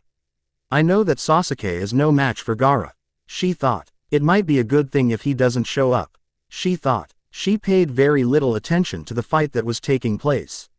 Shikamaru was pissing off the Suna Kunoichi with his attitude. She sighed when after a 20-minute fight and it looked like Shikamaru had actually won. The Nara heir gave up. Naruto palmed her face, while Asuma chuckled. He had explained Shikamaru's thinking pose when Jiraiya mistook his hands as a new sign. He could have won, she said. Shino shook his head. When has Shikamaru put effort into anything? Naruto blinked, as this was the most she'd ever heard the Ibarami say in all the years she'd known him. Then, she thought about what he said and nodded. You're right, everything for him is just too troublesome and victory with effort would be the same thing. Genma announced that the Uchiha had 5 more minutes and the crowd was getting restless. This is utter bullshit, Naruto said. Shino nodded. Genma looked at a pocket watch. The time has expired and Sasuke Uchiha has been disqualified, winner via forfeit, Gaara. Boos filled the air as the civilians weren't happy. The ninja gave polite applause, they didn't blame Gaara. In the Hokage's box the Cage had tried asking for more time. I want my son to earn his position, he said as an excuse. Be that as it may, with Sasuke proving unreliable he will not be advancing as a Chunin. And to hold back everyone else because of an unstable and unreliable genin would be an insult to everyone here, Hiruzen said. The Cage nodded after a moment of silence. On the arena floor Genma called for Naruto Uzumaki as she was about to face Gaara. Good luck kiddo, Jiraiya said. The blonde nodded. Pervy sage. Jiraiya smirked and Naruto vanished with a leaf shunshin. Asuma blinked. Just what have you been teaching Naruto? Jiraiya laughed outright. You'd be surprised what she hasn't learned would be the shorter list. Shino was quiet and Shikamaru let out a light snore. It had been too troublesome for him to head to the stands after his match so he'd stayed with the others. Tamari from her position felt sorry for the blonde girl. She doesn't stand a chance against Gaara. I just wonder what team she was on. I don't remember her until the end of the second exam. The fan user thought as the blonde stood across from Gaara. Genma was giving them their last-minute instructions. There was tension in the air, and it wasn't from the competitors on the floor. We are to begin this semifinal round between Gaara Sabuku of Suna and Naruto Uzumaki of Konoha. Genma stated. His arm was raised and on its way down to signal the beginning of the fight when there was an explosion of air and leaves signaling a shunshin. Yo, Kakashi said standing back to back with Sasuke Uchiha. Your student was disqualified for failure to show up on time, Genma said and Kakashi blinked. Sasuke was more vocal than his sensei. You can't do that. I am an Uchiha. The council has no say in this boy, Genma said chewing on his Senbon needle. Now get hell out of the arena as there are those here that actually want to take their ninja careers serious. Kakashi was looking at the cloak-wearing Naruto who was giving him a flat look that had the silver-haired Jonin pondering many things. But he also remembered his last meeting with the blonde's new sensei. Get the hell out of here loser, no one wants you here, Sasuke said turning to Naruto. Proctor, I demand that I have my match against the Sunanin. In the Cage's booth the Cage was also trying to speak up about having the last Uchiha participate in the exam finals. Now my old friend, wouldn't it be more advantageous to have the Uchiha compete? Many wealthy clients have come to see him after all, the Cage said in a manner that had the Hokage's teeth on edge. And how is rewarding someone who can't even make it on time making a favorable impression on clients? The Hokage said lighting his pipe. Nor is it fair to those who made it on time. The Cage grit his teeth. You arrogant little prick, owed forward and found his path blocked by Kakashi. You really don't want to do what you're thinking, Kakashi said and wished his student would keep his mouth shut. During the last several minutes Sasuke had insulted Naruto, Gaara and Genma and Kakashi Hatake thought that his ties to the Uchiha through Obito were being burned by the boy behind him. Kakashi, if you don't control your student, he not only will never see Chunin, but his mouth will write checks his body can't cash. Kakashi swallowed as he knew Genma was usually laid back and for him to be mad showed how much his student had angered him with his words and actions. Sasuke, he said. The dark-haired Avenger was sneering at Naruto, believing that he was going to get his way as he always had. Let's go. It took a moment for the words to register. What? Sasuke's voice carried across the arena to all the people watching. We're leaving, Kakashi said. He turned to walk away. Good luck, Naruto, he said, pausing to look over his shoulder. Naruto was about to respond when Sasuke attacked her. Left and right blows, but the cloak-wearing blonde dodged them all and lashed out with a sidekick that sent Sasuke skidding back several feet. Unfortunately, those feet brought him right in front of Gaara. Sasuke, arrogant as always, ignored Gaara, believing his name alone would protect him. That was his last thought before he was engulfed in sand up to his neck. Gaara, Genma said in his command voice. Release him or you will be disqualified. Gaara's shadowed gaze looked at Genma. Mother wants his blood. Gaara-san. The dark eyes of the redhead turned towards the blonde that was to be his opponent. Truthfully, I could care less what happens to that emo bastard, but I do care that it would mess with our fight. Naruto under her cloak crossed her arms. Unlike him, I don't like being handed victories. Gaara's eyes were twitching as inside his mind he was being howled at. Besides, you're there's a transvestite and likes to play with children, Naruto said. The sand released Sasuke by flinging him across the arena and into a wall, leaving a small crater. Genma and Kakashi barely moved. Tendrils of sand were rushing at Naruto, who stood calmly, a small smile on her face. Genma knew he had two choices. He could disqualify the redhead and award Naruto the match, which he had the sinking feeling would draw the blonde's attention to him, and would more than likely have Anko after him, or he could start the match. Naruto Uzumaki vs. Gaara of the desert, fight. He yelled and leapt away. Kakashi blinked and was steamrolled by a wave of sand. Naruto actually laughed as she leapt away. The sand tentacles turned into spears and slammed into the spot she'd been moments ago. Jiraiya-san was right. Pissing people off throws them off their game, she thought as she landed against the wall and used it as a springboard and leapt high into the air, her cloak billowing all around her. How do you like this? Naruto's hands were a blur as she finished the jutsu. Area jutsu. Monsoon. The arena was being drenched as a localized monsoon hit the arena floor. Naruto nearly laughed as she used her cloak, which was chakra loaded, to stay dry as she watched Gaara looking like drowned rat. She noticed the sand slipping from his body, taking away his sand armor. The gourd on his back was dissolving rapidly under the tropical drenching. Naruto sent a mental thanks to her mentor as she landed with a splash. What have you done? Gaara asked, looking around. Made your precious sand useless, Naruto said. Let's see how tough you are without it.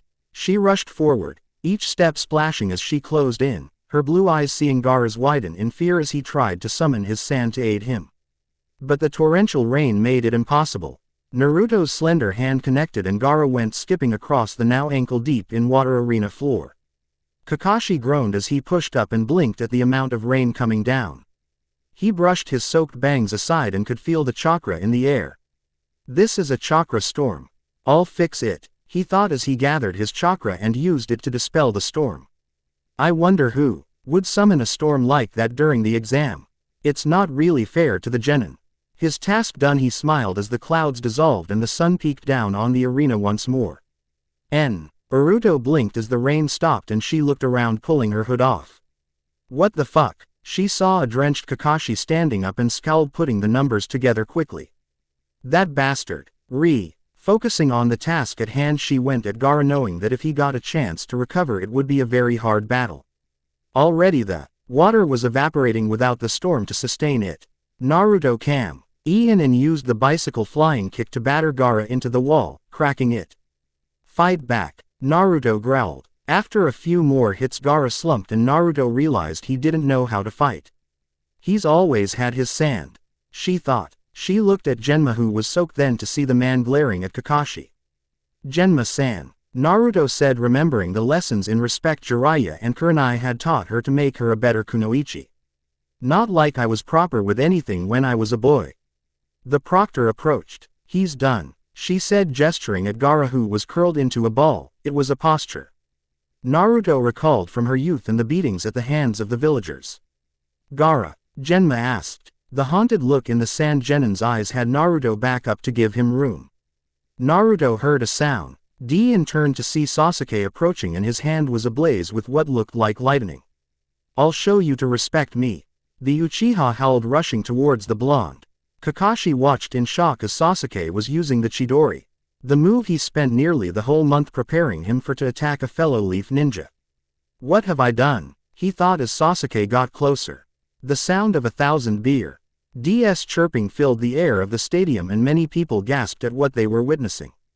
Thankfully not everyone was frozen. As Sasuke reached Naruto, his arm coming forward to strike the blonde, two people intervened. The first was Genma, the Jonin proctor of the exam.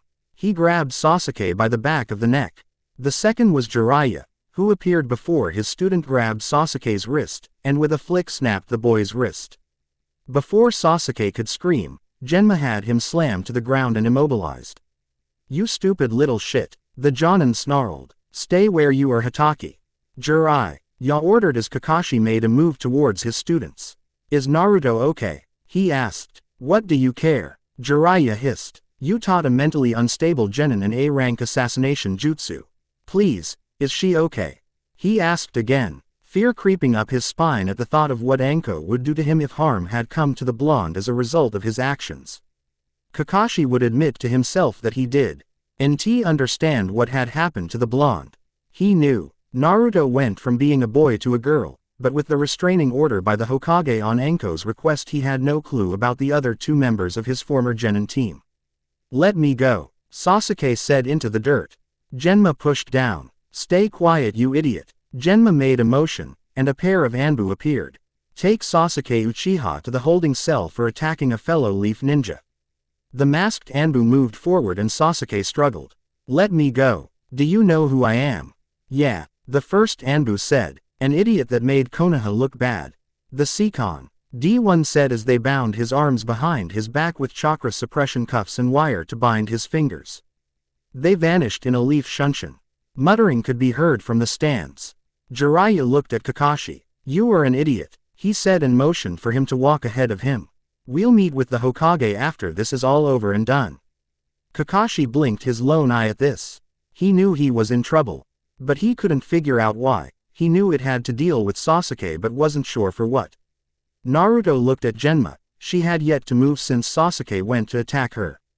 Her blue eyes were ill in a fetal position. She'd never seen someone so broken before, even herself having come close when she was turned from a boy to a girl. "He's never fought without his sand before," she muttered again. "Are all Jinchurikis treated this bad? I was lucky Gigi did what he could for me," she thought. The water was now just above her toes. The water was evaporating without chakra to maintain it. She knew it wouldn't be long before the sand would be accessible to Gaara. "Gaara is unable to continue." Genma's amplified voice carried all over the arena. "The winner of the match, Naruto Uzumaki." A mixture of cheers answered this. Many were still in shock over what they had witnessed with the Uchiha.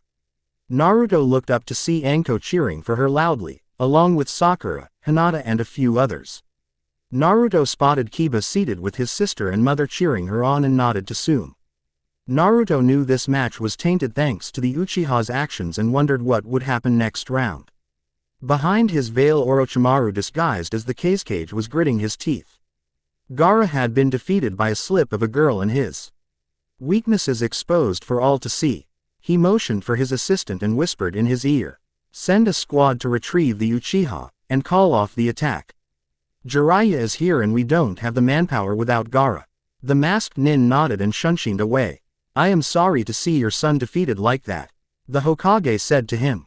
Orochimaru bit his tongue and instead of saying what he wanted he said, "Yes, it is a shame. I was not aware of his lack of training," he said in a sad-sounding voice. The Hokage gave him a look but said nothing. Below the next match was taking place as Temari was facing Shino. Orochimaru wanted to get out of Konoha before anything else could go wrong. At least the Kyuubi child isn't here. He thought, unaware that the Naruto he had seen was the result of his seal upon another. Shino's Kikai bugs were being blown away by Temari's fan attacks. But she wasn't noticing the group that circled around behind her along the arena wall. When she did notice was when one of the bugs crawled across her face and she screamed rather loudly. Then as they swarmed her back and drained away her chakra, Shino was given the win and Genma called for an intermission to allow the competitors to rest for 15 minutes. Temari was quickly escorted. out by her sensei who was talking to her rapidly. Sakura found Naruto sitting on the ground with her legs crossed and eyes closed meditating. Jiraiya saw her and motioned for her to be quiet. Unfortunately Anko didn't see and stormed in. Damn brat, you just full of all kinds of whoop ass. Jiraiya sighed as the exercise was ruined for now and Naruto opened her eyes to see Sakura, Anko there. Hey guys, miss me? The blonde asked with a very foxy grin. Anko's answer was to bop Jiraiya on the head. What's the bid idea of sneaking away with my little sister? Do you know what I went through? Toad Sanin looked at her while rubbing the top of his head wondering if she'd gotten lessons from Tsunade. She's fine. I brought her back stronger than before and a stupid note saying took Naruto. Obi back in time for exams is not my idea of informing me or even asking my opinion. A bark cut off anything Jiraiya would have said as Eureka rushed up and gave Naruto's face a lick, getting a giggle from the girl. Sakura looked Naruto over and could see a well-toned stomach now and she had to almost physically stop herself from licking her lips and drooling. So the pervert taught you a lot then? Anko asked. Yeah, he was surprisingly a good teacher. Naruto said and giggled at Jiraiya's affronted look. Hinata's sitting with us, Sakura said. How is she doing? Naruto asked, having heard about the seals placed on the lavender-eyed girl. Doing better, but she's concerned for you. A whistle drew their attention and they saw Kiba using his cane with his mother. Sama, Naruto said. What's this Sama crap girly? You know better. The head of the Inuzuka clan said. Eureka barked in greeting. Turned and cuffed Kiba along the back of the head. Don't you have something to say? Kiba rubbed his head and looked around. What? In front of all these people? Which got him another smack to the back of the head. You did it in front of everyone so you can apologize in front of everyone. Said with a growl. Naruto. Kiba paused and looked at his mother who gave him a nod. I'm sorry for my actions a month ago during the preliminary round. Naruto just looked at him. I know what I did was wrong. Naruto remained quiet, then looked at for a moment, then back to Naruto. I guess I can accept. I did after all get even destroying your nuts. Kiba winced at this reminder. Then asked the question that he'd been thinking of since his mother and sister informed him of Naruto's change. Why do you still use your old name? Why not Naruto or something else? Naruto sighed. Because it's my name. I may have switched gender and act a bit different now because of it, but at heart I am still Naruto Uzumaki, and I refuse the last thing that is mine. Kiba blinked at this. So brat, you looking to win this thing? Anko asked. You have the bug user left. Naruto shrugged. I'll do my best. You beat that Gaara guy like he was an academy student. Boss said while Sakura was looking at the blonde with concern. I thought I'd have to fight Sasuke, but the asshole can't even show up on time. Sakura put a hand on her shoulder in comfort. What are you thinking? Naruto asked the pink-haired girl. I'm worried about you, but also very happy you're doing so well. Sakura said. I was really worried when you had to face Gaara, but when you performed that area jutsu. That was cool, Kiba said. But why did you dispel it so quickly? I didn't, Naruto said. At Kiba's look it was Anko who explained with some venom in her voice. It was that dumb-ass Kakashi. What? Kiba asked. Hatake dispelled the jutsu. He hadn't been paying attention and when it came up he thought someone outside of the exam set it up. Jiraiya said with a hint of disapproval. Sakura looked at the blonde and was worried not because of the upcoming fight, but the reactions she heard. Kiba of course had to ruin the peace with, so, Naruto you're smoking hot. The blonde blinked. Thanks. Would you like to go out to dinner when this is done? Kiba asked and Sakura's fist sent him several feet away. His mother shook her head as she watched the pink-haired girl hug the blonde and Anko was laughing her ass off while Jiraiya was scribbling in his notebook talking under his breath about, this will be gold. Kunoichi gone. Wild. Sighed and went to gather her on and speak with him again about adding the mental filter that would save him numerous beatings down the road. Hinata wanted to see Naruto, but her sensei thought she needed to show support to her teammate. Shino was sitting under a tree and meditating with his bugs forming a small swarm around him. He was thinking of his final opponent and logic had him confused. His bugs told him that Naruto had changed in more ways than one. All he knew about the blonde had been thrown out the window since the preliminary exam when he. No, she. Naruto is female now. Ever since that change, every piece of data collected before became obsolete. Shino thought as he looked up at his approaching sensei and his female teammate. He hadn't had time to think about her reactions to the new Naruto, nor had he thou. GHT about her much of all as he'd been using the month to train with his father. Now he knew he should have taken the time to check his information. Sensei. Lady Hinata. He said in his monotone voice. Looks like a Konoha final.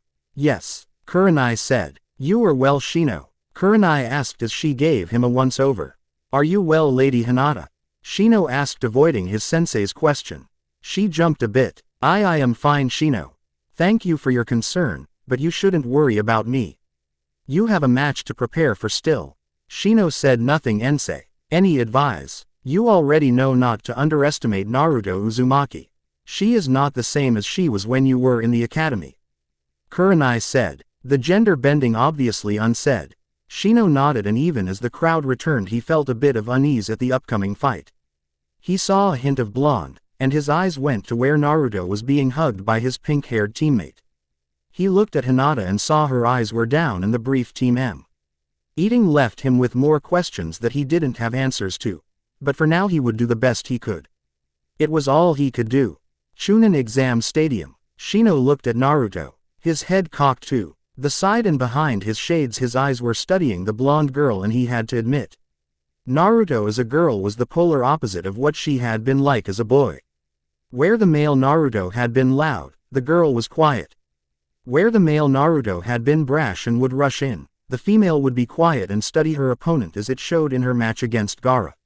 Stare hard enough, Shino, and you'll give me a complex. Naruto said, crossing her arms under her cloak. I'm trying to figure you out, Naruto. Shino said. Yeah, when you do, let me know, because I'm still trying to figure myself out. Naruto said with a teasing grin. Shino swallowed and dipped his face lower in the raised collar of his jacket. He wouldn't admit it out loud, but this new Naruto had gained his attention, not only in her behavior. But his father laughed when he admitted to him that he found her attractive. Let's have a good fight, okay? Naruto said to him. Shino nodded. Genma had been giving them their instructions and finally ordered the fight to begin. From Shino's sleeves rushed thousands of Kikai bugs. Naruto shook her head and dropped several smoke bombs. Shino's first few bugs hit the smoke and fell to the ground. Pesticide. The Aburame heir said. It's not lethal. They'll be fine in an hour.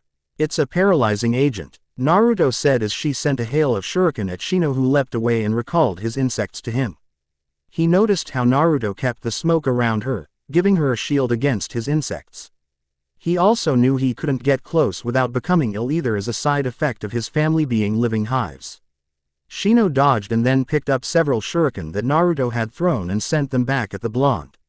He watched as she wasted little movement in dodging, and it told Shin. Oh, that the blonde's training had been stepped up drastically to fix the mistakes from the academy that he'd noted when she had been a he.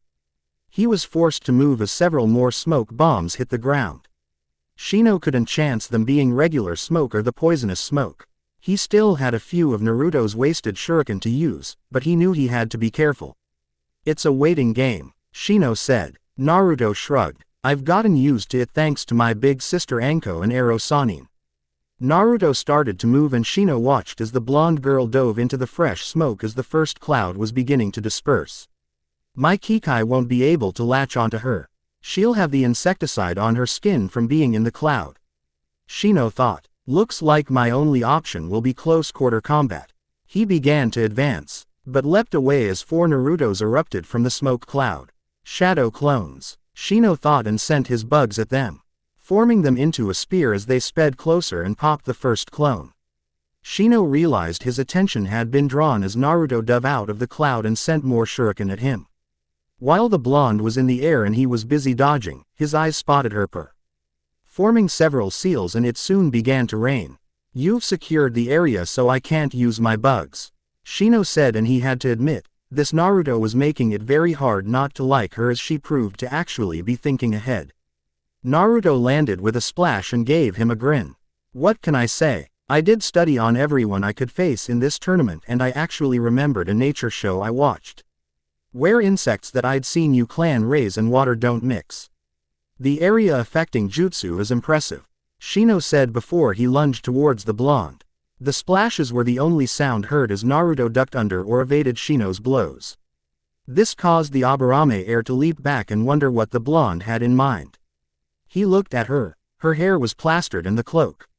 Wait, her cloak looks impervious, Shino thought as he blinked behind his shades and avoided a leaping sidekick from Naruto. She landed with a splash, and the water didn't seem to slow her down as she spun on her hands. First with a leg sweep, and then she was in motion doing a handstand and spinning around, her legs lashing out quickly. What style is this? Shino questioned aloud. Naruto spun and connected with a rising uppercut that connected with Shino's chin, and he flew through the air and landed with a hard splash. You like Ero Sanin taught it to me. She rushed towards him and Shino did a back roll to his feet and tried to block. But Naruto started to weave and he saw it was part of that strange style she was using. He managed to block a lot of the hits, but then he missed it as Naruto spun and threws her fist at him and he felt like he'd been kicked in the gut by a mule as he went flying backwards. I know she didn't hit me, what was that? He thought and knew he didn't have the chakra to stop the rain. He was currently piecing together scenarios that were left open to him and realized that with the current conditions he had no other choice. Proctor, I yield, Shino called out, and Naruto's fist stopped an inch from where it would have connected with and most likely broken his nose. You're giving up? Naruto asked, looking around her fist. Shino nodded and watched as the blonde pouted. Why? Under these conditions I have no alternative means of attack, and in the next 5 minutes with your new taijutsu style I would have been defeated, Shino said. Spoil sport. Naruto pouted and cancelled the monsoon. Shino blinked at how easy it seemed to her. You must have large chakra reserves, he muttered. Naruto grinned and opened her cloak and cupped her breasts. Why, Shino? How kind of you to notice. Shino proved at that moment he was male as he exploded backwards, propelled by the twin jets of blood from his nose. Winner. Naruto Uzumaki. Genma's voice cried out and the arena came alive. The blonde pouted a bit, then raised her arm and waved, not to the crowd but to Anko, who she could hear over the crowd, and to those who mattered to her. Sakura, Hinata, Tsume, Jiraiya. Naruto smiled as Eureka had rushed to the arena floor and barked as she bounced around her, cheering in glee at her companion's victory. Naruto's gaze went to the cage box and saw the Hokage looking at her. The old man gave her a soft smile while clapping and he nodded his head. She understood the message. Job well done. Surprising end there, Hiruzen said, looking at the cage. The veil-wearing cage was silent for a bit. I admit it is surprising, the cage said, his voice nearly a hiss. I must be going. I have been away from Suna long enough. The cage stood. You don't want to wait around for the promotion recommendations? Hiruzen asked. No, send them by courier. Hiruzen watched the cage go and shook his head. Ibiki. The man stepped from the shadows. Report. The Sun. An Oto representatives pulled out of Konoha before the beginning of the final round. We intercepted a courier that had the message to abort. Hiruzen nodded. It seems my former student changed his mind with the death of Gaara. Jiraiya's spy network had been hard at work since the events in the forest, and Konoha was ready for the invasion. What should we do, my lord? Ibiki asked. The Hokage looked at the arena and smiled. For now, keep an eye on things in Suna. And the girl? The Hokage looked at the head of his Anbu and interrogation departments. You can be the one to talk with Anko. Ibiki's face fell. I wish you the best of luck, the Hokage said with a grin, and Ibiki wanted to say the words ut. He bowed his head knowing that those were words one didn't say to one's leader. Naruto wasn't sure who reached her first, Anko or Sakura. The squeeze of being hugged by both while they shouted about all they'd seen. Anko released him and this allowed Sakura to readjust her own grip, and Naruto found she didn't mind as she leaned into Sakura's strong grip while Anko was crowing about how her little sister won the whole damn exam. The blue-eyed blonde found her gaze going to the ill box and the discussion going on there. Sakura felt her tense. What's wrong? The council. They won't let me advance, Naruto said, her bangs covering her eyes with shadow as she looked down. What? Why? Sakura asked and looked to see the heated discussion taking place in the council's box. Anko gave a growl. They can't deny you advancement. You showed qualities looked for in a chunin. They don't pass you, they better have a damn god reason. The snake mistress hissed like one of her serpents and narrowed her eyes at the honorable counselors of Konoha. Don't worry about it, brat. Jiraiya said. Hinata and Kiba were over by Shino consoling him in his loss, and they were the only ones on the field other than Naruto and those important to him. The old man will put them in their place. You think so, Ero Sanin? Naruto asked, not looking up. They've gotten away with so much over the years. Trust the old man, kid. Jiraiya's own gaze on the council didn't assure the blonde girl. The Hokage stood. Ladies and gentlemen, honored guests and friends. The Hokage's voice carried to all points of the stadium. This year's Chunin exam has come to an end, and congratulations to Naruto for winning. Promotions will be handed out later tonight in a private ceremony. There was some muttering as the crowd wanted to be part of this, but it was something private that the Hokage refused to let just anyone in. He wrapped up his speech thanking the crowd and informing everyone that the next Chunin exam would take place in another year. He's pissed, Jiraiya said. About what? Naruto asked. The Toad Sage said nothing. He had an idea, but his apprentice didn't need to worry about it right now. Sakura dragged Naruto along and Anko followed, both promising Naruto ramen, and that helped cheer the blonde up somewhat. Jiraiya's eyes met those of his former teacher and they shared a nod. Hell is coming, Jiraiya thought, and the excitement of the Chunin exams was about to give way to something far more dangerous. I just hope the brat is ready for what's coming. The Sanin thought as he looked over his shoulder. And I pity anyone that tries to harm her. Her pink-haired friend hits like Tsunade. He felt a twinge, not to mention that little Hyuga girl. Jiraiya didn't even want to think of his talk with Anko. I hate snakes, he thought as he remembered her threat to him, and knew his talk with her later wasn't going to be pleasant.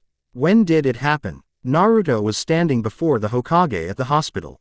It was an hour after her victory, and she looked at the sheet cove. Red body of the red-headed boy she'd fought only hours ago. During the intermission, Anbu found his body outside the walls. A mixture of poisons and seals on his body, along with the decapitation which we believe was the killing blow. Hiruzen said sadly. He had Anko bring the blonde to him and told him what had happened when she had asked where the Sunanin were staying so she could check on the sand user. There was sadness in Naruto's eyes that stabbed the Hokage worse than any blade. He was so scared and alone. When I fought him, he wasn't even trained. Without his sand, Naruto's blue eyes looked back at the room. Have his teammates and sensei been informed? The Hokage sighed. They left, which means they know what's already happened to the boy. Gaara, Naruto said. What? His name is Gaara. She looked at the Hokage. And before Orochimaru fucked with me, I could have been him. The Hokage had nothing to say to this. What now, Gigi? Naruto asked, her elation at winning. The tournament dampened with the death of someone she wanted to know. We continue living, each day to its fullest. The Hokage said, putting a wrinkled hand on the young blonde's tanned shoulder. You have a ceremony to get ready for. The Hokage said after several minutes of quiet. Come to my office at 7 tonight. Naruto nodded and followed the Hokage out. She looked back at the morgue. Goodbye, Gaara. I think we could have been friends. I hope you find peace and happiness in Kami's embrace. Naruto exited the morgue and the Hokage sighed. For one so young to understand so much. You are growing into a fine person. One I am happy to know. Anko's apartment. Sakura laughed at the face her blonde teammate was making. Not happening. Bu Naruto. Sakura tried again. No. Naruto had a turn to find Sakura there with a battle dress. It's even got orange. Sakura tried. I don't care if it came with a lifetime supply of ramen. I'll wear a dress on a date if I have to. But I will not do it outside of that. Naruto crossed her arms under her breasts. She had removed her mesh top and was wearing a sports bra. But it's a ceremony. Sakura tried. She looked at Anko, who raised an eyebrow. Your sister wears a skirt. She tried after looking at Anko for a moment. Kurenai-sensei wears a battle dress. And I'm happy for them.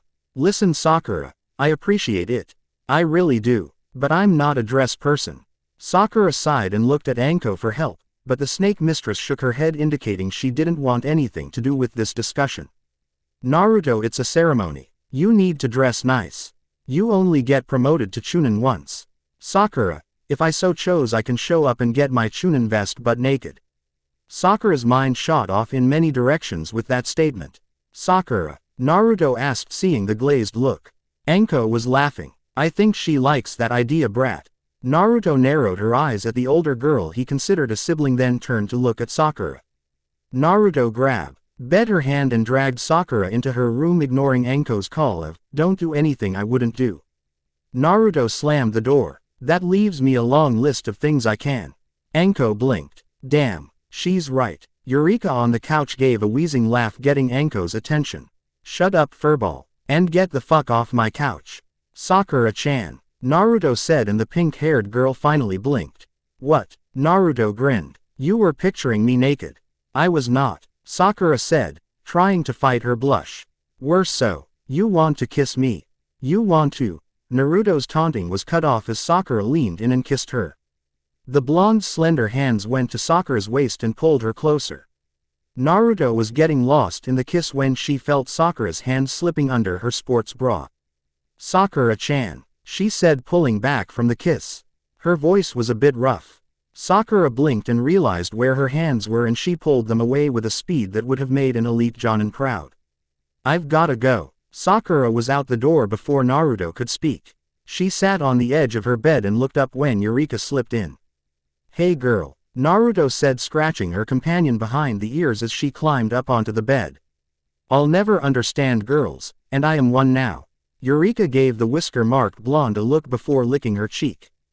Thanks, Steets. Sakura was mortified. Why did I do that? She thought. I mean, I've been interested in Naruto ever since he became a she. Sakura had been confused about her blonde teammate ever since the blonde's transformation, and Sakura knew that she was attracted to her. But she's got so much going on. She doesn't need me messing around with her. Cha, are you stupid? Inner Sakura howled. Get back there and get some. Naruto's been interested in us for years, and now, man, that kiss. Inner Sakura seemed to be remembering the kiss and where Sakura's hands had ended up. It doesn't matter. Naruto made Chunin. We won't be around one another as often. Sakura reasoned. Sakura frowned. Hinata did want Naruto, and it Daihei Hyuga heiress that the blonde she had been crushing on went from male to female. And let's not forget Flower Girl. Inner Sak. Ura said in a certain tone that had Sakura clenching her fist as images of the dancing they did during the month between the finals and the preliminaries. But maybe you're right. I'm sure Ino and Hina will enjoy teaching Naruto about being a woman in all ways. Inner Sakura fired off. Sakura spun on her heel and stormed back towards Anko's apartment. She opened the door without knocking and stormed back to the blonde's room. Anko, who was sitting her favorite chair with ice cream cup, blinked. Hey. There is a thing called knocking. Sakura didn't respond as she opened and closed the door to Naruto's room with a slam. Anko shook her head. Teenagers. So the drama. She licked her spoon and saw she still had some ice cream. Ah, cookie dough, what would I do without you? Naruto, who was stretched out next to Eureka, lifted her head when her bedroom door banged open. Eureka, with a keen survival sense, left her spot on the bed as Sakura slammed the bedroom door shut. Sack. Naruto was pulled up by her bra and Sakura once more slammed her mouth onto Naruto's. It was demanding, it was filled with passion, and it was a statement of claim. Naruto grabbed Sakura and flipped her over so she landed on the bed. Neither stopped kissing for a bit, and when they did separate, they were gasping for air. What brought this on? Naruto asked. Sakura's emerald eyes looked into the blonde's blue eyes. I made a choice. I was on my way home and it hit me. I couldn't stand seeing you with anyone else. Is this that possessive thing? Naruto asked. A bit, but in the last month, you've been driving me crazy. It took an argument with myself to see that Naruto covered Sakura's lips with a slender finger. You're being competitive, Naruto said, seeing the look in Sakura's eyes. You got the same way when you and Ino fought over Sasuke. Sakura saw the pain in the blonde's eyes and she remembered what Anko said to her that night they went to Enchanted. Give me time, Sakura, Naruto said softly. She looked down at the pink-haired girl. I'm still figuring myself out. Naruto slipped from the bed, leaving Sakura to lay there and think some more. Anko looked at the messenger. And this came from the Hokage himself. Anko asked. The messenger nodded. He said to tell you the word today is miso and then that you would understand. Anko nodded and closed the door. Naruto and Sakura were looking at her. The pair had come out of the blonde's room and were now on the couch. What's that about? Naruto asked. If any orders concerning you come from the Hokage, they are to be verified by the daily code word. Anko said. Miso. Naruto raised a slender brow. Anko ignored her and opened the scroll. She read the message and sighed. The award ceremony has been moved to the council chamber. The snake Jonin said with a hiss that would have made her summons proud. Naruto sighed. Figures. Don't worry, brat. The Hokage isn't going to let them pull any shit. You earned your fucking promotion winning the whole damn tournament. Naruto sighed. Now then, let's get going. Knowing those bastards, they'll try and move the ceremony ahead next. Come on, Eureka-chan. Naruto called out, grabbing her jacket and slipping over her mesh shirt and sports bra. Anko shook her head. Nai-chan's right. Naruto is picking up my bad habits. The snake mistress thought. Council chamber. Anko had been right, as the council did try moving the time ahead. Thankfully the Hokage that idea down hard. Naruto looked at Sakura, who went to a place in the gallery with the others. The Whisker Ma. Rked allowed her eyes to see who else was being promoted. Shikamaru was a surprise. Her eyes went on and noted only Shino was there from the Konoha group. It seems like the other villages are going to keep their promotions to themselves. Naruto thought about a friend that wouldn't be promoted. I really think Gaara and I could have been really good friends. She thought sadly, hearing how the red head had died hours ago. Naruto. Shino said in his flat tone. The blonde smirked. Ah, Shino-kun, don't be that way. Naruto said teasingly. The Aburame seemed to shrink into the depths of his jacket. Naruto turned. Hey Shika, I thought you had to put effort into passing. Shikamaru sighed. Apparently I showed a sound tactical mind. The Nara heir explained from his slumped position. Alright, settle down. The Hokage called to the gallery where friends and family were watching on. Naruto noticed there were people who were neither of these and had a feeling the council was setting something up. They're up to something, Hiruzen Sarutobi thought. He hadn't heard of the location change until it was far too late to do something about it. Now then, we're waiting for one more Lord Hokage. One of the council members said, and at this the Hokage's bullshit detector went to red alert. I am afraid you are misinformed. The Hokage said. The other villages have decided to do their own award ceremonies. This is all there are for promotion amongst the Konoha genin at this time. The council shared smug looks, and when the doors opened, Naruto's growl wasn't the only one filling the chamber. What is the meaning of this?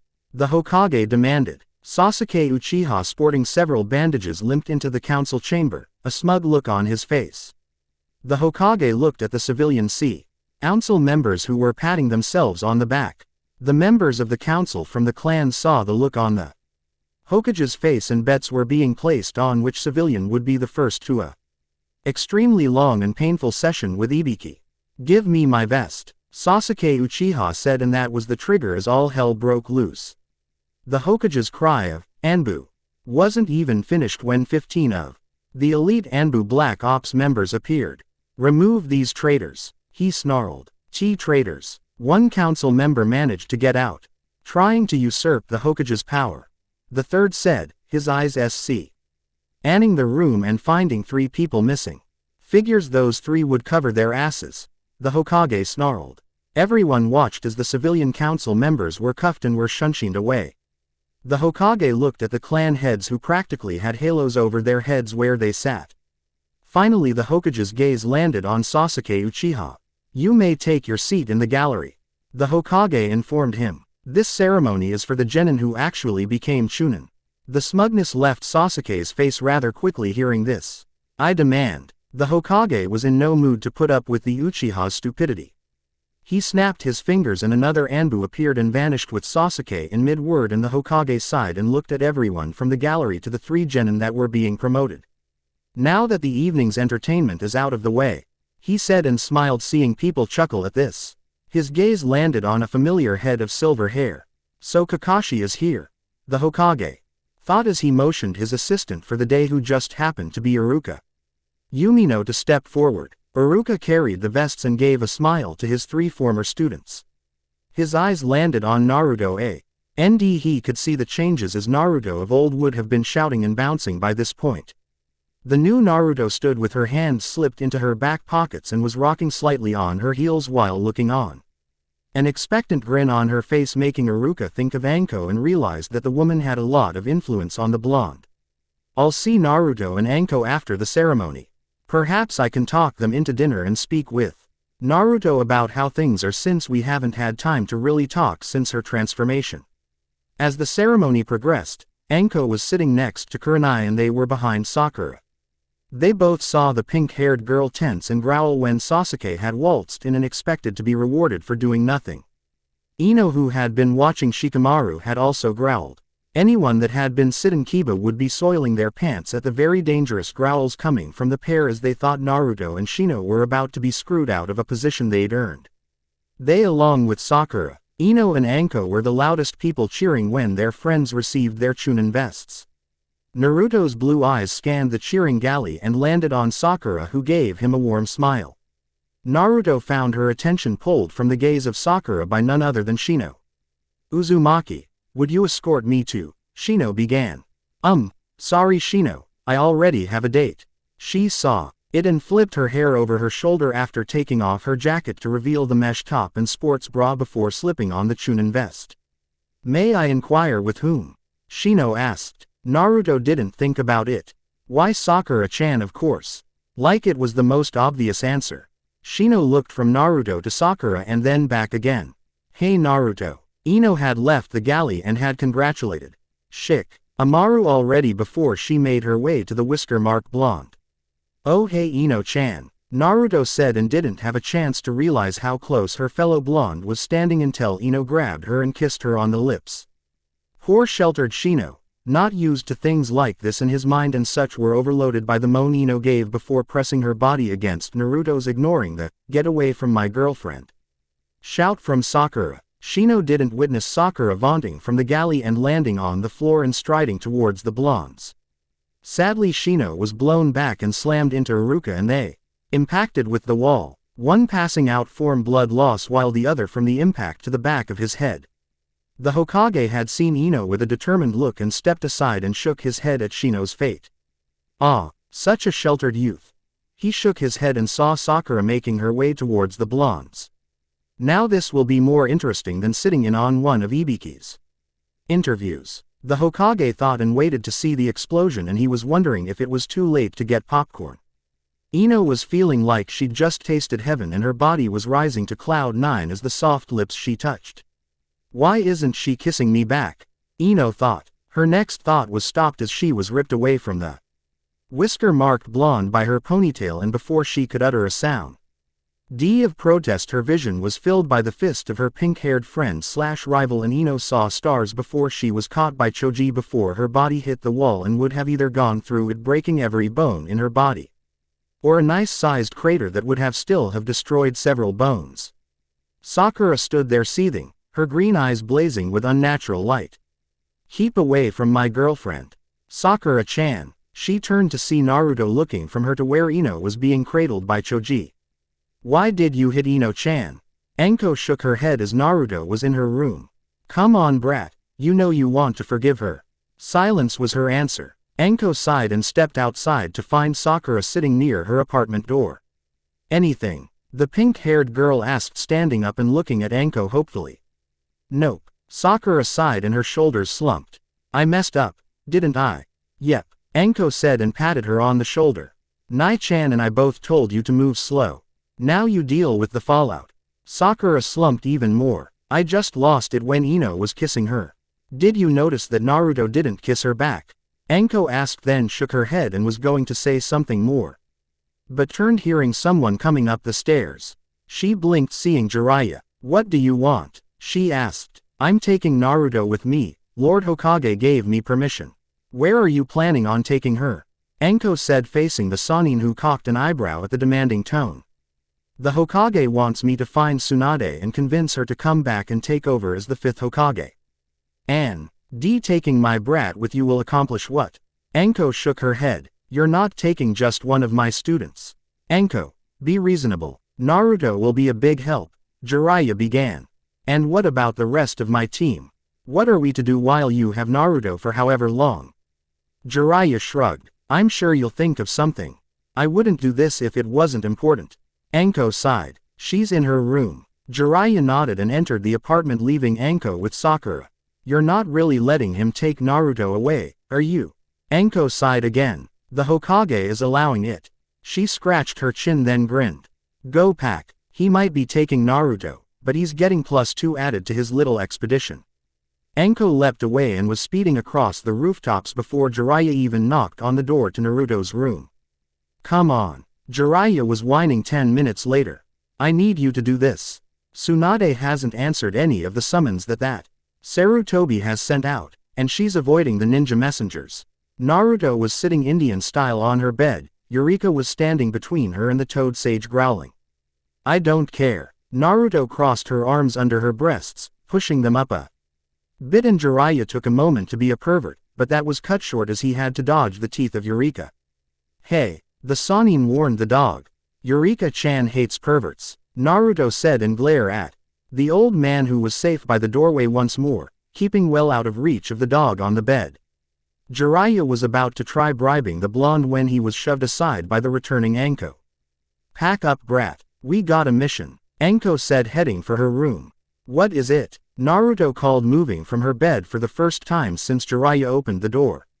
We're to escort some old pervert as he looks for a friend. It's going to be S-rank pay. I told Pinky to meet us at the gates. Jiraiya gasped as Anko came out of her room already with a bag packed. She gave him a snort. You just don't know how to handle her. Anko answered the unasked question. Naruto grabbed a pack she had set aside for missions. Eureka-chan. No dogs. Jiraiya said. Eureka-chan isn't a pet, she's my partner. Naruto argued as she slipped on a black jacket. One you haven't spent a lot of time training with. Anko said. While you two have done some, I think it would be best if Eureka stayed with the Inuzukas for this mission. I promise some training time when we get back. Naruto pouted and her and the dog made similar huffing sounds. Fine, Naruto said, and as she passed Jiraiya she kicked him in the shin hard. I'm taking Eureka to Sum and Hana. She stormed away, dropping her pack by the door. Meet us at the gate. Jiraiya called out, getting a half wave back from the blonde before the door closed. He rounded on Anko. What is the meaning of this? He demanded. Don't give me that shit. Sarutobi told you to take Sakura and I with you when you took Naruto. Anko snapped back and not looking very pleased. He was rather surprised when I asked about a joint mission to make sure my student was safe. Naruto's not your student any longer. She's a chunin, Jiraiya said, crossing his arms. Anko's low, okay promised pain as she stepped towards him. You listen to me, mister. High and mighty Sannin. That girl has been through more than any 10 jonin with decades under their belts. She might have made chunin, but I'm still fixing the shit Kakashi. The academy and the thrice-damned villagers and council have done to sabotage her. You might have taught her a lot in the last month, but there are things she doesn't know, and they are basics that she should have been taught years ago. You're having her run before she learns to walk. Jiraiya frowned. I didn't notice anything wrong while we were training. She picks up things quickly, even without the shadow clones. Anko sighed. And she's still getting used to being female. Do you really want to be on the road with her alone when she has questions and or problems? Jiraiya shuddered as he remembered being on the road as genin with Tsunade. I see your point. I'll see you at the gate. Anko smirked as she grabbed Naruto's bag and smirked. On and one pervert will be failing. Thanks for this, Naruto said as she hugged Eureka. Pervy sage refuses to let me take Eureka-chan with us. Hana smirked and looked at her mother. I think I know why. Naruto saw the feral look on Sum's face as she saw on the steps that went to the house. Do I want to know? The blonde asked the woman who helped her when she was younger. I caught him peeping on me during a private moment in the hot springs, so I covered him with attraction scent and let the male dogs out for the night. Naruto fell backwards, laughing at the images that went through her mind of what happened to the toad Sannin. Eureka gave a bark and licked her face, and Naruto became serious once more. It's not fair. We only got some training done. Stupid. Pervy sage and looking for his hag of a teammate. Sume raised an eyebrow. You're going after Tsunade. Naruto nodded. I guess. Anko and Sakura are coming along as well. She said, petting Eureka once more. I'll look after her brat. Sume said. You'll be back in no time and then we'll go over some drills. Naruto smiled and stood, her hand still on Eureka's head. Hey, Naruto. All three turned to see Kiba hobbling towards them, still using the cane. Kiba, Naruto said. So I hear you've got Ino and Sakura sniffing around. I can help you with that, you know. And as Kiba said this, he had closed the distance and just managed to get his arm around Naruto's shoulders. The whisker-marked female didn't even give him the satisfaction of 3 seconds before her hand went down and Kiba went to the ground, his hands cupping his abused nuts. Don't ever touch me again. Naruto growled and Kiba could only whimper. Naruto looked at Hana and Sume. Thanks for watching, Eureka-chan. I'll be back as soon as I can. She stormed Awa, why ignoring the whine from Kiba at his abuse. Hana crouched over her little brother. You keep pissing her off, bro, and she's going to make you an it. I think she already did. Kiba whimpered. Ice pack. Get it yourself, Hana said as she went to prepare a place for Eureka to sleep. You know, pup, I thought you were smarter than that, Sume said. Eureka walked over to Kiba and squatted. The inn. Uzuka male couldn't move as the dog gave her opinion on Kiba's attempts to woo her mistress by peeing next to Kiba's head. Good girl, Sume said, tossing a piece of cold bacon. Come on. Sume stood, and shaking her head led the dog away from Kiba, who could mostly groan at the pain he was in. Yamanaka residence, I'm sorry. Sorry, can't hear you, Ino said, keeping the door between her and the pink-haired girl on the other side. I said I'm sorry. I overreacted and, Sakura tried to explain. And you went psycho, and look at me, Sakura. My cheek is swollen, Ino snarled. I'm sorry. Sakura tried again. What do you want, Sakura? I wanted to apologize before we left. We're going on a possible long-term mission and I didn't want to leave things like this. Not like what happened over Sasuke. Ino finished with a sigh. All right, forehead. I'll be her friend then. Ino gave a grin with even the swollen cheek meant mischief.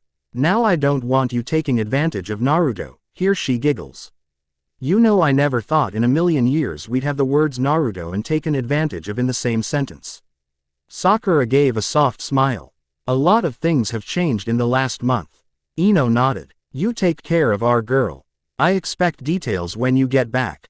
Sakura huffed. So am I forgiven? She asked. Ino opened the screen door and stepped out to give Sakura a hug. Of course I forgive you. This time. Ino stepped back. You mess up and I'll be there for Naruto to cry on my shoulder and be there to pick up the pieces. Sakura snorted. You'd need to move faster than Hinata. Ino blinked. Hinata. Naruto was nearly to the gate when someone stepped out of the shadows. Hinata. Hello, Naruto-kun. Do you have a moment to talk? Hinata said this, and while there was no stutter, her fingers were pressing together in ways that meant she had to be double-jointed. The whisker-marked blonde looked uncertain, but she knuckled up.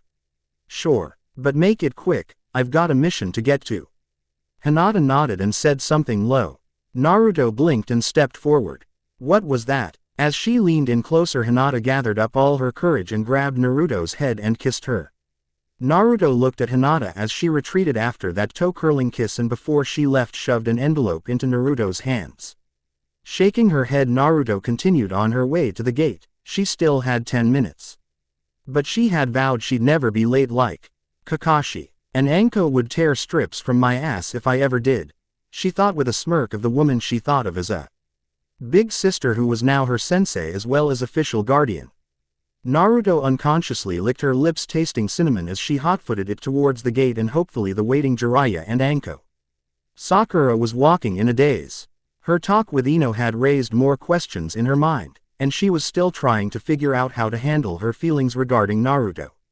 I don't know what I'm thinking, but ever since the forest during the second part of the exam, I feel so different for Naruto. I know now I don't feel anything for Sasuke. I can't believe how he spoke to her. Sakura so lost in th. Odd didn't realize that she was at the gate until Naruto's hand on her arm made her jump. Geez, Sakura, you were like a million miles away. You okay? The voice was softer, but as she heard the word DS, Sakura wanted to mentally lobotomize herself. I'm fine. Just thinking on something Ino told me. She gave the blonde a fake smile and looked as she looked away. I was a fool for not seeing it before. Ino. Kami, what am I to do? I've fallen in love with someone I don't deserve. Anko-sensei is right. I need to give Naruto space to get used to who she is and who she can no longer be. And I need to clear my own mind before I pursue her. Closing parenthesis. All right, brats, Anko said, slinging her pack over her shoulder at the same time tossing Naruto's at her. Saddle up. Anko signed her team out with the gate guards. They'd gone 20 feet before. Sakura asked, "Where's Master Jiraiya?" Anko sighed. "He's waiting a couple miles ahead. Or he better be," Anko added with a growl. They took to the trees quickly. And Anko kept checking on Naruto and Sakura with a backwards glance. I don't like this. It's too soon to be pushing her like this. Kami, it's only been a month since the change. I swear if the old perv RT does anything to upset her in any way, he'll get a snake enema. Sakura was keeping pace with Naruto, her green eyes studying the blonde who was leaping, and at the same time she was making hand signs that Sakura didn't know. Naruto, what are you doing? Sakura asked. Practicing sign language. Anko started showing it to me as a way to communicate when it's absolutely needed to be silent on a mission. Sakura watched for a bit. See, could you teach me? Naruto looked at her slender hands and Sakura thought for a moment she would refuse. Sure. Anko ahead smiled. Konoha. Ino looked up from WHER. She watching the counter of her family's store. She rushed out the door. Hinata, wait a moment. She called out. Hinata, who had been on cloud 9 since kissing Naruto, turned and saw Ino coming towards her. Her mind screaming that this girl was trying to steal Naruto.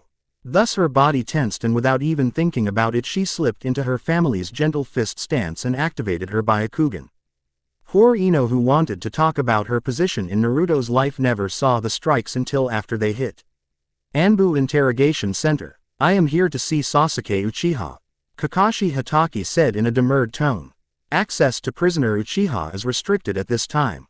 The blank-masked Anbu guard said. Kakashi blinked at this. Prisoner. He's incriminated in several acts of treason with the civilian council members. The second guard said. Kakashi. The Jonin turned to see Ibiki standing there. You need to go. I want to see my student. Can't really believe. He's confessed his involvement, Kakashi.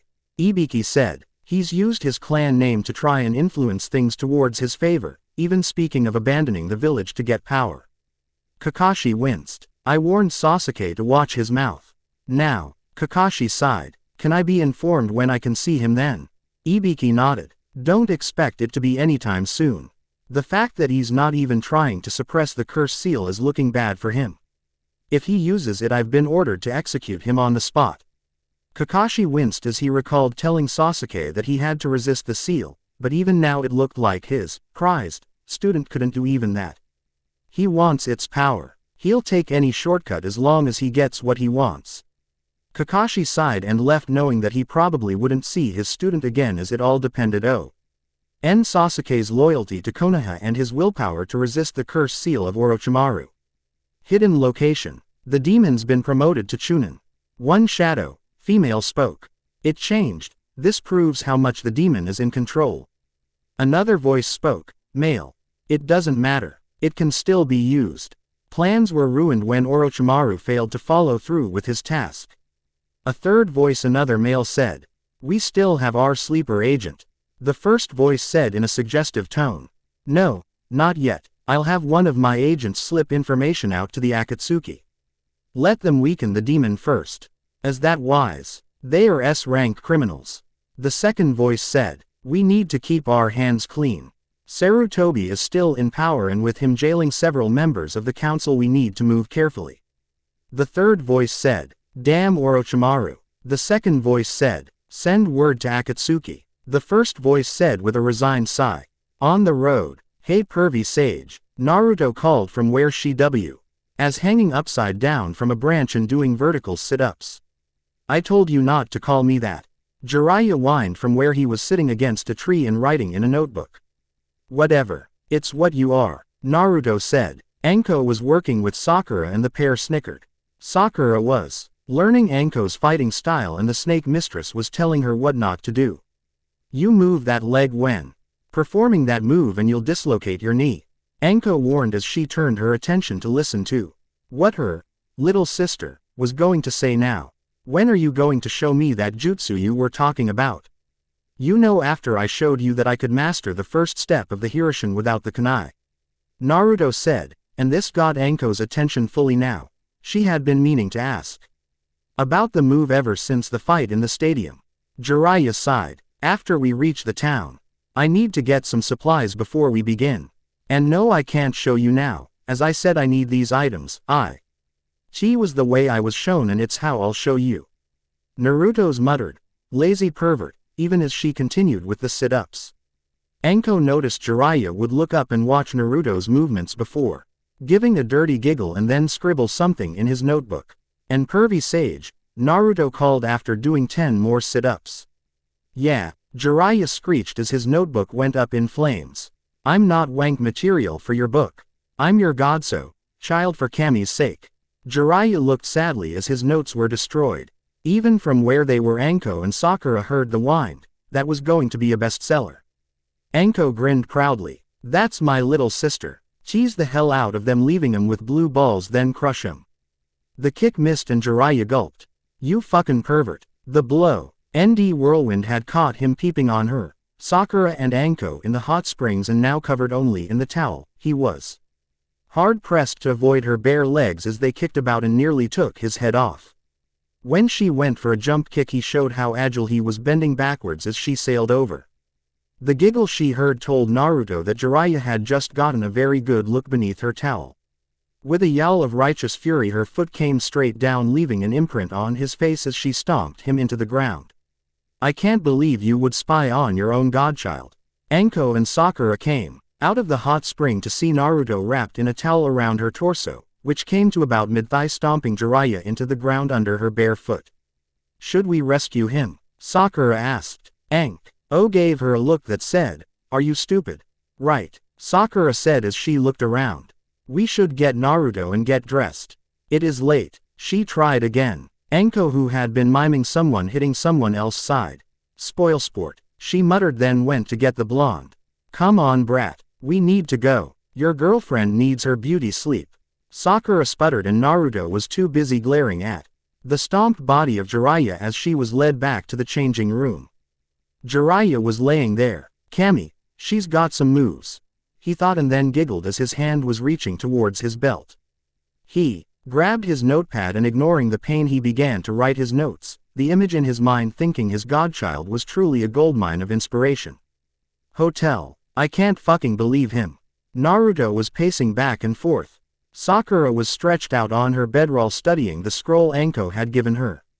Naruto. The blonde ignored her while continuing to rant about a perverted Sanin. Anko had PPED out to get food, telling the two she'd be back soon. No hanky-panky, and if you do, I want videos, Anko said before leaving, with her laughter echoing even with the door closed. Sakura sighed and looked up when there was a knock at the door. Naruto. Door. She tried, but the blonde continued to ignore her and continued her rant. Sakura sighed. Anko-sensei probably forgot her room key. She mewed, slipping past the blonde, who spun and went the other way. Took you long enough, sensei, Sakura said as she opened the door and froze. Sasuke, she said, and then shook herself at the obviously older version of her former teammate, cocked an eyebrow. Sorry, thought you were someone else, Sakura said, and it was then she noticed the giant swordsman next to the obvious Uchiha. Can I help you? Give us the Kyuubi brat and we'll let you live. The swordsman spoke, and Sakura took note of his features. What the hell is he? She thought, and then shook herself. I think you have the wrong room, she said, and started to close the door. The scale-faced swordsman put a hand on the door, preventing it from shutting. We're here for Naruto Uzumaki. Give him to us or die. There is no one here but us girls, Sakura said, and pushed on the door, trying to close it, but the bigger man had height and weight advantage. It was then that the Uchiha looked in and sighed. She's telling the truth, Kisame, he said, spotting the still pacing blonde girl with her hair in a topknot. Grr, I think we should kill your informant, Kisame said, and stepped back and stormed away. Sakura sighed. Sorry to intrude, the Uchiha said. And tell Sasuke when you see him that his brother wants him to get stronger. With that the Uchiha turned. Sakura took note that they were both wearing cloaks with red clouds. Weird. She decided making a mental note to talk to Anko when she returned and thanked Kami that the strange men didn't know about Naruto's transformation from male to female. They gave me bad vibe. Like Orochimaru did during the Forest of Death portion of the exam. Sakura thought with a shudder. Who was at the door? Naruto asked. Wrong room. Sakura said, deciding the blonde didn't need to worry about this as well. Jiraiya had knocked the woman they used as a decoy out and had been ready to intervene when the pair left and the door to the room shut. What the? He was confused by their reactions. His spy network was never wrong. They told him that they were coming for Naruto. What the hell did Naruto and Sakura do? He pondered a moment, then slapped himself. They are looking for Naruto. A boy Naruto. They aren't looking for a girl Naruto. Jiraiya saw Anko coming up the stairs and he shushed on Itachi Uchiha and Kisame until he was certain they were gone. Sake bar. I don't get it. 3 Konoha nins are traveling with Jiraiya and your informant said that the Kyuubi brat was with the Toad Sage. Kisame said, drinking his sake. Itachi Uchiha, the S-rank Konoha criminal. Liste D for murdering his whole clan, looked at his green tea and sighed. Itachi was concerned because his informant was wrong. Kisame was gripping about following a bad lead. I mean seriously, how many whisker-marked blondes are there? Itachi paused mid-motion as he was about to sip his tea and his mind flashed back to the pacing girl in the room. He put his tea down and rose. We've been tricked. Aki said in his monotone voice, and Kisame was actually forced to run in order to keep up with his longtime partner. Jiraiya, who had been across the street, cursed and leapt after the pair, hoping he wasn't too late. Damn, Uchiha put it together. Naruto ate her dango quietly. She complained that Anko hadn't brought ramen, but when the snake mistress said that the ramen stand didn't smell right, Naruto believed her. After the food arrived, Sakura had pulled Anko out into the hall and spoke to her. The pair returned to see Naruto with 12 empty skewers. Anko's eye twitched. Was that my dango? Nope, came the blonde's answer as she bit another dango ball off the skewer. Anko's eye twitched again. Those are mine. She leapt to attack and caught a barefoot to the face. Suck it, Naruto yelled. Sakura shook her head at the behavior of her sensei and teammate. They really are siblings, she thought as the door exploded off its frame behind her. She flinched, and when the smoke cleared, flinched seeing the Uchiha standing there. Hello Naruto-kun, I think it's best if you drop the disguise and come with us, Itachi Uchiha said, his Sharingan eyes blazing as they focused on the blonde who was being straddled by Anko. The two frozen in their war for the dango. So not good, Sakura thought, and readied herself for a fight she knew she couldn't win, but she was damned if anyone was taking Naruto from her. The remains of the second floor were testament to the battle that had just finished.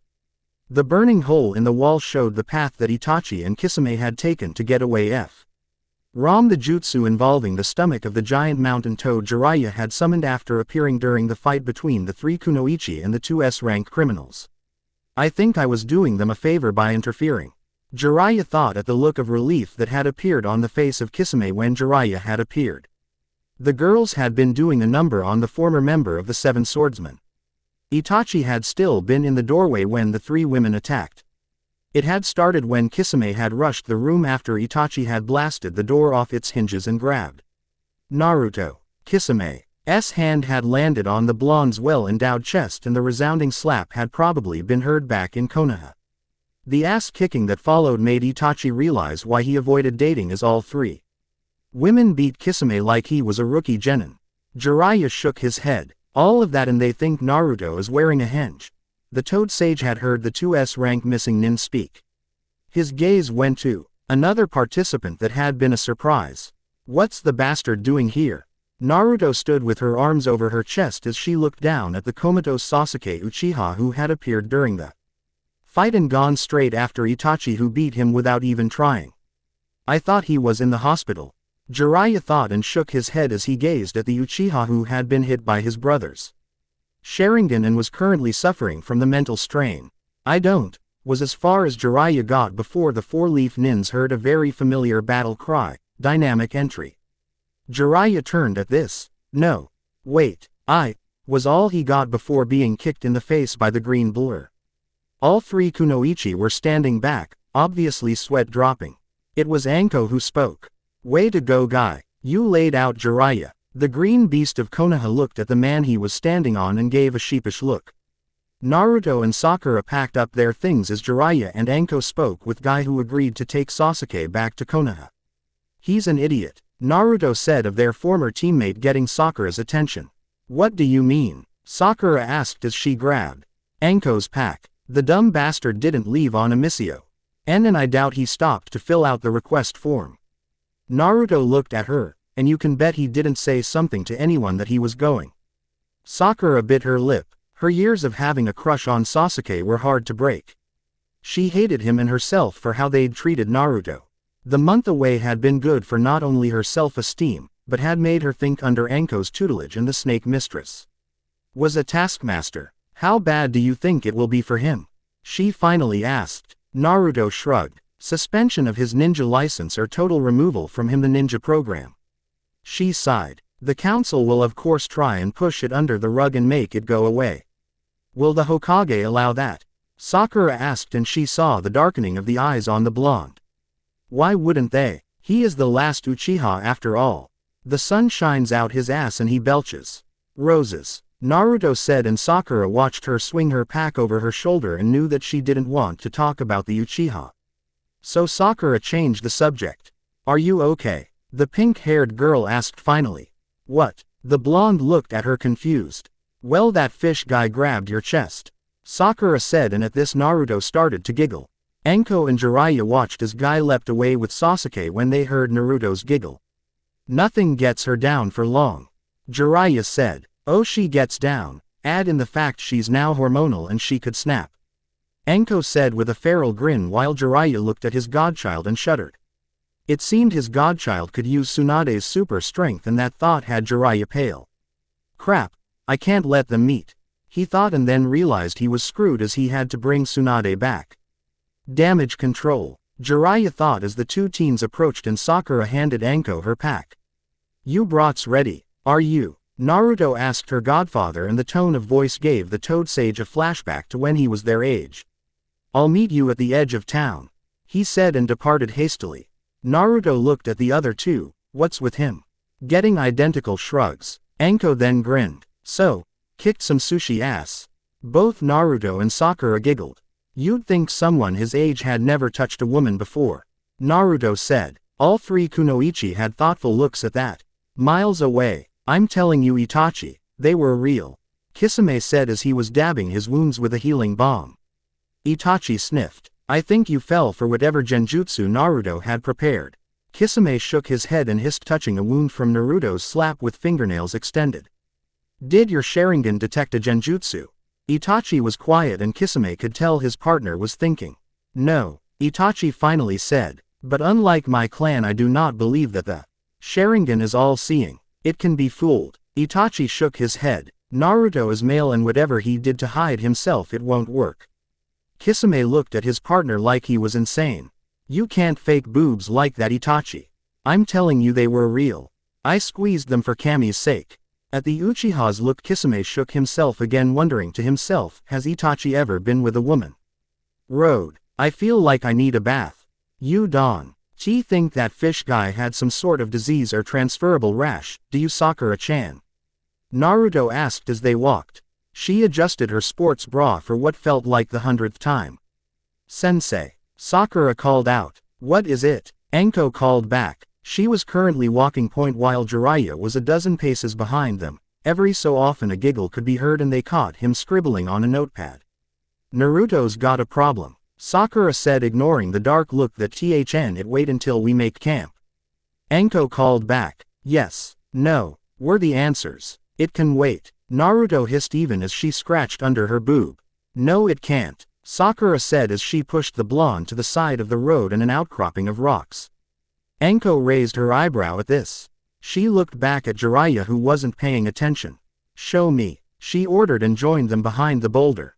I am not showing you my boobs, Naruto said. A lecherous giggle had all three look around and then up to see Jiraiya perched on the boulder with his pad and a pen in hand. What? He asked when all three women finally noticed him.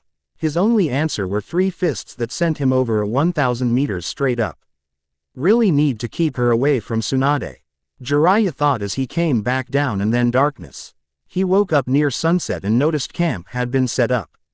He looked around and spotted Anko. Where's the Gaki? He asked. Fishboy gave her a rash. Luckily we had some creams packed and she'll be fine by the morning. Sakura's washing the clothes after we put the medical cream on Naruto's breasts. Don't make me summon a snake to bite you. Anko said, the last seeing Jiraiya scribbling in his notebook. But it's pure gold. The toad sage whined. Anko growled. It's your godchild. In her tent Naruto laid topless, lost in thought. She looked up when a high-pitched squeal told her that Jiraiya was awake. Not for long if he's pissed off Anko. Naruto dozed, wonder when they would find Tsunade and what she was like. Just a peek. Pig. Three voices answered the first. The first being male while the answering three were female. Annoyed females at that, the guard thought as the group approached the town gates. The man who had been planted deeply into the road appeared before him. Hello my good man, what a lovely day it is. The guard blinked seeing the white-haired man appear before him without a scratch. I am Jiraiya and these are my lovely companions. Jiraiya waved a hand to the three women who looked ready to pound him again. Jiraiya with rapid talking, a sleight of hand that found the GU. Ard 50 Ryo richer and they were through the gate. Why did you do that, Ero Sanin? Naruto asked, looking at the look the guard gave them as they passed. And what did you say to him? Sakura asked. Under the guard's gaze she felt like she needed a long soak in acid just to feel clean. I might have told him you three are my, well, here Jiraiya was looking nervous. The old fart told him we were his pleasure girls. Anko cut in. I told him that you were newly acquired and that I needed to get you proper outfits. What do you mean proper outfits? Naruto asked with a scowl on her face. Anko answered with a scowl on her face. He's going to dress us like traveling pleasure girls. Jiraiya shivered at the fiery eyes aimed at him.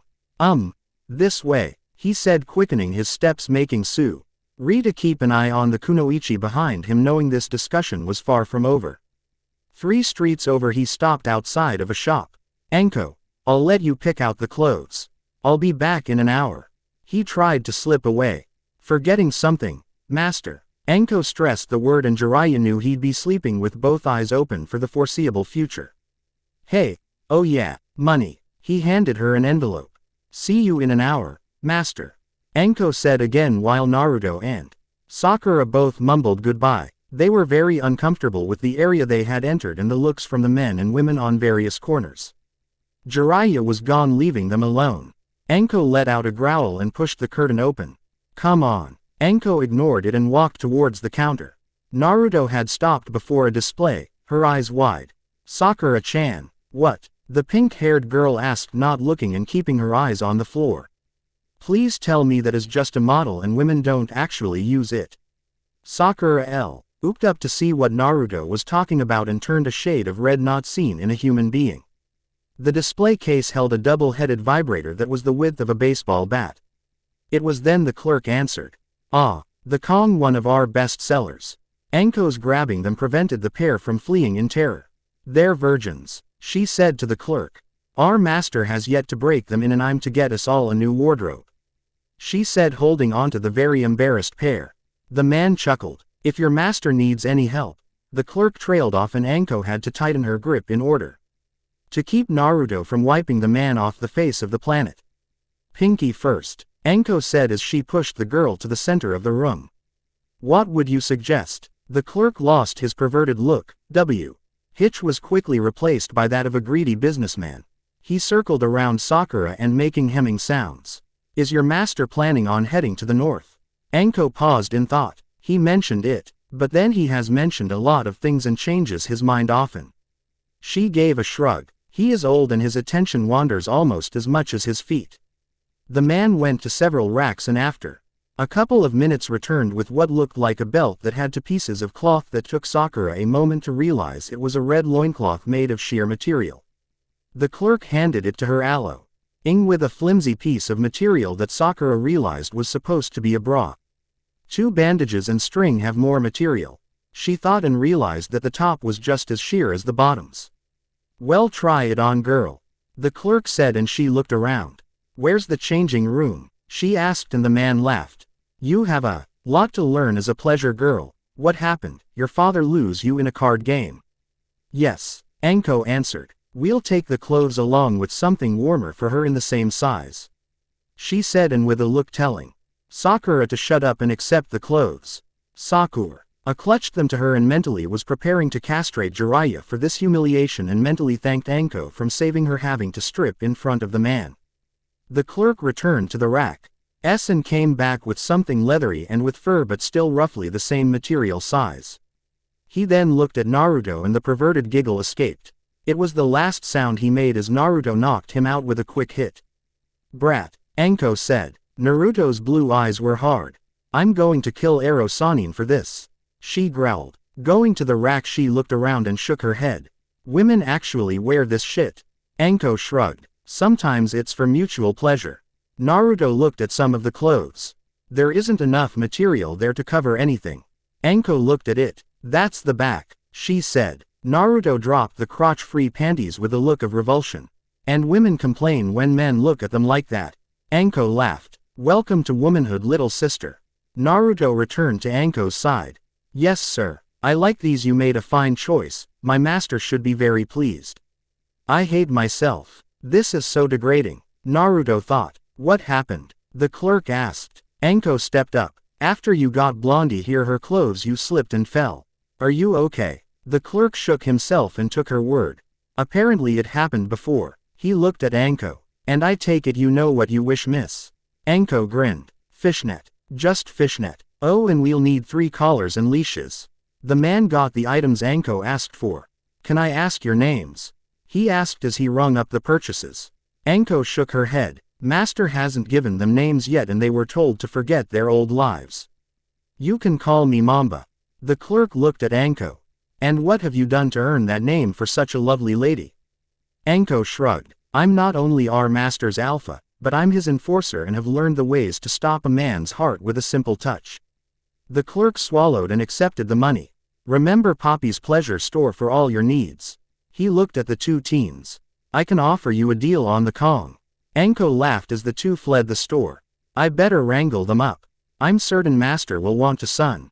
Anko walked out of the store with the bag filled with clothes and items, and some toys she picked up. After all, I need to make sure my little sister knows what goes where. She heard the clerks muttered. Lucky bastard. And she had to laugh as she found Naruto and Sakura waiting for her. She eyed the people around and smirked. Life lessons outside of controlled conditions. Welcome to the wonderful world of Akunoichi. Anko thought as she led the pair away, ignoring the looks from a lot of the women who were worried about the competition and the men who were following in hopes of offering a reasonable price for some pleasure. Jiraiya sat and waited for the 3 kunoichi to join him. They'd gone to change in the next room, and he heard a lot of angry why sparing and a couple of indignant squawks he knew were from his godchild. Shaking his head, he knew he had a lot to make up for, and he vowed to introduce Orochimaru's own head to his own ass for what he's done. Then again, the pale freak might like that. She gave a little turn and Jiraiya spotted the pair of fans strapped to a thin chain belt around her waist, and he would bet the sales of his latest novel that they were bladed fans. Anko looked over her shoulder to the still open door.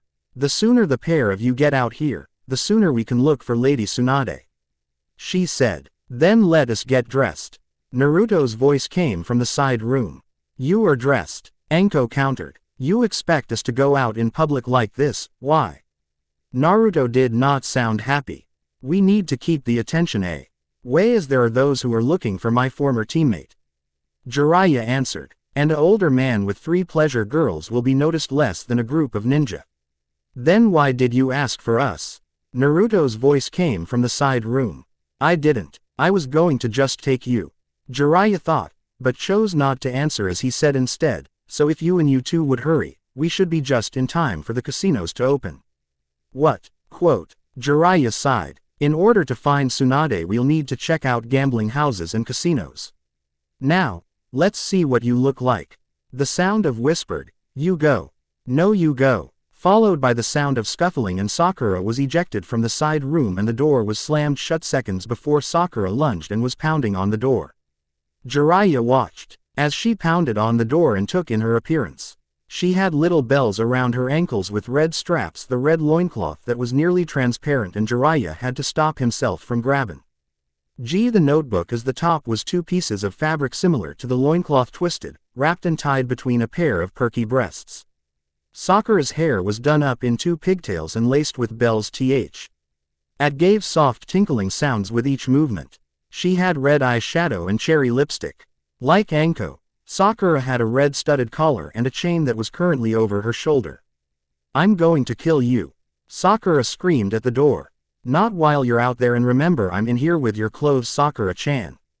The green eyes widened. "If you even think of doing anything to my clothes, I'll tan your hide. Everyone will think you have a permanent sunburn." Jiraiya's hands were in motion and the sound of his perverted giggle could be heard as he scribbled a scene for his next book. Anko shook her head. "Kinky." Sakura froze and looked over her shoulder at the woman who had become her sensei. "Naruto," Anko called through the door, "get your cute little ass out here, we have a job to do. Oh, and your godfather is bleeding from the nose as he's perving over your little girlfriend." The door opened and Jiraiya had his eyebrows vanish into his hairline as his godchild faced the purple-haired Jonin. "She is not my girlfriend." Naruto was wearing the black single suit that seemed to make her skin glow as well as push up her breasts that the Toad Sage was certain Tsunade would have killed for at that age. Jiraiya noticed she had glitter attached to her shoulders and neck, and her long legs were encased in fishnet stockings and she wore stiletto heels. Her wrists had black bands wrapped around them. Jiraiya saw her collar was white and he saw it had a bowtie that hid the chain. Naruto barely wore makeup with just a light blue eyeshadow and a lip gloss that added a shine to her PS, and her hair was styled in a way that it fell down her back in waves. The sound of a body hitting the floor drew the attention of all three kunoichi, and they were amazed to see a blonde-haired woman standing over an unconscious Jiraiya with a dark look, her fist poised as if she was going to continue to beat the man. "Who the hell are you?" Naruto turned towards the woman whose honey-colored eyes went from Jiraiya and looked at the three kunoichi. The slurred answer from the floor was the answer. "Tsunade. So good to see you. I see you're still in shape," Jiraiya said before he slipped into unconsciousness. "You've got to be shitting me," Naruto said, then gave her godfather a swift kick in the nads. "I knew this was a sick game of yours." Another kick followed the first. "Brat, you might want to stop," Anko said. Naruto looked down then kicked again. "Nope, he's still a pervert." Tsunade could only laugh. "So let me get this straight," Tsunade said as she sat down with the three redressed kunoichi. "The pervert wanted you three to dress up as pleasure girls and be his escorts into casinos while he looked for me." "Yup," Naruto said. "Jiraiya, don't fucking move. Don't even breathe." Tsunade growled, not even turning around. "So why are you looking for me?" she said, focusing on Anko as she really didn't want to hear her teammate speak right now. Jiraiya, who had been crawling towards the window, froze at Tsunade's voice. "Well, it's two parts. First we need you to give Naruto here a full exam," Anko said, gesturing to the blonde who didn't look happy. "You would know this if you would have read the scrolls Sensei sent for you." Jiraiya added his Ryo opinion, which got him a dark look from Tsunade again. "I'll be over here being quiet," he mumbled, and Tsunade turned back to the three kunoichi before her. About just over a month ago, during the second part of the Chunin exam that was taking place in the Forest of Death, Anko began and Naruto looked away. She told the blonde Sanin about Naruto running into Orochimaru and the fight and the added seal the snake bastard added to Naruto's existing seal that had effect of changing the whisker-marked blonde from he to she. "One good thing is the kid's got chakra and control to rival a Kage in his prime," Jiraiya said, and Tsunade gave him a look. "You keep quiet, you lecher," Tsunade said, giving him a look, then turned back to Naruto. "Well, he does, and it's actually 3 Kages and a Sanin," Jiraiya mumbled while curling up protectively into a ball. "And the other thing you came to find me for?" Tsunade asked. "Check out Naruto first," Anko said, giving the younger girls a look that said, "Shut the fuck up or else." "Alright then, clear out everyone but Naruto." Why? The younger blonde asked. Bako. Say I'm giving you a full exam and it's private. Tsunade said, then looked at Jiraiya. I left Shizune at our hotel. You might as well get her and tell her bring my medical bag. Take these two with you. She gestured at Sakura and Anko while Naruto was looking very nervous. Jiraiya looked like he was going to say something but, scram. From Tsunade sent the others from the room and she managed to snag Naruto before she could join them. Strip. Tsunade ordered and Jiraiya had a perverted look on his face as she slammed the door in it. I knew Lady Tsunade was up to something when she vanished on me and taunted like that. Shizune said as she carried the pig, leaving Sakura to carry the bag. Anko was walking next to them, her hands laced behind her head while whistling. Of Jiraiya they had lost him after getting Shizune and passing on Tsunade's orders. Does she do that to you often, up and vanish? Sakura asked. Well, she always returns, sometimes she just needs to looking for her. Shizune said with a shrug. You mean debt collectors? Anko supplied as she continued next to them, shooting the other woman a look that told Shizune that Anko knew of Tsunade's legendary gambling habits. Why were nearly to the hotel when the window exploded outwards and the three saw a blonde blur make it out the window and to the rooftop across the way. Sakura shook her head while Anko laughed. Shizune watched as Tsunade emerged from the window with a scowl on her face and gave chase. What just happened? She asked. Anko, too busy laughing, couldn't answer, leaving Sakura to do it. That was Naruto and Lady Tsunade must have said something about needles. Eboshi leaned really quickly to seal the room tightly. I hope Tsunade is in shape cause the brat leads Anbu around the village on a regular basis. Anko said, getting her chuckles under control. A moment later Tsunade leapt from the window in pursuit. Should we help her? Shizune asked. Nah. Anko answered. Let's wait in comfort. Since soon. Aide didn't wait for the letter from Lady Eboshi and kicked us out, she can learn the hard way. Sakura followed her sensei as Shizune looked at the rooftop where her friend and teacher had leapt. Has been a while since Lady Tsunade has run after anyone. She'll be okay. The brunette thought as she hugged the pig to her, getting an oink. Before following Anko and Sakura. Get your ass back here. Naruto's answer was to look over her shoulder and give the older blonde the finger and laugh as she continued to leap away. Tsunade had chased the girl for nearly 2 hours now and she realized how out of shape she was as she was panting and sweating from the chase. She nearly had the girl several times, but the girl would suddenly get a burst of speed and get away again. Everything was going fine until I pulled a needle out. Tsunade had been surprised when she pulled it out as she was unaware she had it in her pocket and she barely had time to blink as the blonde kicked her across the room and dove through the closed window. And I've been chasing her since. Tsunade thought, annoyed. Making a decision she skidded to a stop as Naruto took a leap to the next roof. The blonde was about to leap again when she realized that there was no one chasing her. She saw Tsunade had stopped and wasn't making any attempt to leap to her roof. Giving up, you old hag? Naruto taunted and was ready to run, but Tsunade just grunted. Ah, come on, you're a Sannin, shouldn't you be in better shape? Naruto taunted and was ready to run, but to her surprise Tsunade sat down and folded her arms. Hey, Naruto called. Quiet, Tsunade said in a calmer voice than what she was feeling. Naruto huffed. You okay, old hag? The vein appeared on Tsunade's forehead and she growled. Stop calling me that. Nar. Yuto sighed and sat down while keeping an eye on the older blonde. You're not going to try and stab me with a needle, are you? Tsunade shook her head. I wasn't going to do that to you back in the room. Tsunade said while mentally, I was going to have Shizune take the blood samples when she got there. Naruto gave her a look saying she didn't believe her. Honest, I wasn't going to take any blood or stick you with any needles. Tsunade said. That's what Shizune does. Thinking and vowing to have her apprentice take extra samples for all the trouble the younger blonde had caused her. Oh, Naruto said, then scratching the back of her head. Sorry about the chase. Tsunade blinked at the behavior of the younger blonde. Come on, Ba-chan, I'll buy you a drink as an apology for having you chase me. Naruto said as she dropped down to street level. What the? Tsunade thought as she followed. The offer of a free drink overriding her doubts and current plans of revenge. Sake bar. Tsunade pped her beverage and looked at the younger blonde with her What exactly am I supposed to do with you? You said Eboshi already gave you a physical.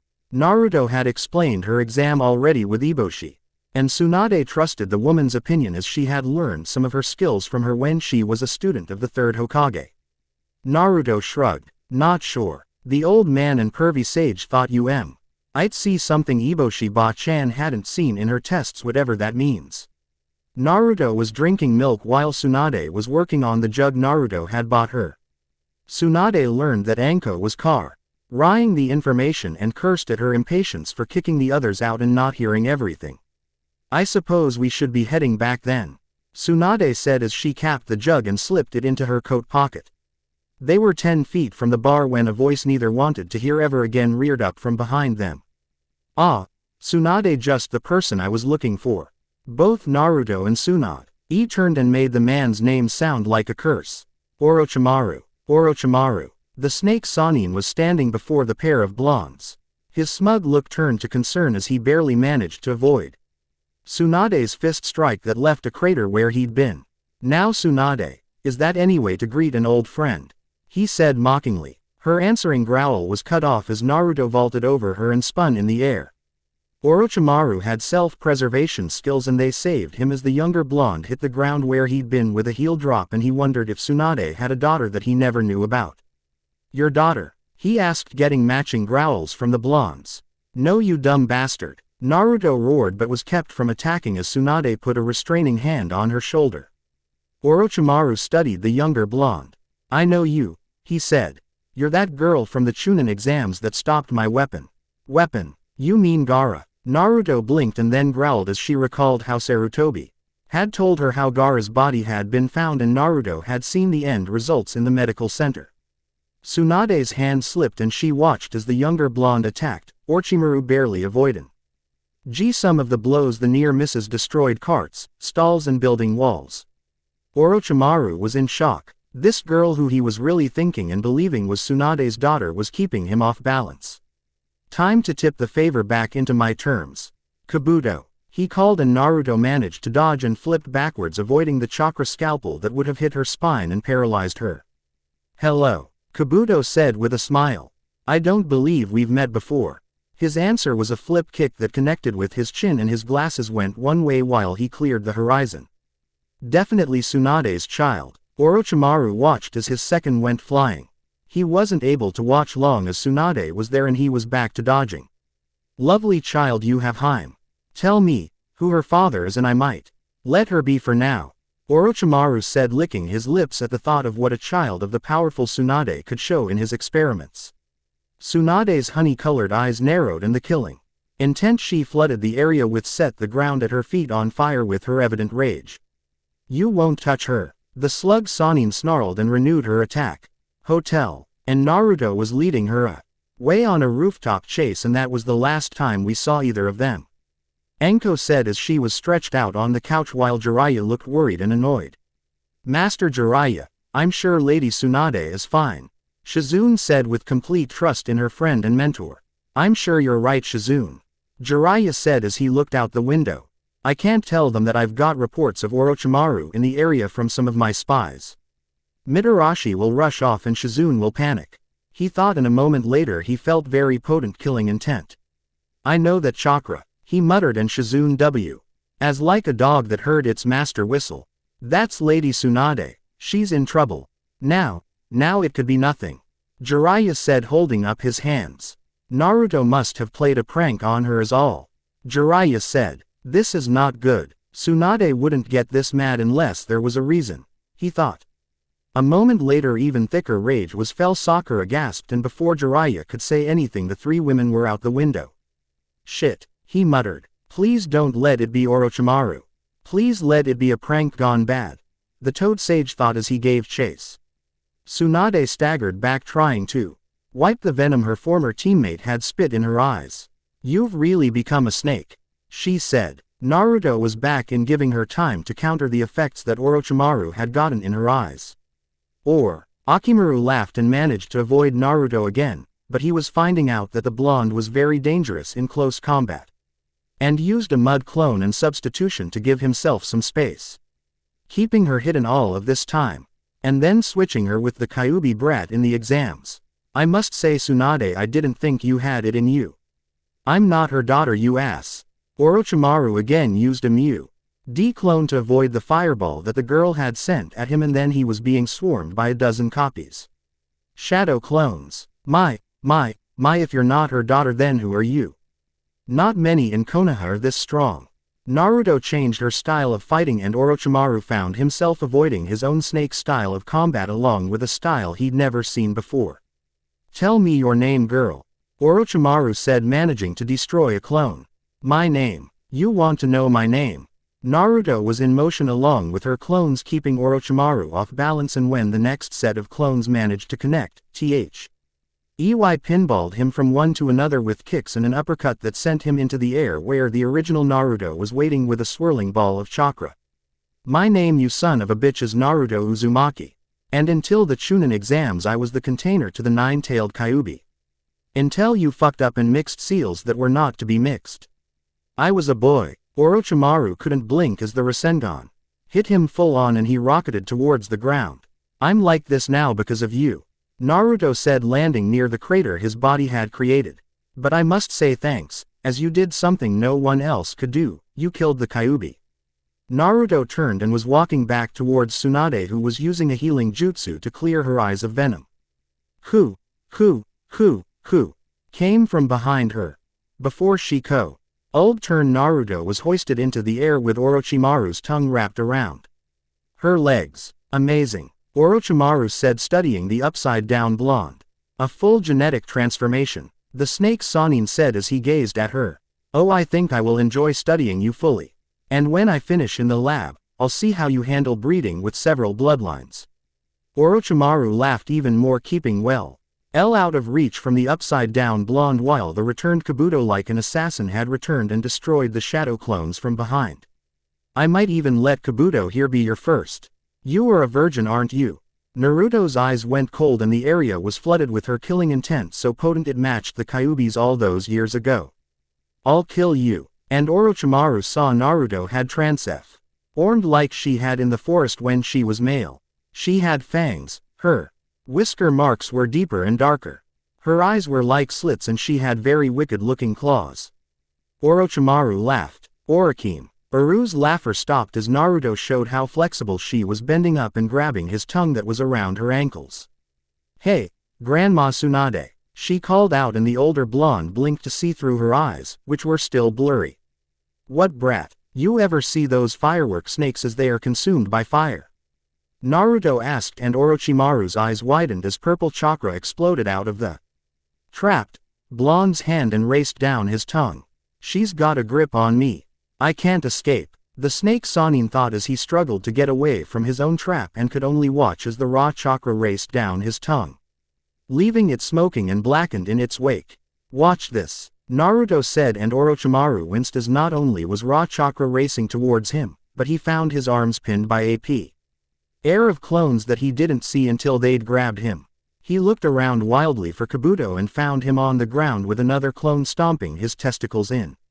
When did it go wrong? I need to get out of here, Orochimaru thought, and with no other choice he shed his body second before the chakra hit it and burned it to ash. Orochimaru landed several feet away, his eyes wide. Did the Kyuubi make her this strong? He thought as he watched the blonde rip away the remains of the tongue and dismiss the clones, except for the one destroying Kabuto's manhood with relish and giving a lecture on how to treat women. Until you told me, even now I still see much of Tsunade in you, girl, Orochimaru said, keeping his distance and an eye on the threat that he himself had made back in the second part of the exam. Too much of my data on the Kyuubi Jinchuriki is obsolete. And with Tsunade recovering, this is not going how I thought it would. Not as easy as you thought, is it, you bastard? Nah, Naruto said, stepping between him and Tsunade and keeping the snake Sannin focused on her. I will enjoy experimenting on you, Orochimaru said as he kept distance between him and the girl for now. How is she able to manipulate raw chakra? She's not even using hand signs. Is this from the Kyuubi? Orochimaru had too many questions and not enough information. He thought about leaving when several more people arrived. Two of them he knew he could handle. It was his former student and his former teammate that Orochimaru knew he had overstayed his Welcome. Ah. Anko, how are you doing? He couldn't help pushing several buttons. Hoping to kill you then throw a party. If you hold still I promise your skull will be the centerpiece decoration. Anko said as she had 2 kunai in her hands. And Jiraiya, still the dead last. Fuck you, Orochi. I'm going to do what Sensei should have done and remove you from the stain on his and our team's honor. Orochimaru laughed. Oh, this is far from over. But I do have other matters to attend to. Quote, Orochimaru focused his chakra to shunshin away. Oh no you don't. Naruto growled and she did something Orochimaru didn't expect. She flooded the area with raw chakra, overwhelming his shunshin. You're not going anywhere. Orochimaru did something he hadn't had to do in a very long time. He physically ran. What are you waiting for, pervert? A personal invitation. Get him. Naruto snarled. Jiraiya needed no further prompting and gave chase. Naruto waited until Orochimaru was out of sight when she went to her knees. The feral looks faded slowly. Mindme not to do that again for some time. She said. Anko caught her even as Sakura moved to help. Shizune. The brunette looked at her mentor. Check on her first. Anko. She called. The Jonin was reluctant to leave the blonde. But the command tone the slug Sannin had forced her to look up. Bind Kabuto. Naruto took him out. Tsunade thought about having her kill the stooge, but he had informed Asian if he really was Orochimaru's number 2. Anko looked to see Orochimaru's second was curled into a fetal position. She knew her sister had done a number as the silver-haired double agent could. Only whimper as she placed chakra binders on him and bound his hands, legs and fingers. For good measure she placed a blindfold and gag on the traitor. When she turned back she saw that Sakura was hovering over Naruto while Shizune was checking her over. She is something, isn't she? Anko turned to see Tsunade had joined her. I knew that before she became as she is now. Anko was quiet. What are we going to do now? Tsunade sighed. Back to the hotel and then we'll head back to Konoha. All of us? Anko asked. I can't become Hokage and look out for her if I'm not there.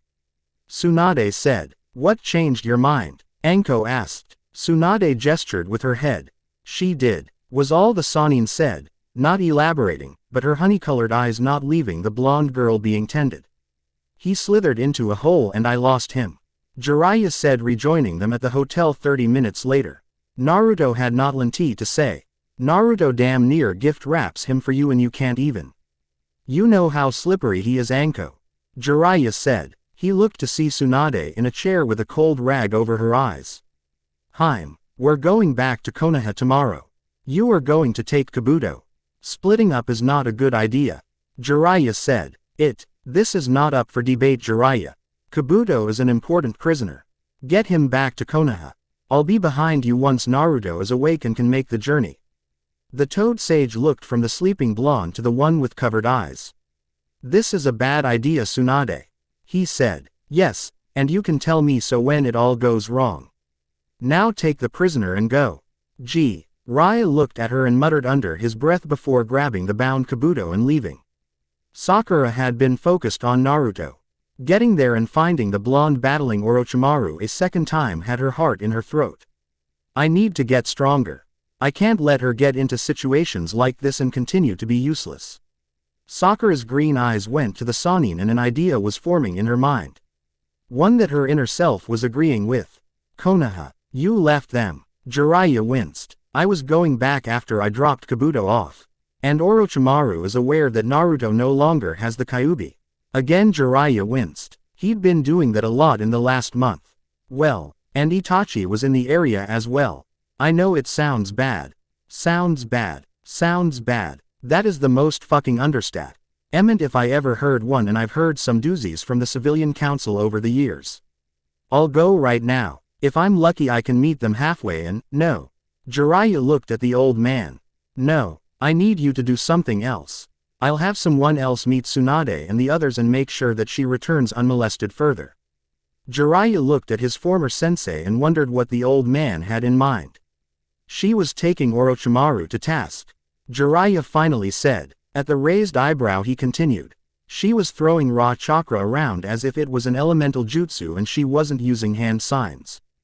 Hiruzen Sarutobi stroked his beard in thought. I'll speak with her when she returns, he finally said. Jiraiya wanted to know what his former teacher was thinking, but that wasn't going to happen. Tsunade's taken a shine to her, Jiraiya said, and he saw the gleam in the old man's eye and shuddered. The council was never going to see it coming. Tsunade watched as the whisker mark D blonde performed a series of flips and handstands while dodging kunai from Anko. Are you both insane? Shizune asked from where she was going over the first steps of a medic. This is nothing. You should see them when there are no rules, Sakura said, looking up from her book. But Naruto was unconscious from chakra overload, Shizune said. Sakura shook her head. You need to understand. Naruto is like a battery. She'll run down or overcharge, but she'll be back better and stronger than before. Shizune watched as the blonde gave up dodging and had tackled the snake Jonin, the two rolling around tickling and laughing. They're not all there, are they? Tsunade snorted. Shizune, you've been sheltered by traveling with me. Ninja as a whole aren't fully sane. It's a defense mechanism we use to deal with the tasks we perform. Sakura nodded. Our former sensei read porn. A friend of mine's sensei smokes. Shizune had to admit she had been lucky traveling with Tsunade all these years. The Lao GHTER stopped and the trio turned to see Naruto and Anko were looking towards the trees with kunai drawn.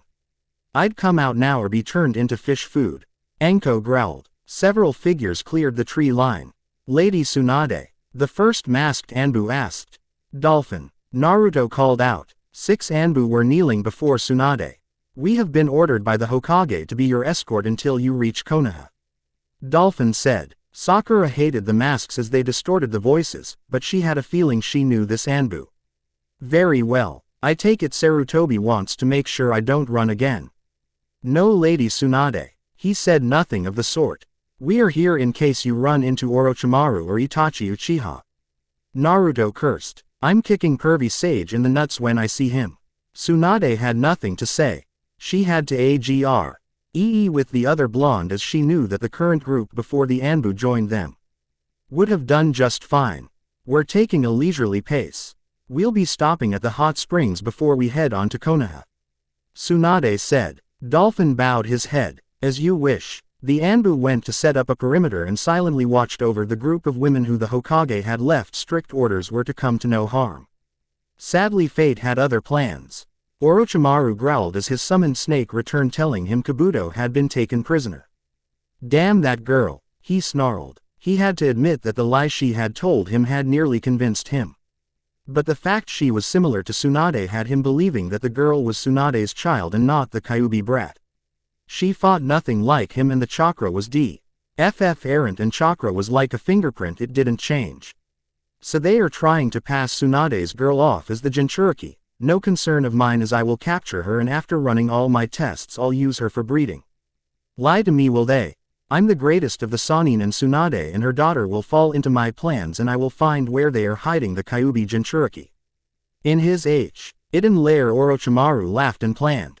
Trade town. Come on brat, relax, Tsunade said as she soaked in the hot spring. Naruto was not having a good time.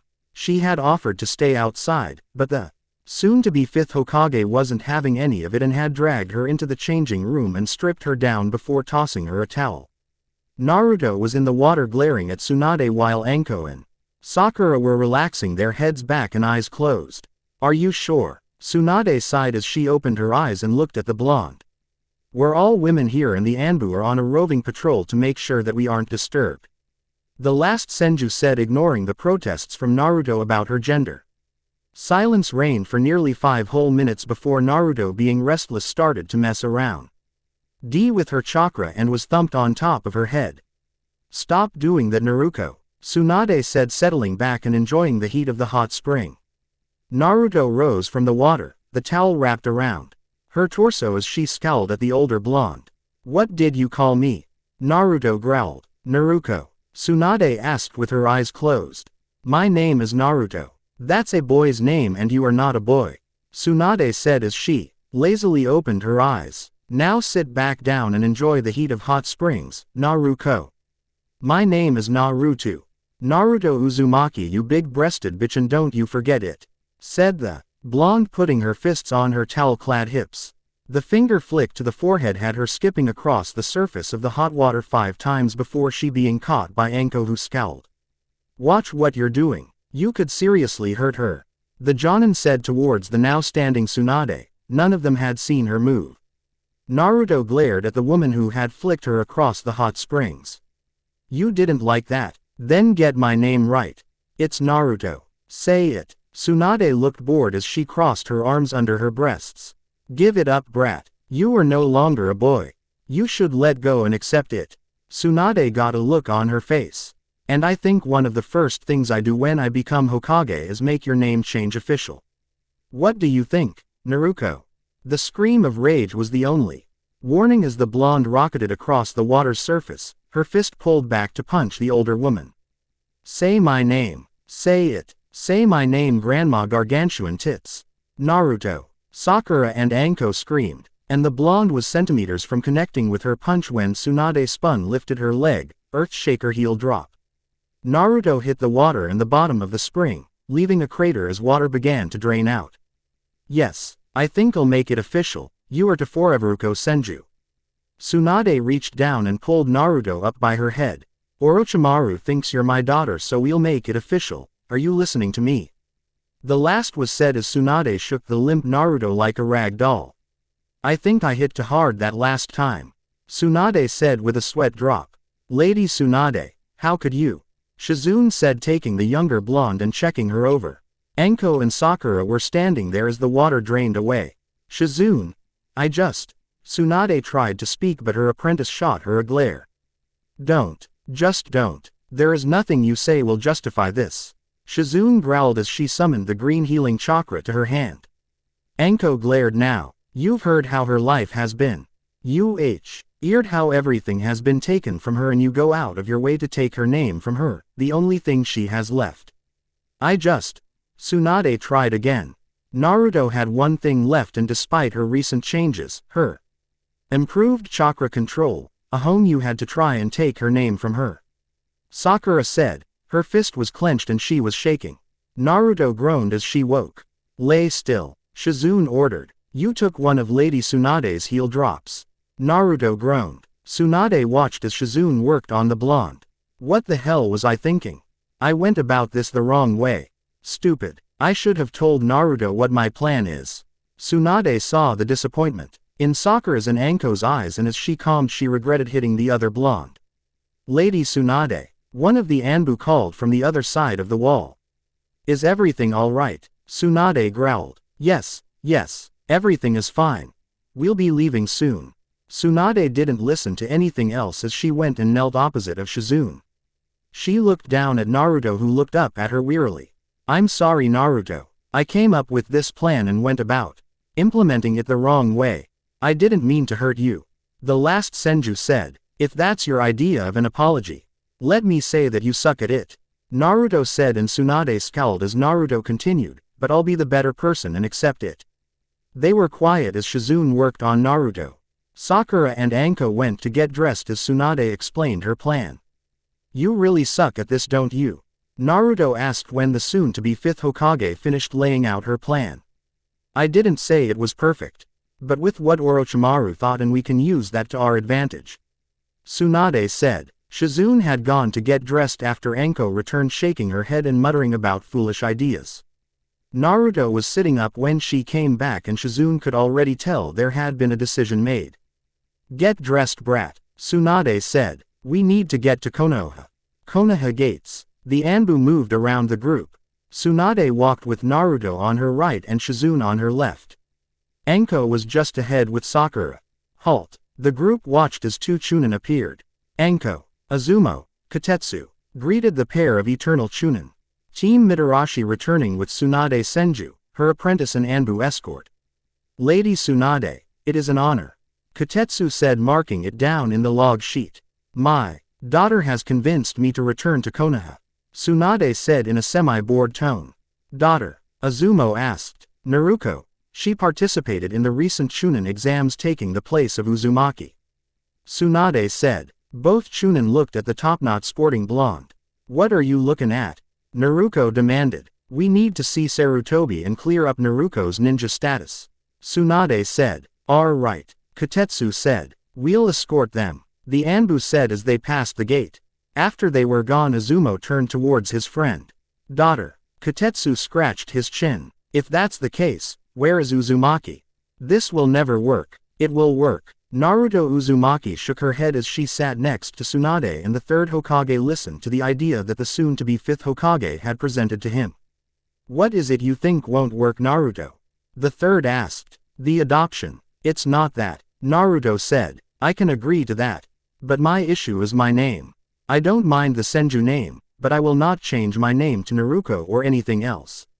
My name is Naruto, and that is the only name I will answer to.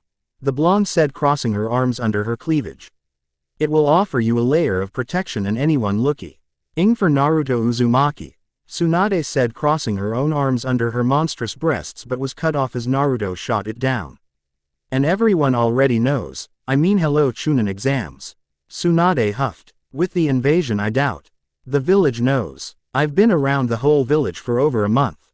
Everyone my own age knows. That is why this will never work, Naruto said, rounding in her chair. To face the older blonde while keeping the third in her view. Tsunade looked like she was going to argue when Sarutobi spoke up. Well, it's settled. Naruto will be known as Naruto Senju. The old man signed the paperwork and stamped it with the Hokage's seal to make it official. Naruto and Tsunade blinked at how quickly it went. Sarutobi smirked. I've had adoption papers ready for Naruto a long time. The council isn't getting a chance to block it. He chuckled as he looked at the two blondes. Congratulations, Tsunade. You're a mother. He looked at the other blonde. And congratulations, Naruto. You have a family. Naruto looked at the old man. I'm not signing that until you do one more thing, and this is not up for discussion. The past and future Hokage listened as the blonde laid out her idea. And Tsunade was left wanting a very large and very alcoholic drink. Anko's apartment. Sensei. Sakura asked as she looked on as Anko sat on the couch hugging Eureka to her. I'm losing her. No, Sensei. Sakura said. Since their dismissal from the Hokage's office after reporting Anko had become depressed.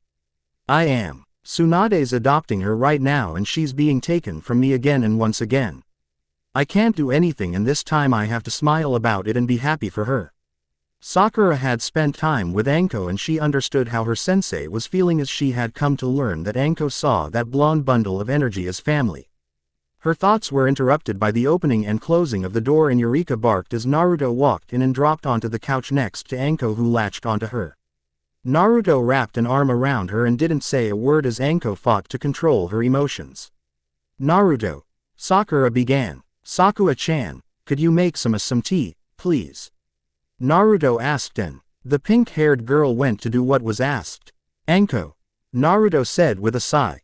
You need to calm down and talk with me. The snake mistress hiccuped and wiped her eyes with the back of her hands. I'm not leaving you. You're my big sister, Naruto said with a patience she dug into. Anko looked at her as if she was insane. But you'd have a clan and protection I couldn't offer. Naruto smiled. And you're going to be part of that clan. I couldn't leave you behind. You're my big sister. What? Anko asked as she watched the blonde pull out a scroll and placed it before her. Sign it. Anko didn't read it. Her mind was in conflict. She felt the blonde shove a pen into her hand, and on autopilot she signed her name. Naruto smiled and gave her a hug. Welcome to the Senju clan, Anko-chan. It took a moment for the words to register, and she looked at the blonde who was grinning at her. What? Naruto smiled. Silly Anko. You and I are now officially sisters, and Tsunade is now our mother. Isn't this great, Anko? Naruto waited, and it looked like the woman she called sister had stopped breathing.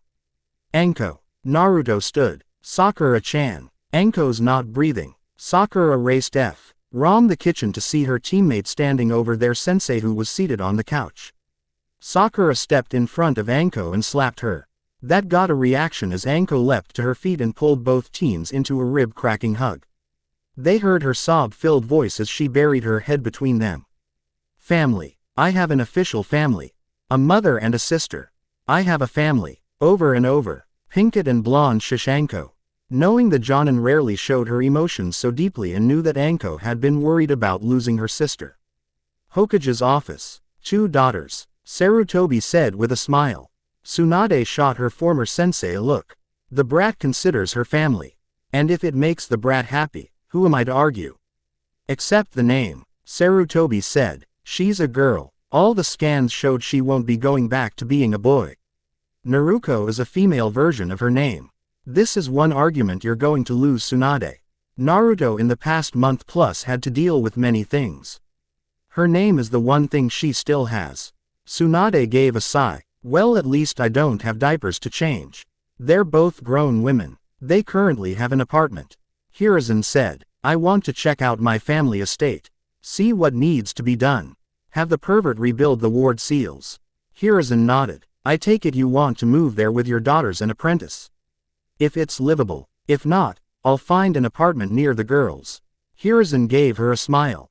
What? She asked. Nothing. It's just that you already are thinking of how things affect your daughters. Motherhood suits you. Tsunade gave her former teacher the finger. Atop Hokage monument, Jiraiya smiled. His godson turned goddaughter was going to be fine. Tsunade would look after her. He turned his gaze to the horizon, and while the Kyuubi might not be a problem, those hunting it were still out there and ignorant of what had taken place. I think I need a walkabout, he muttered, making a decision to check his spy network. Yeah, a training trip. He stroked his chin and wondered how he was going to convince the Hokage, and next Hokage to let him get away with his idea. The end. Remember to subscribe and like this video. See you in the next video.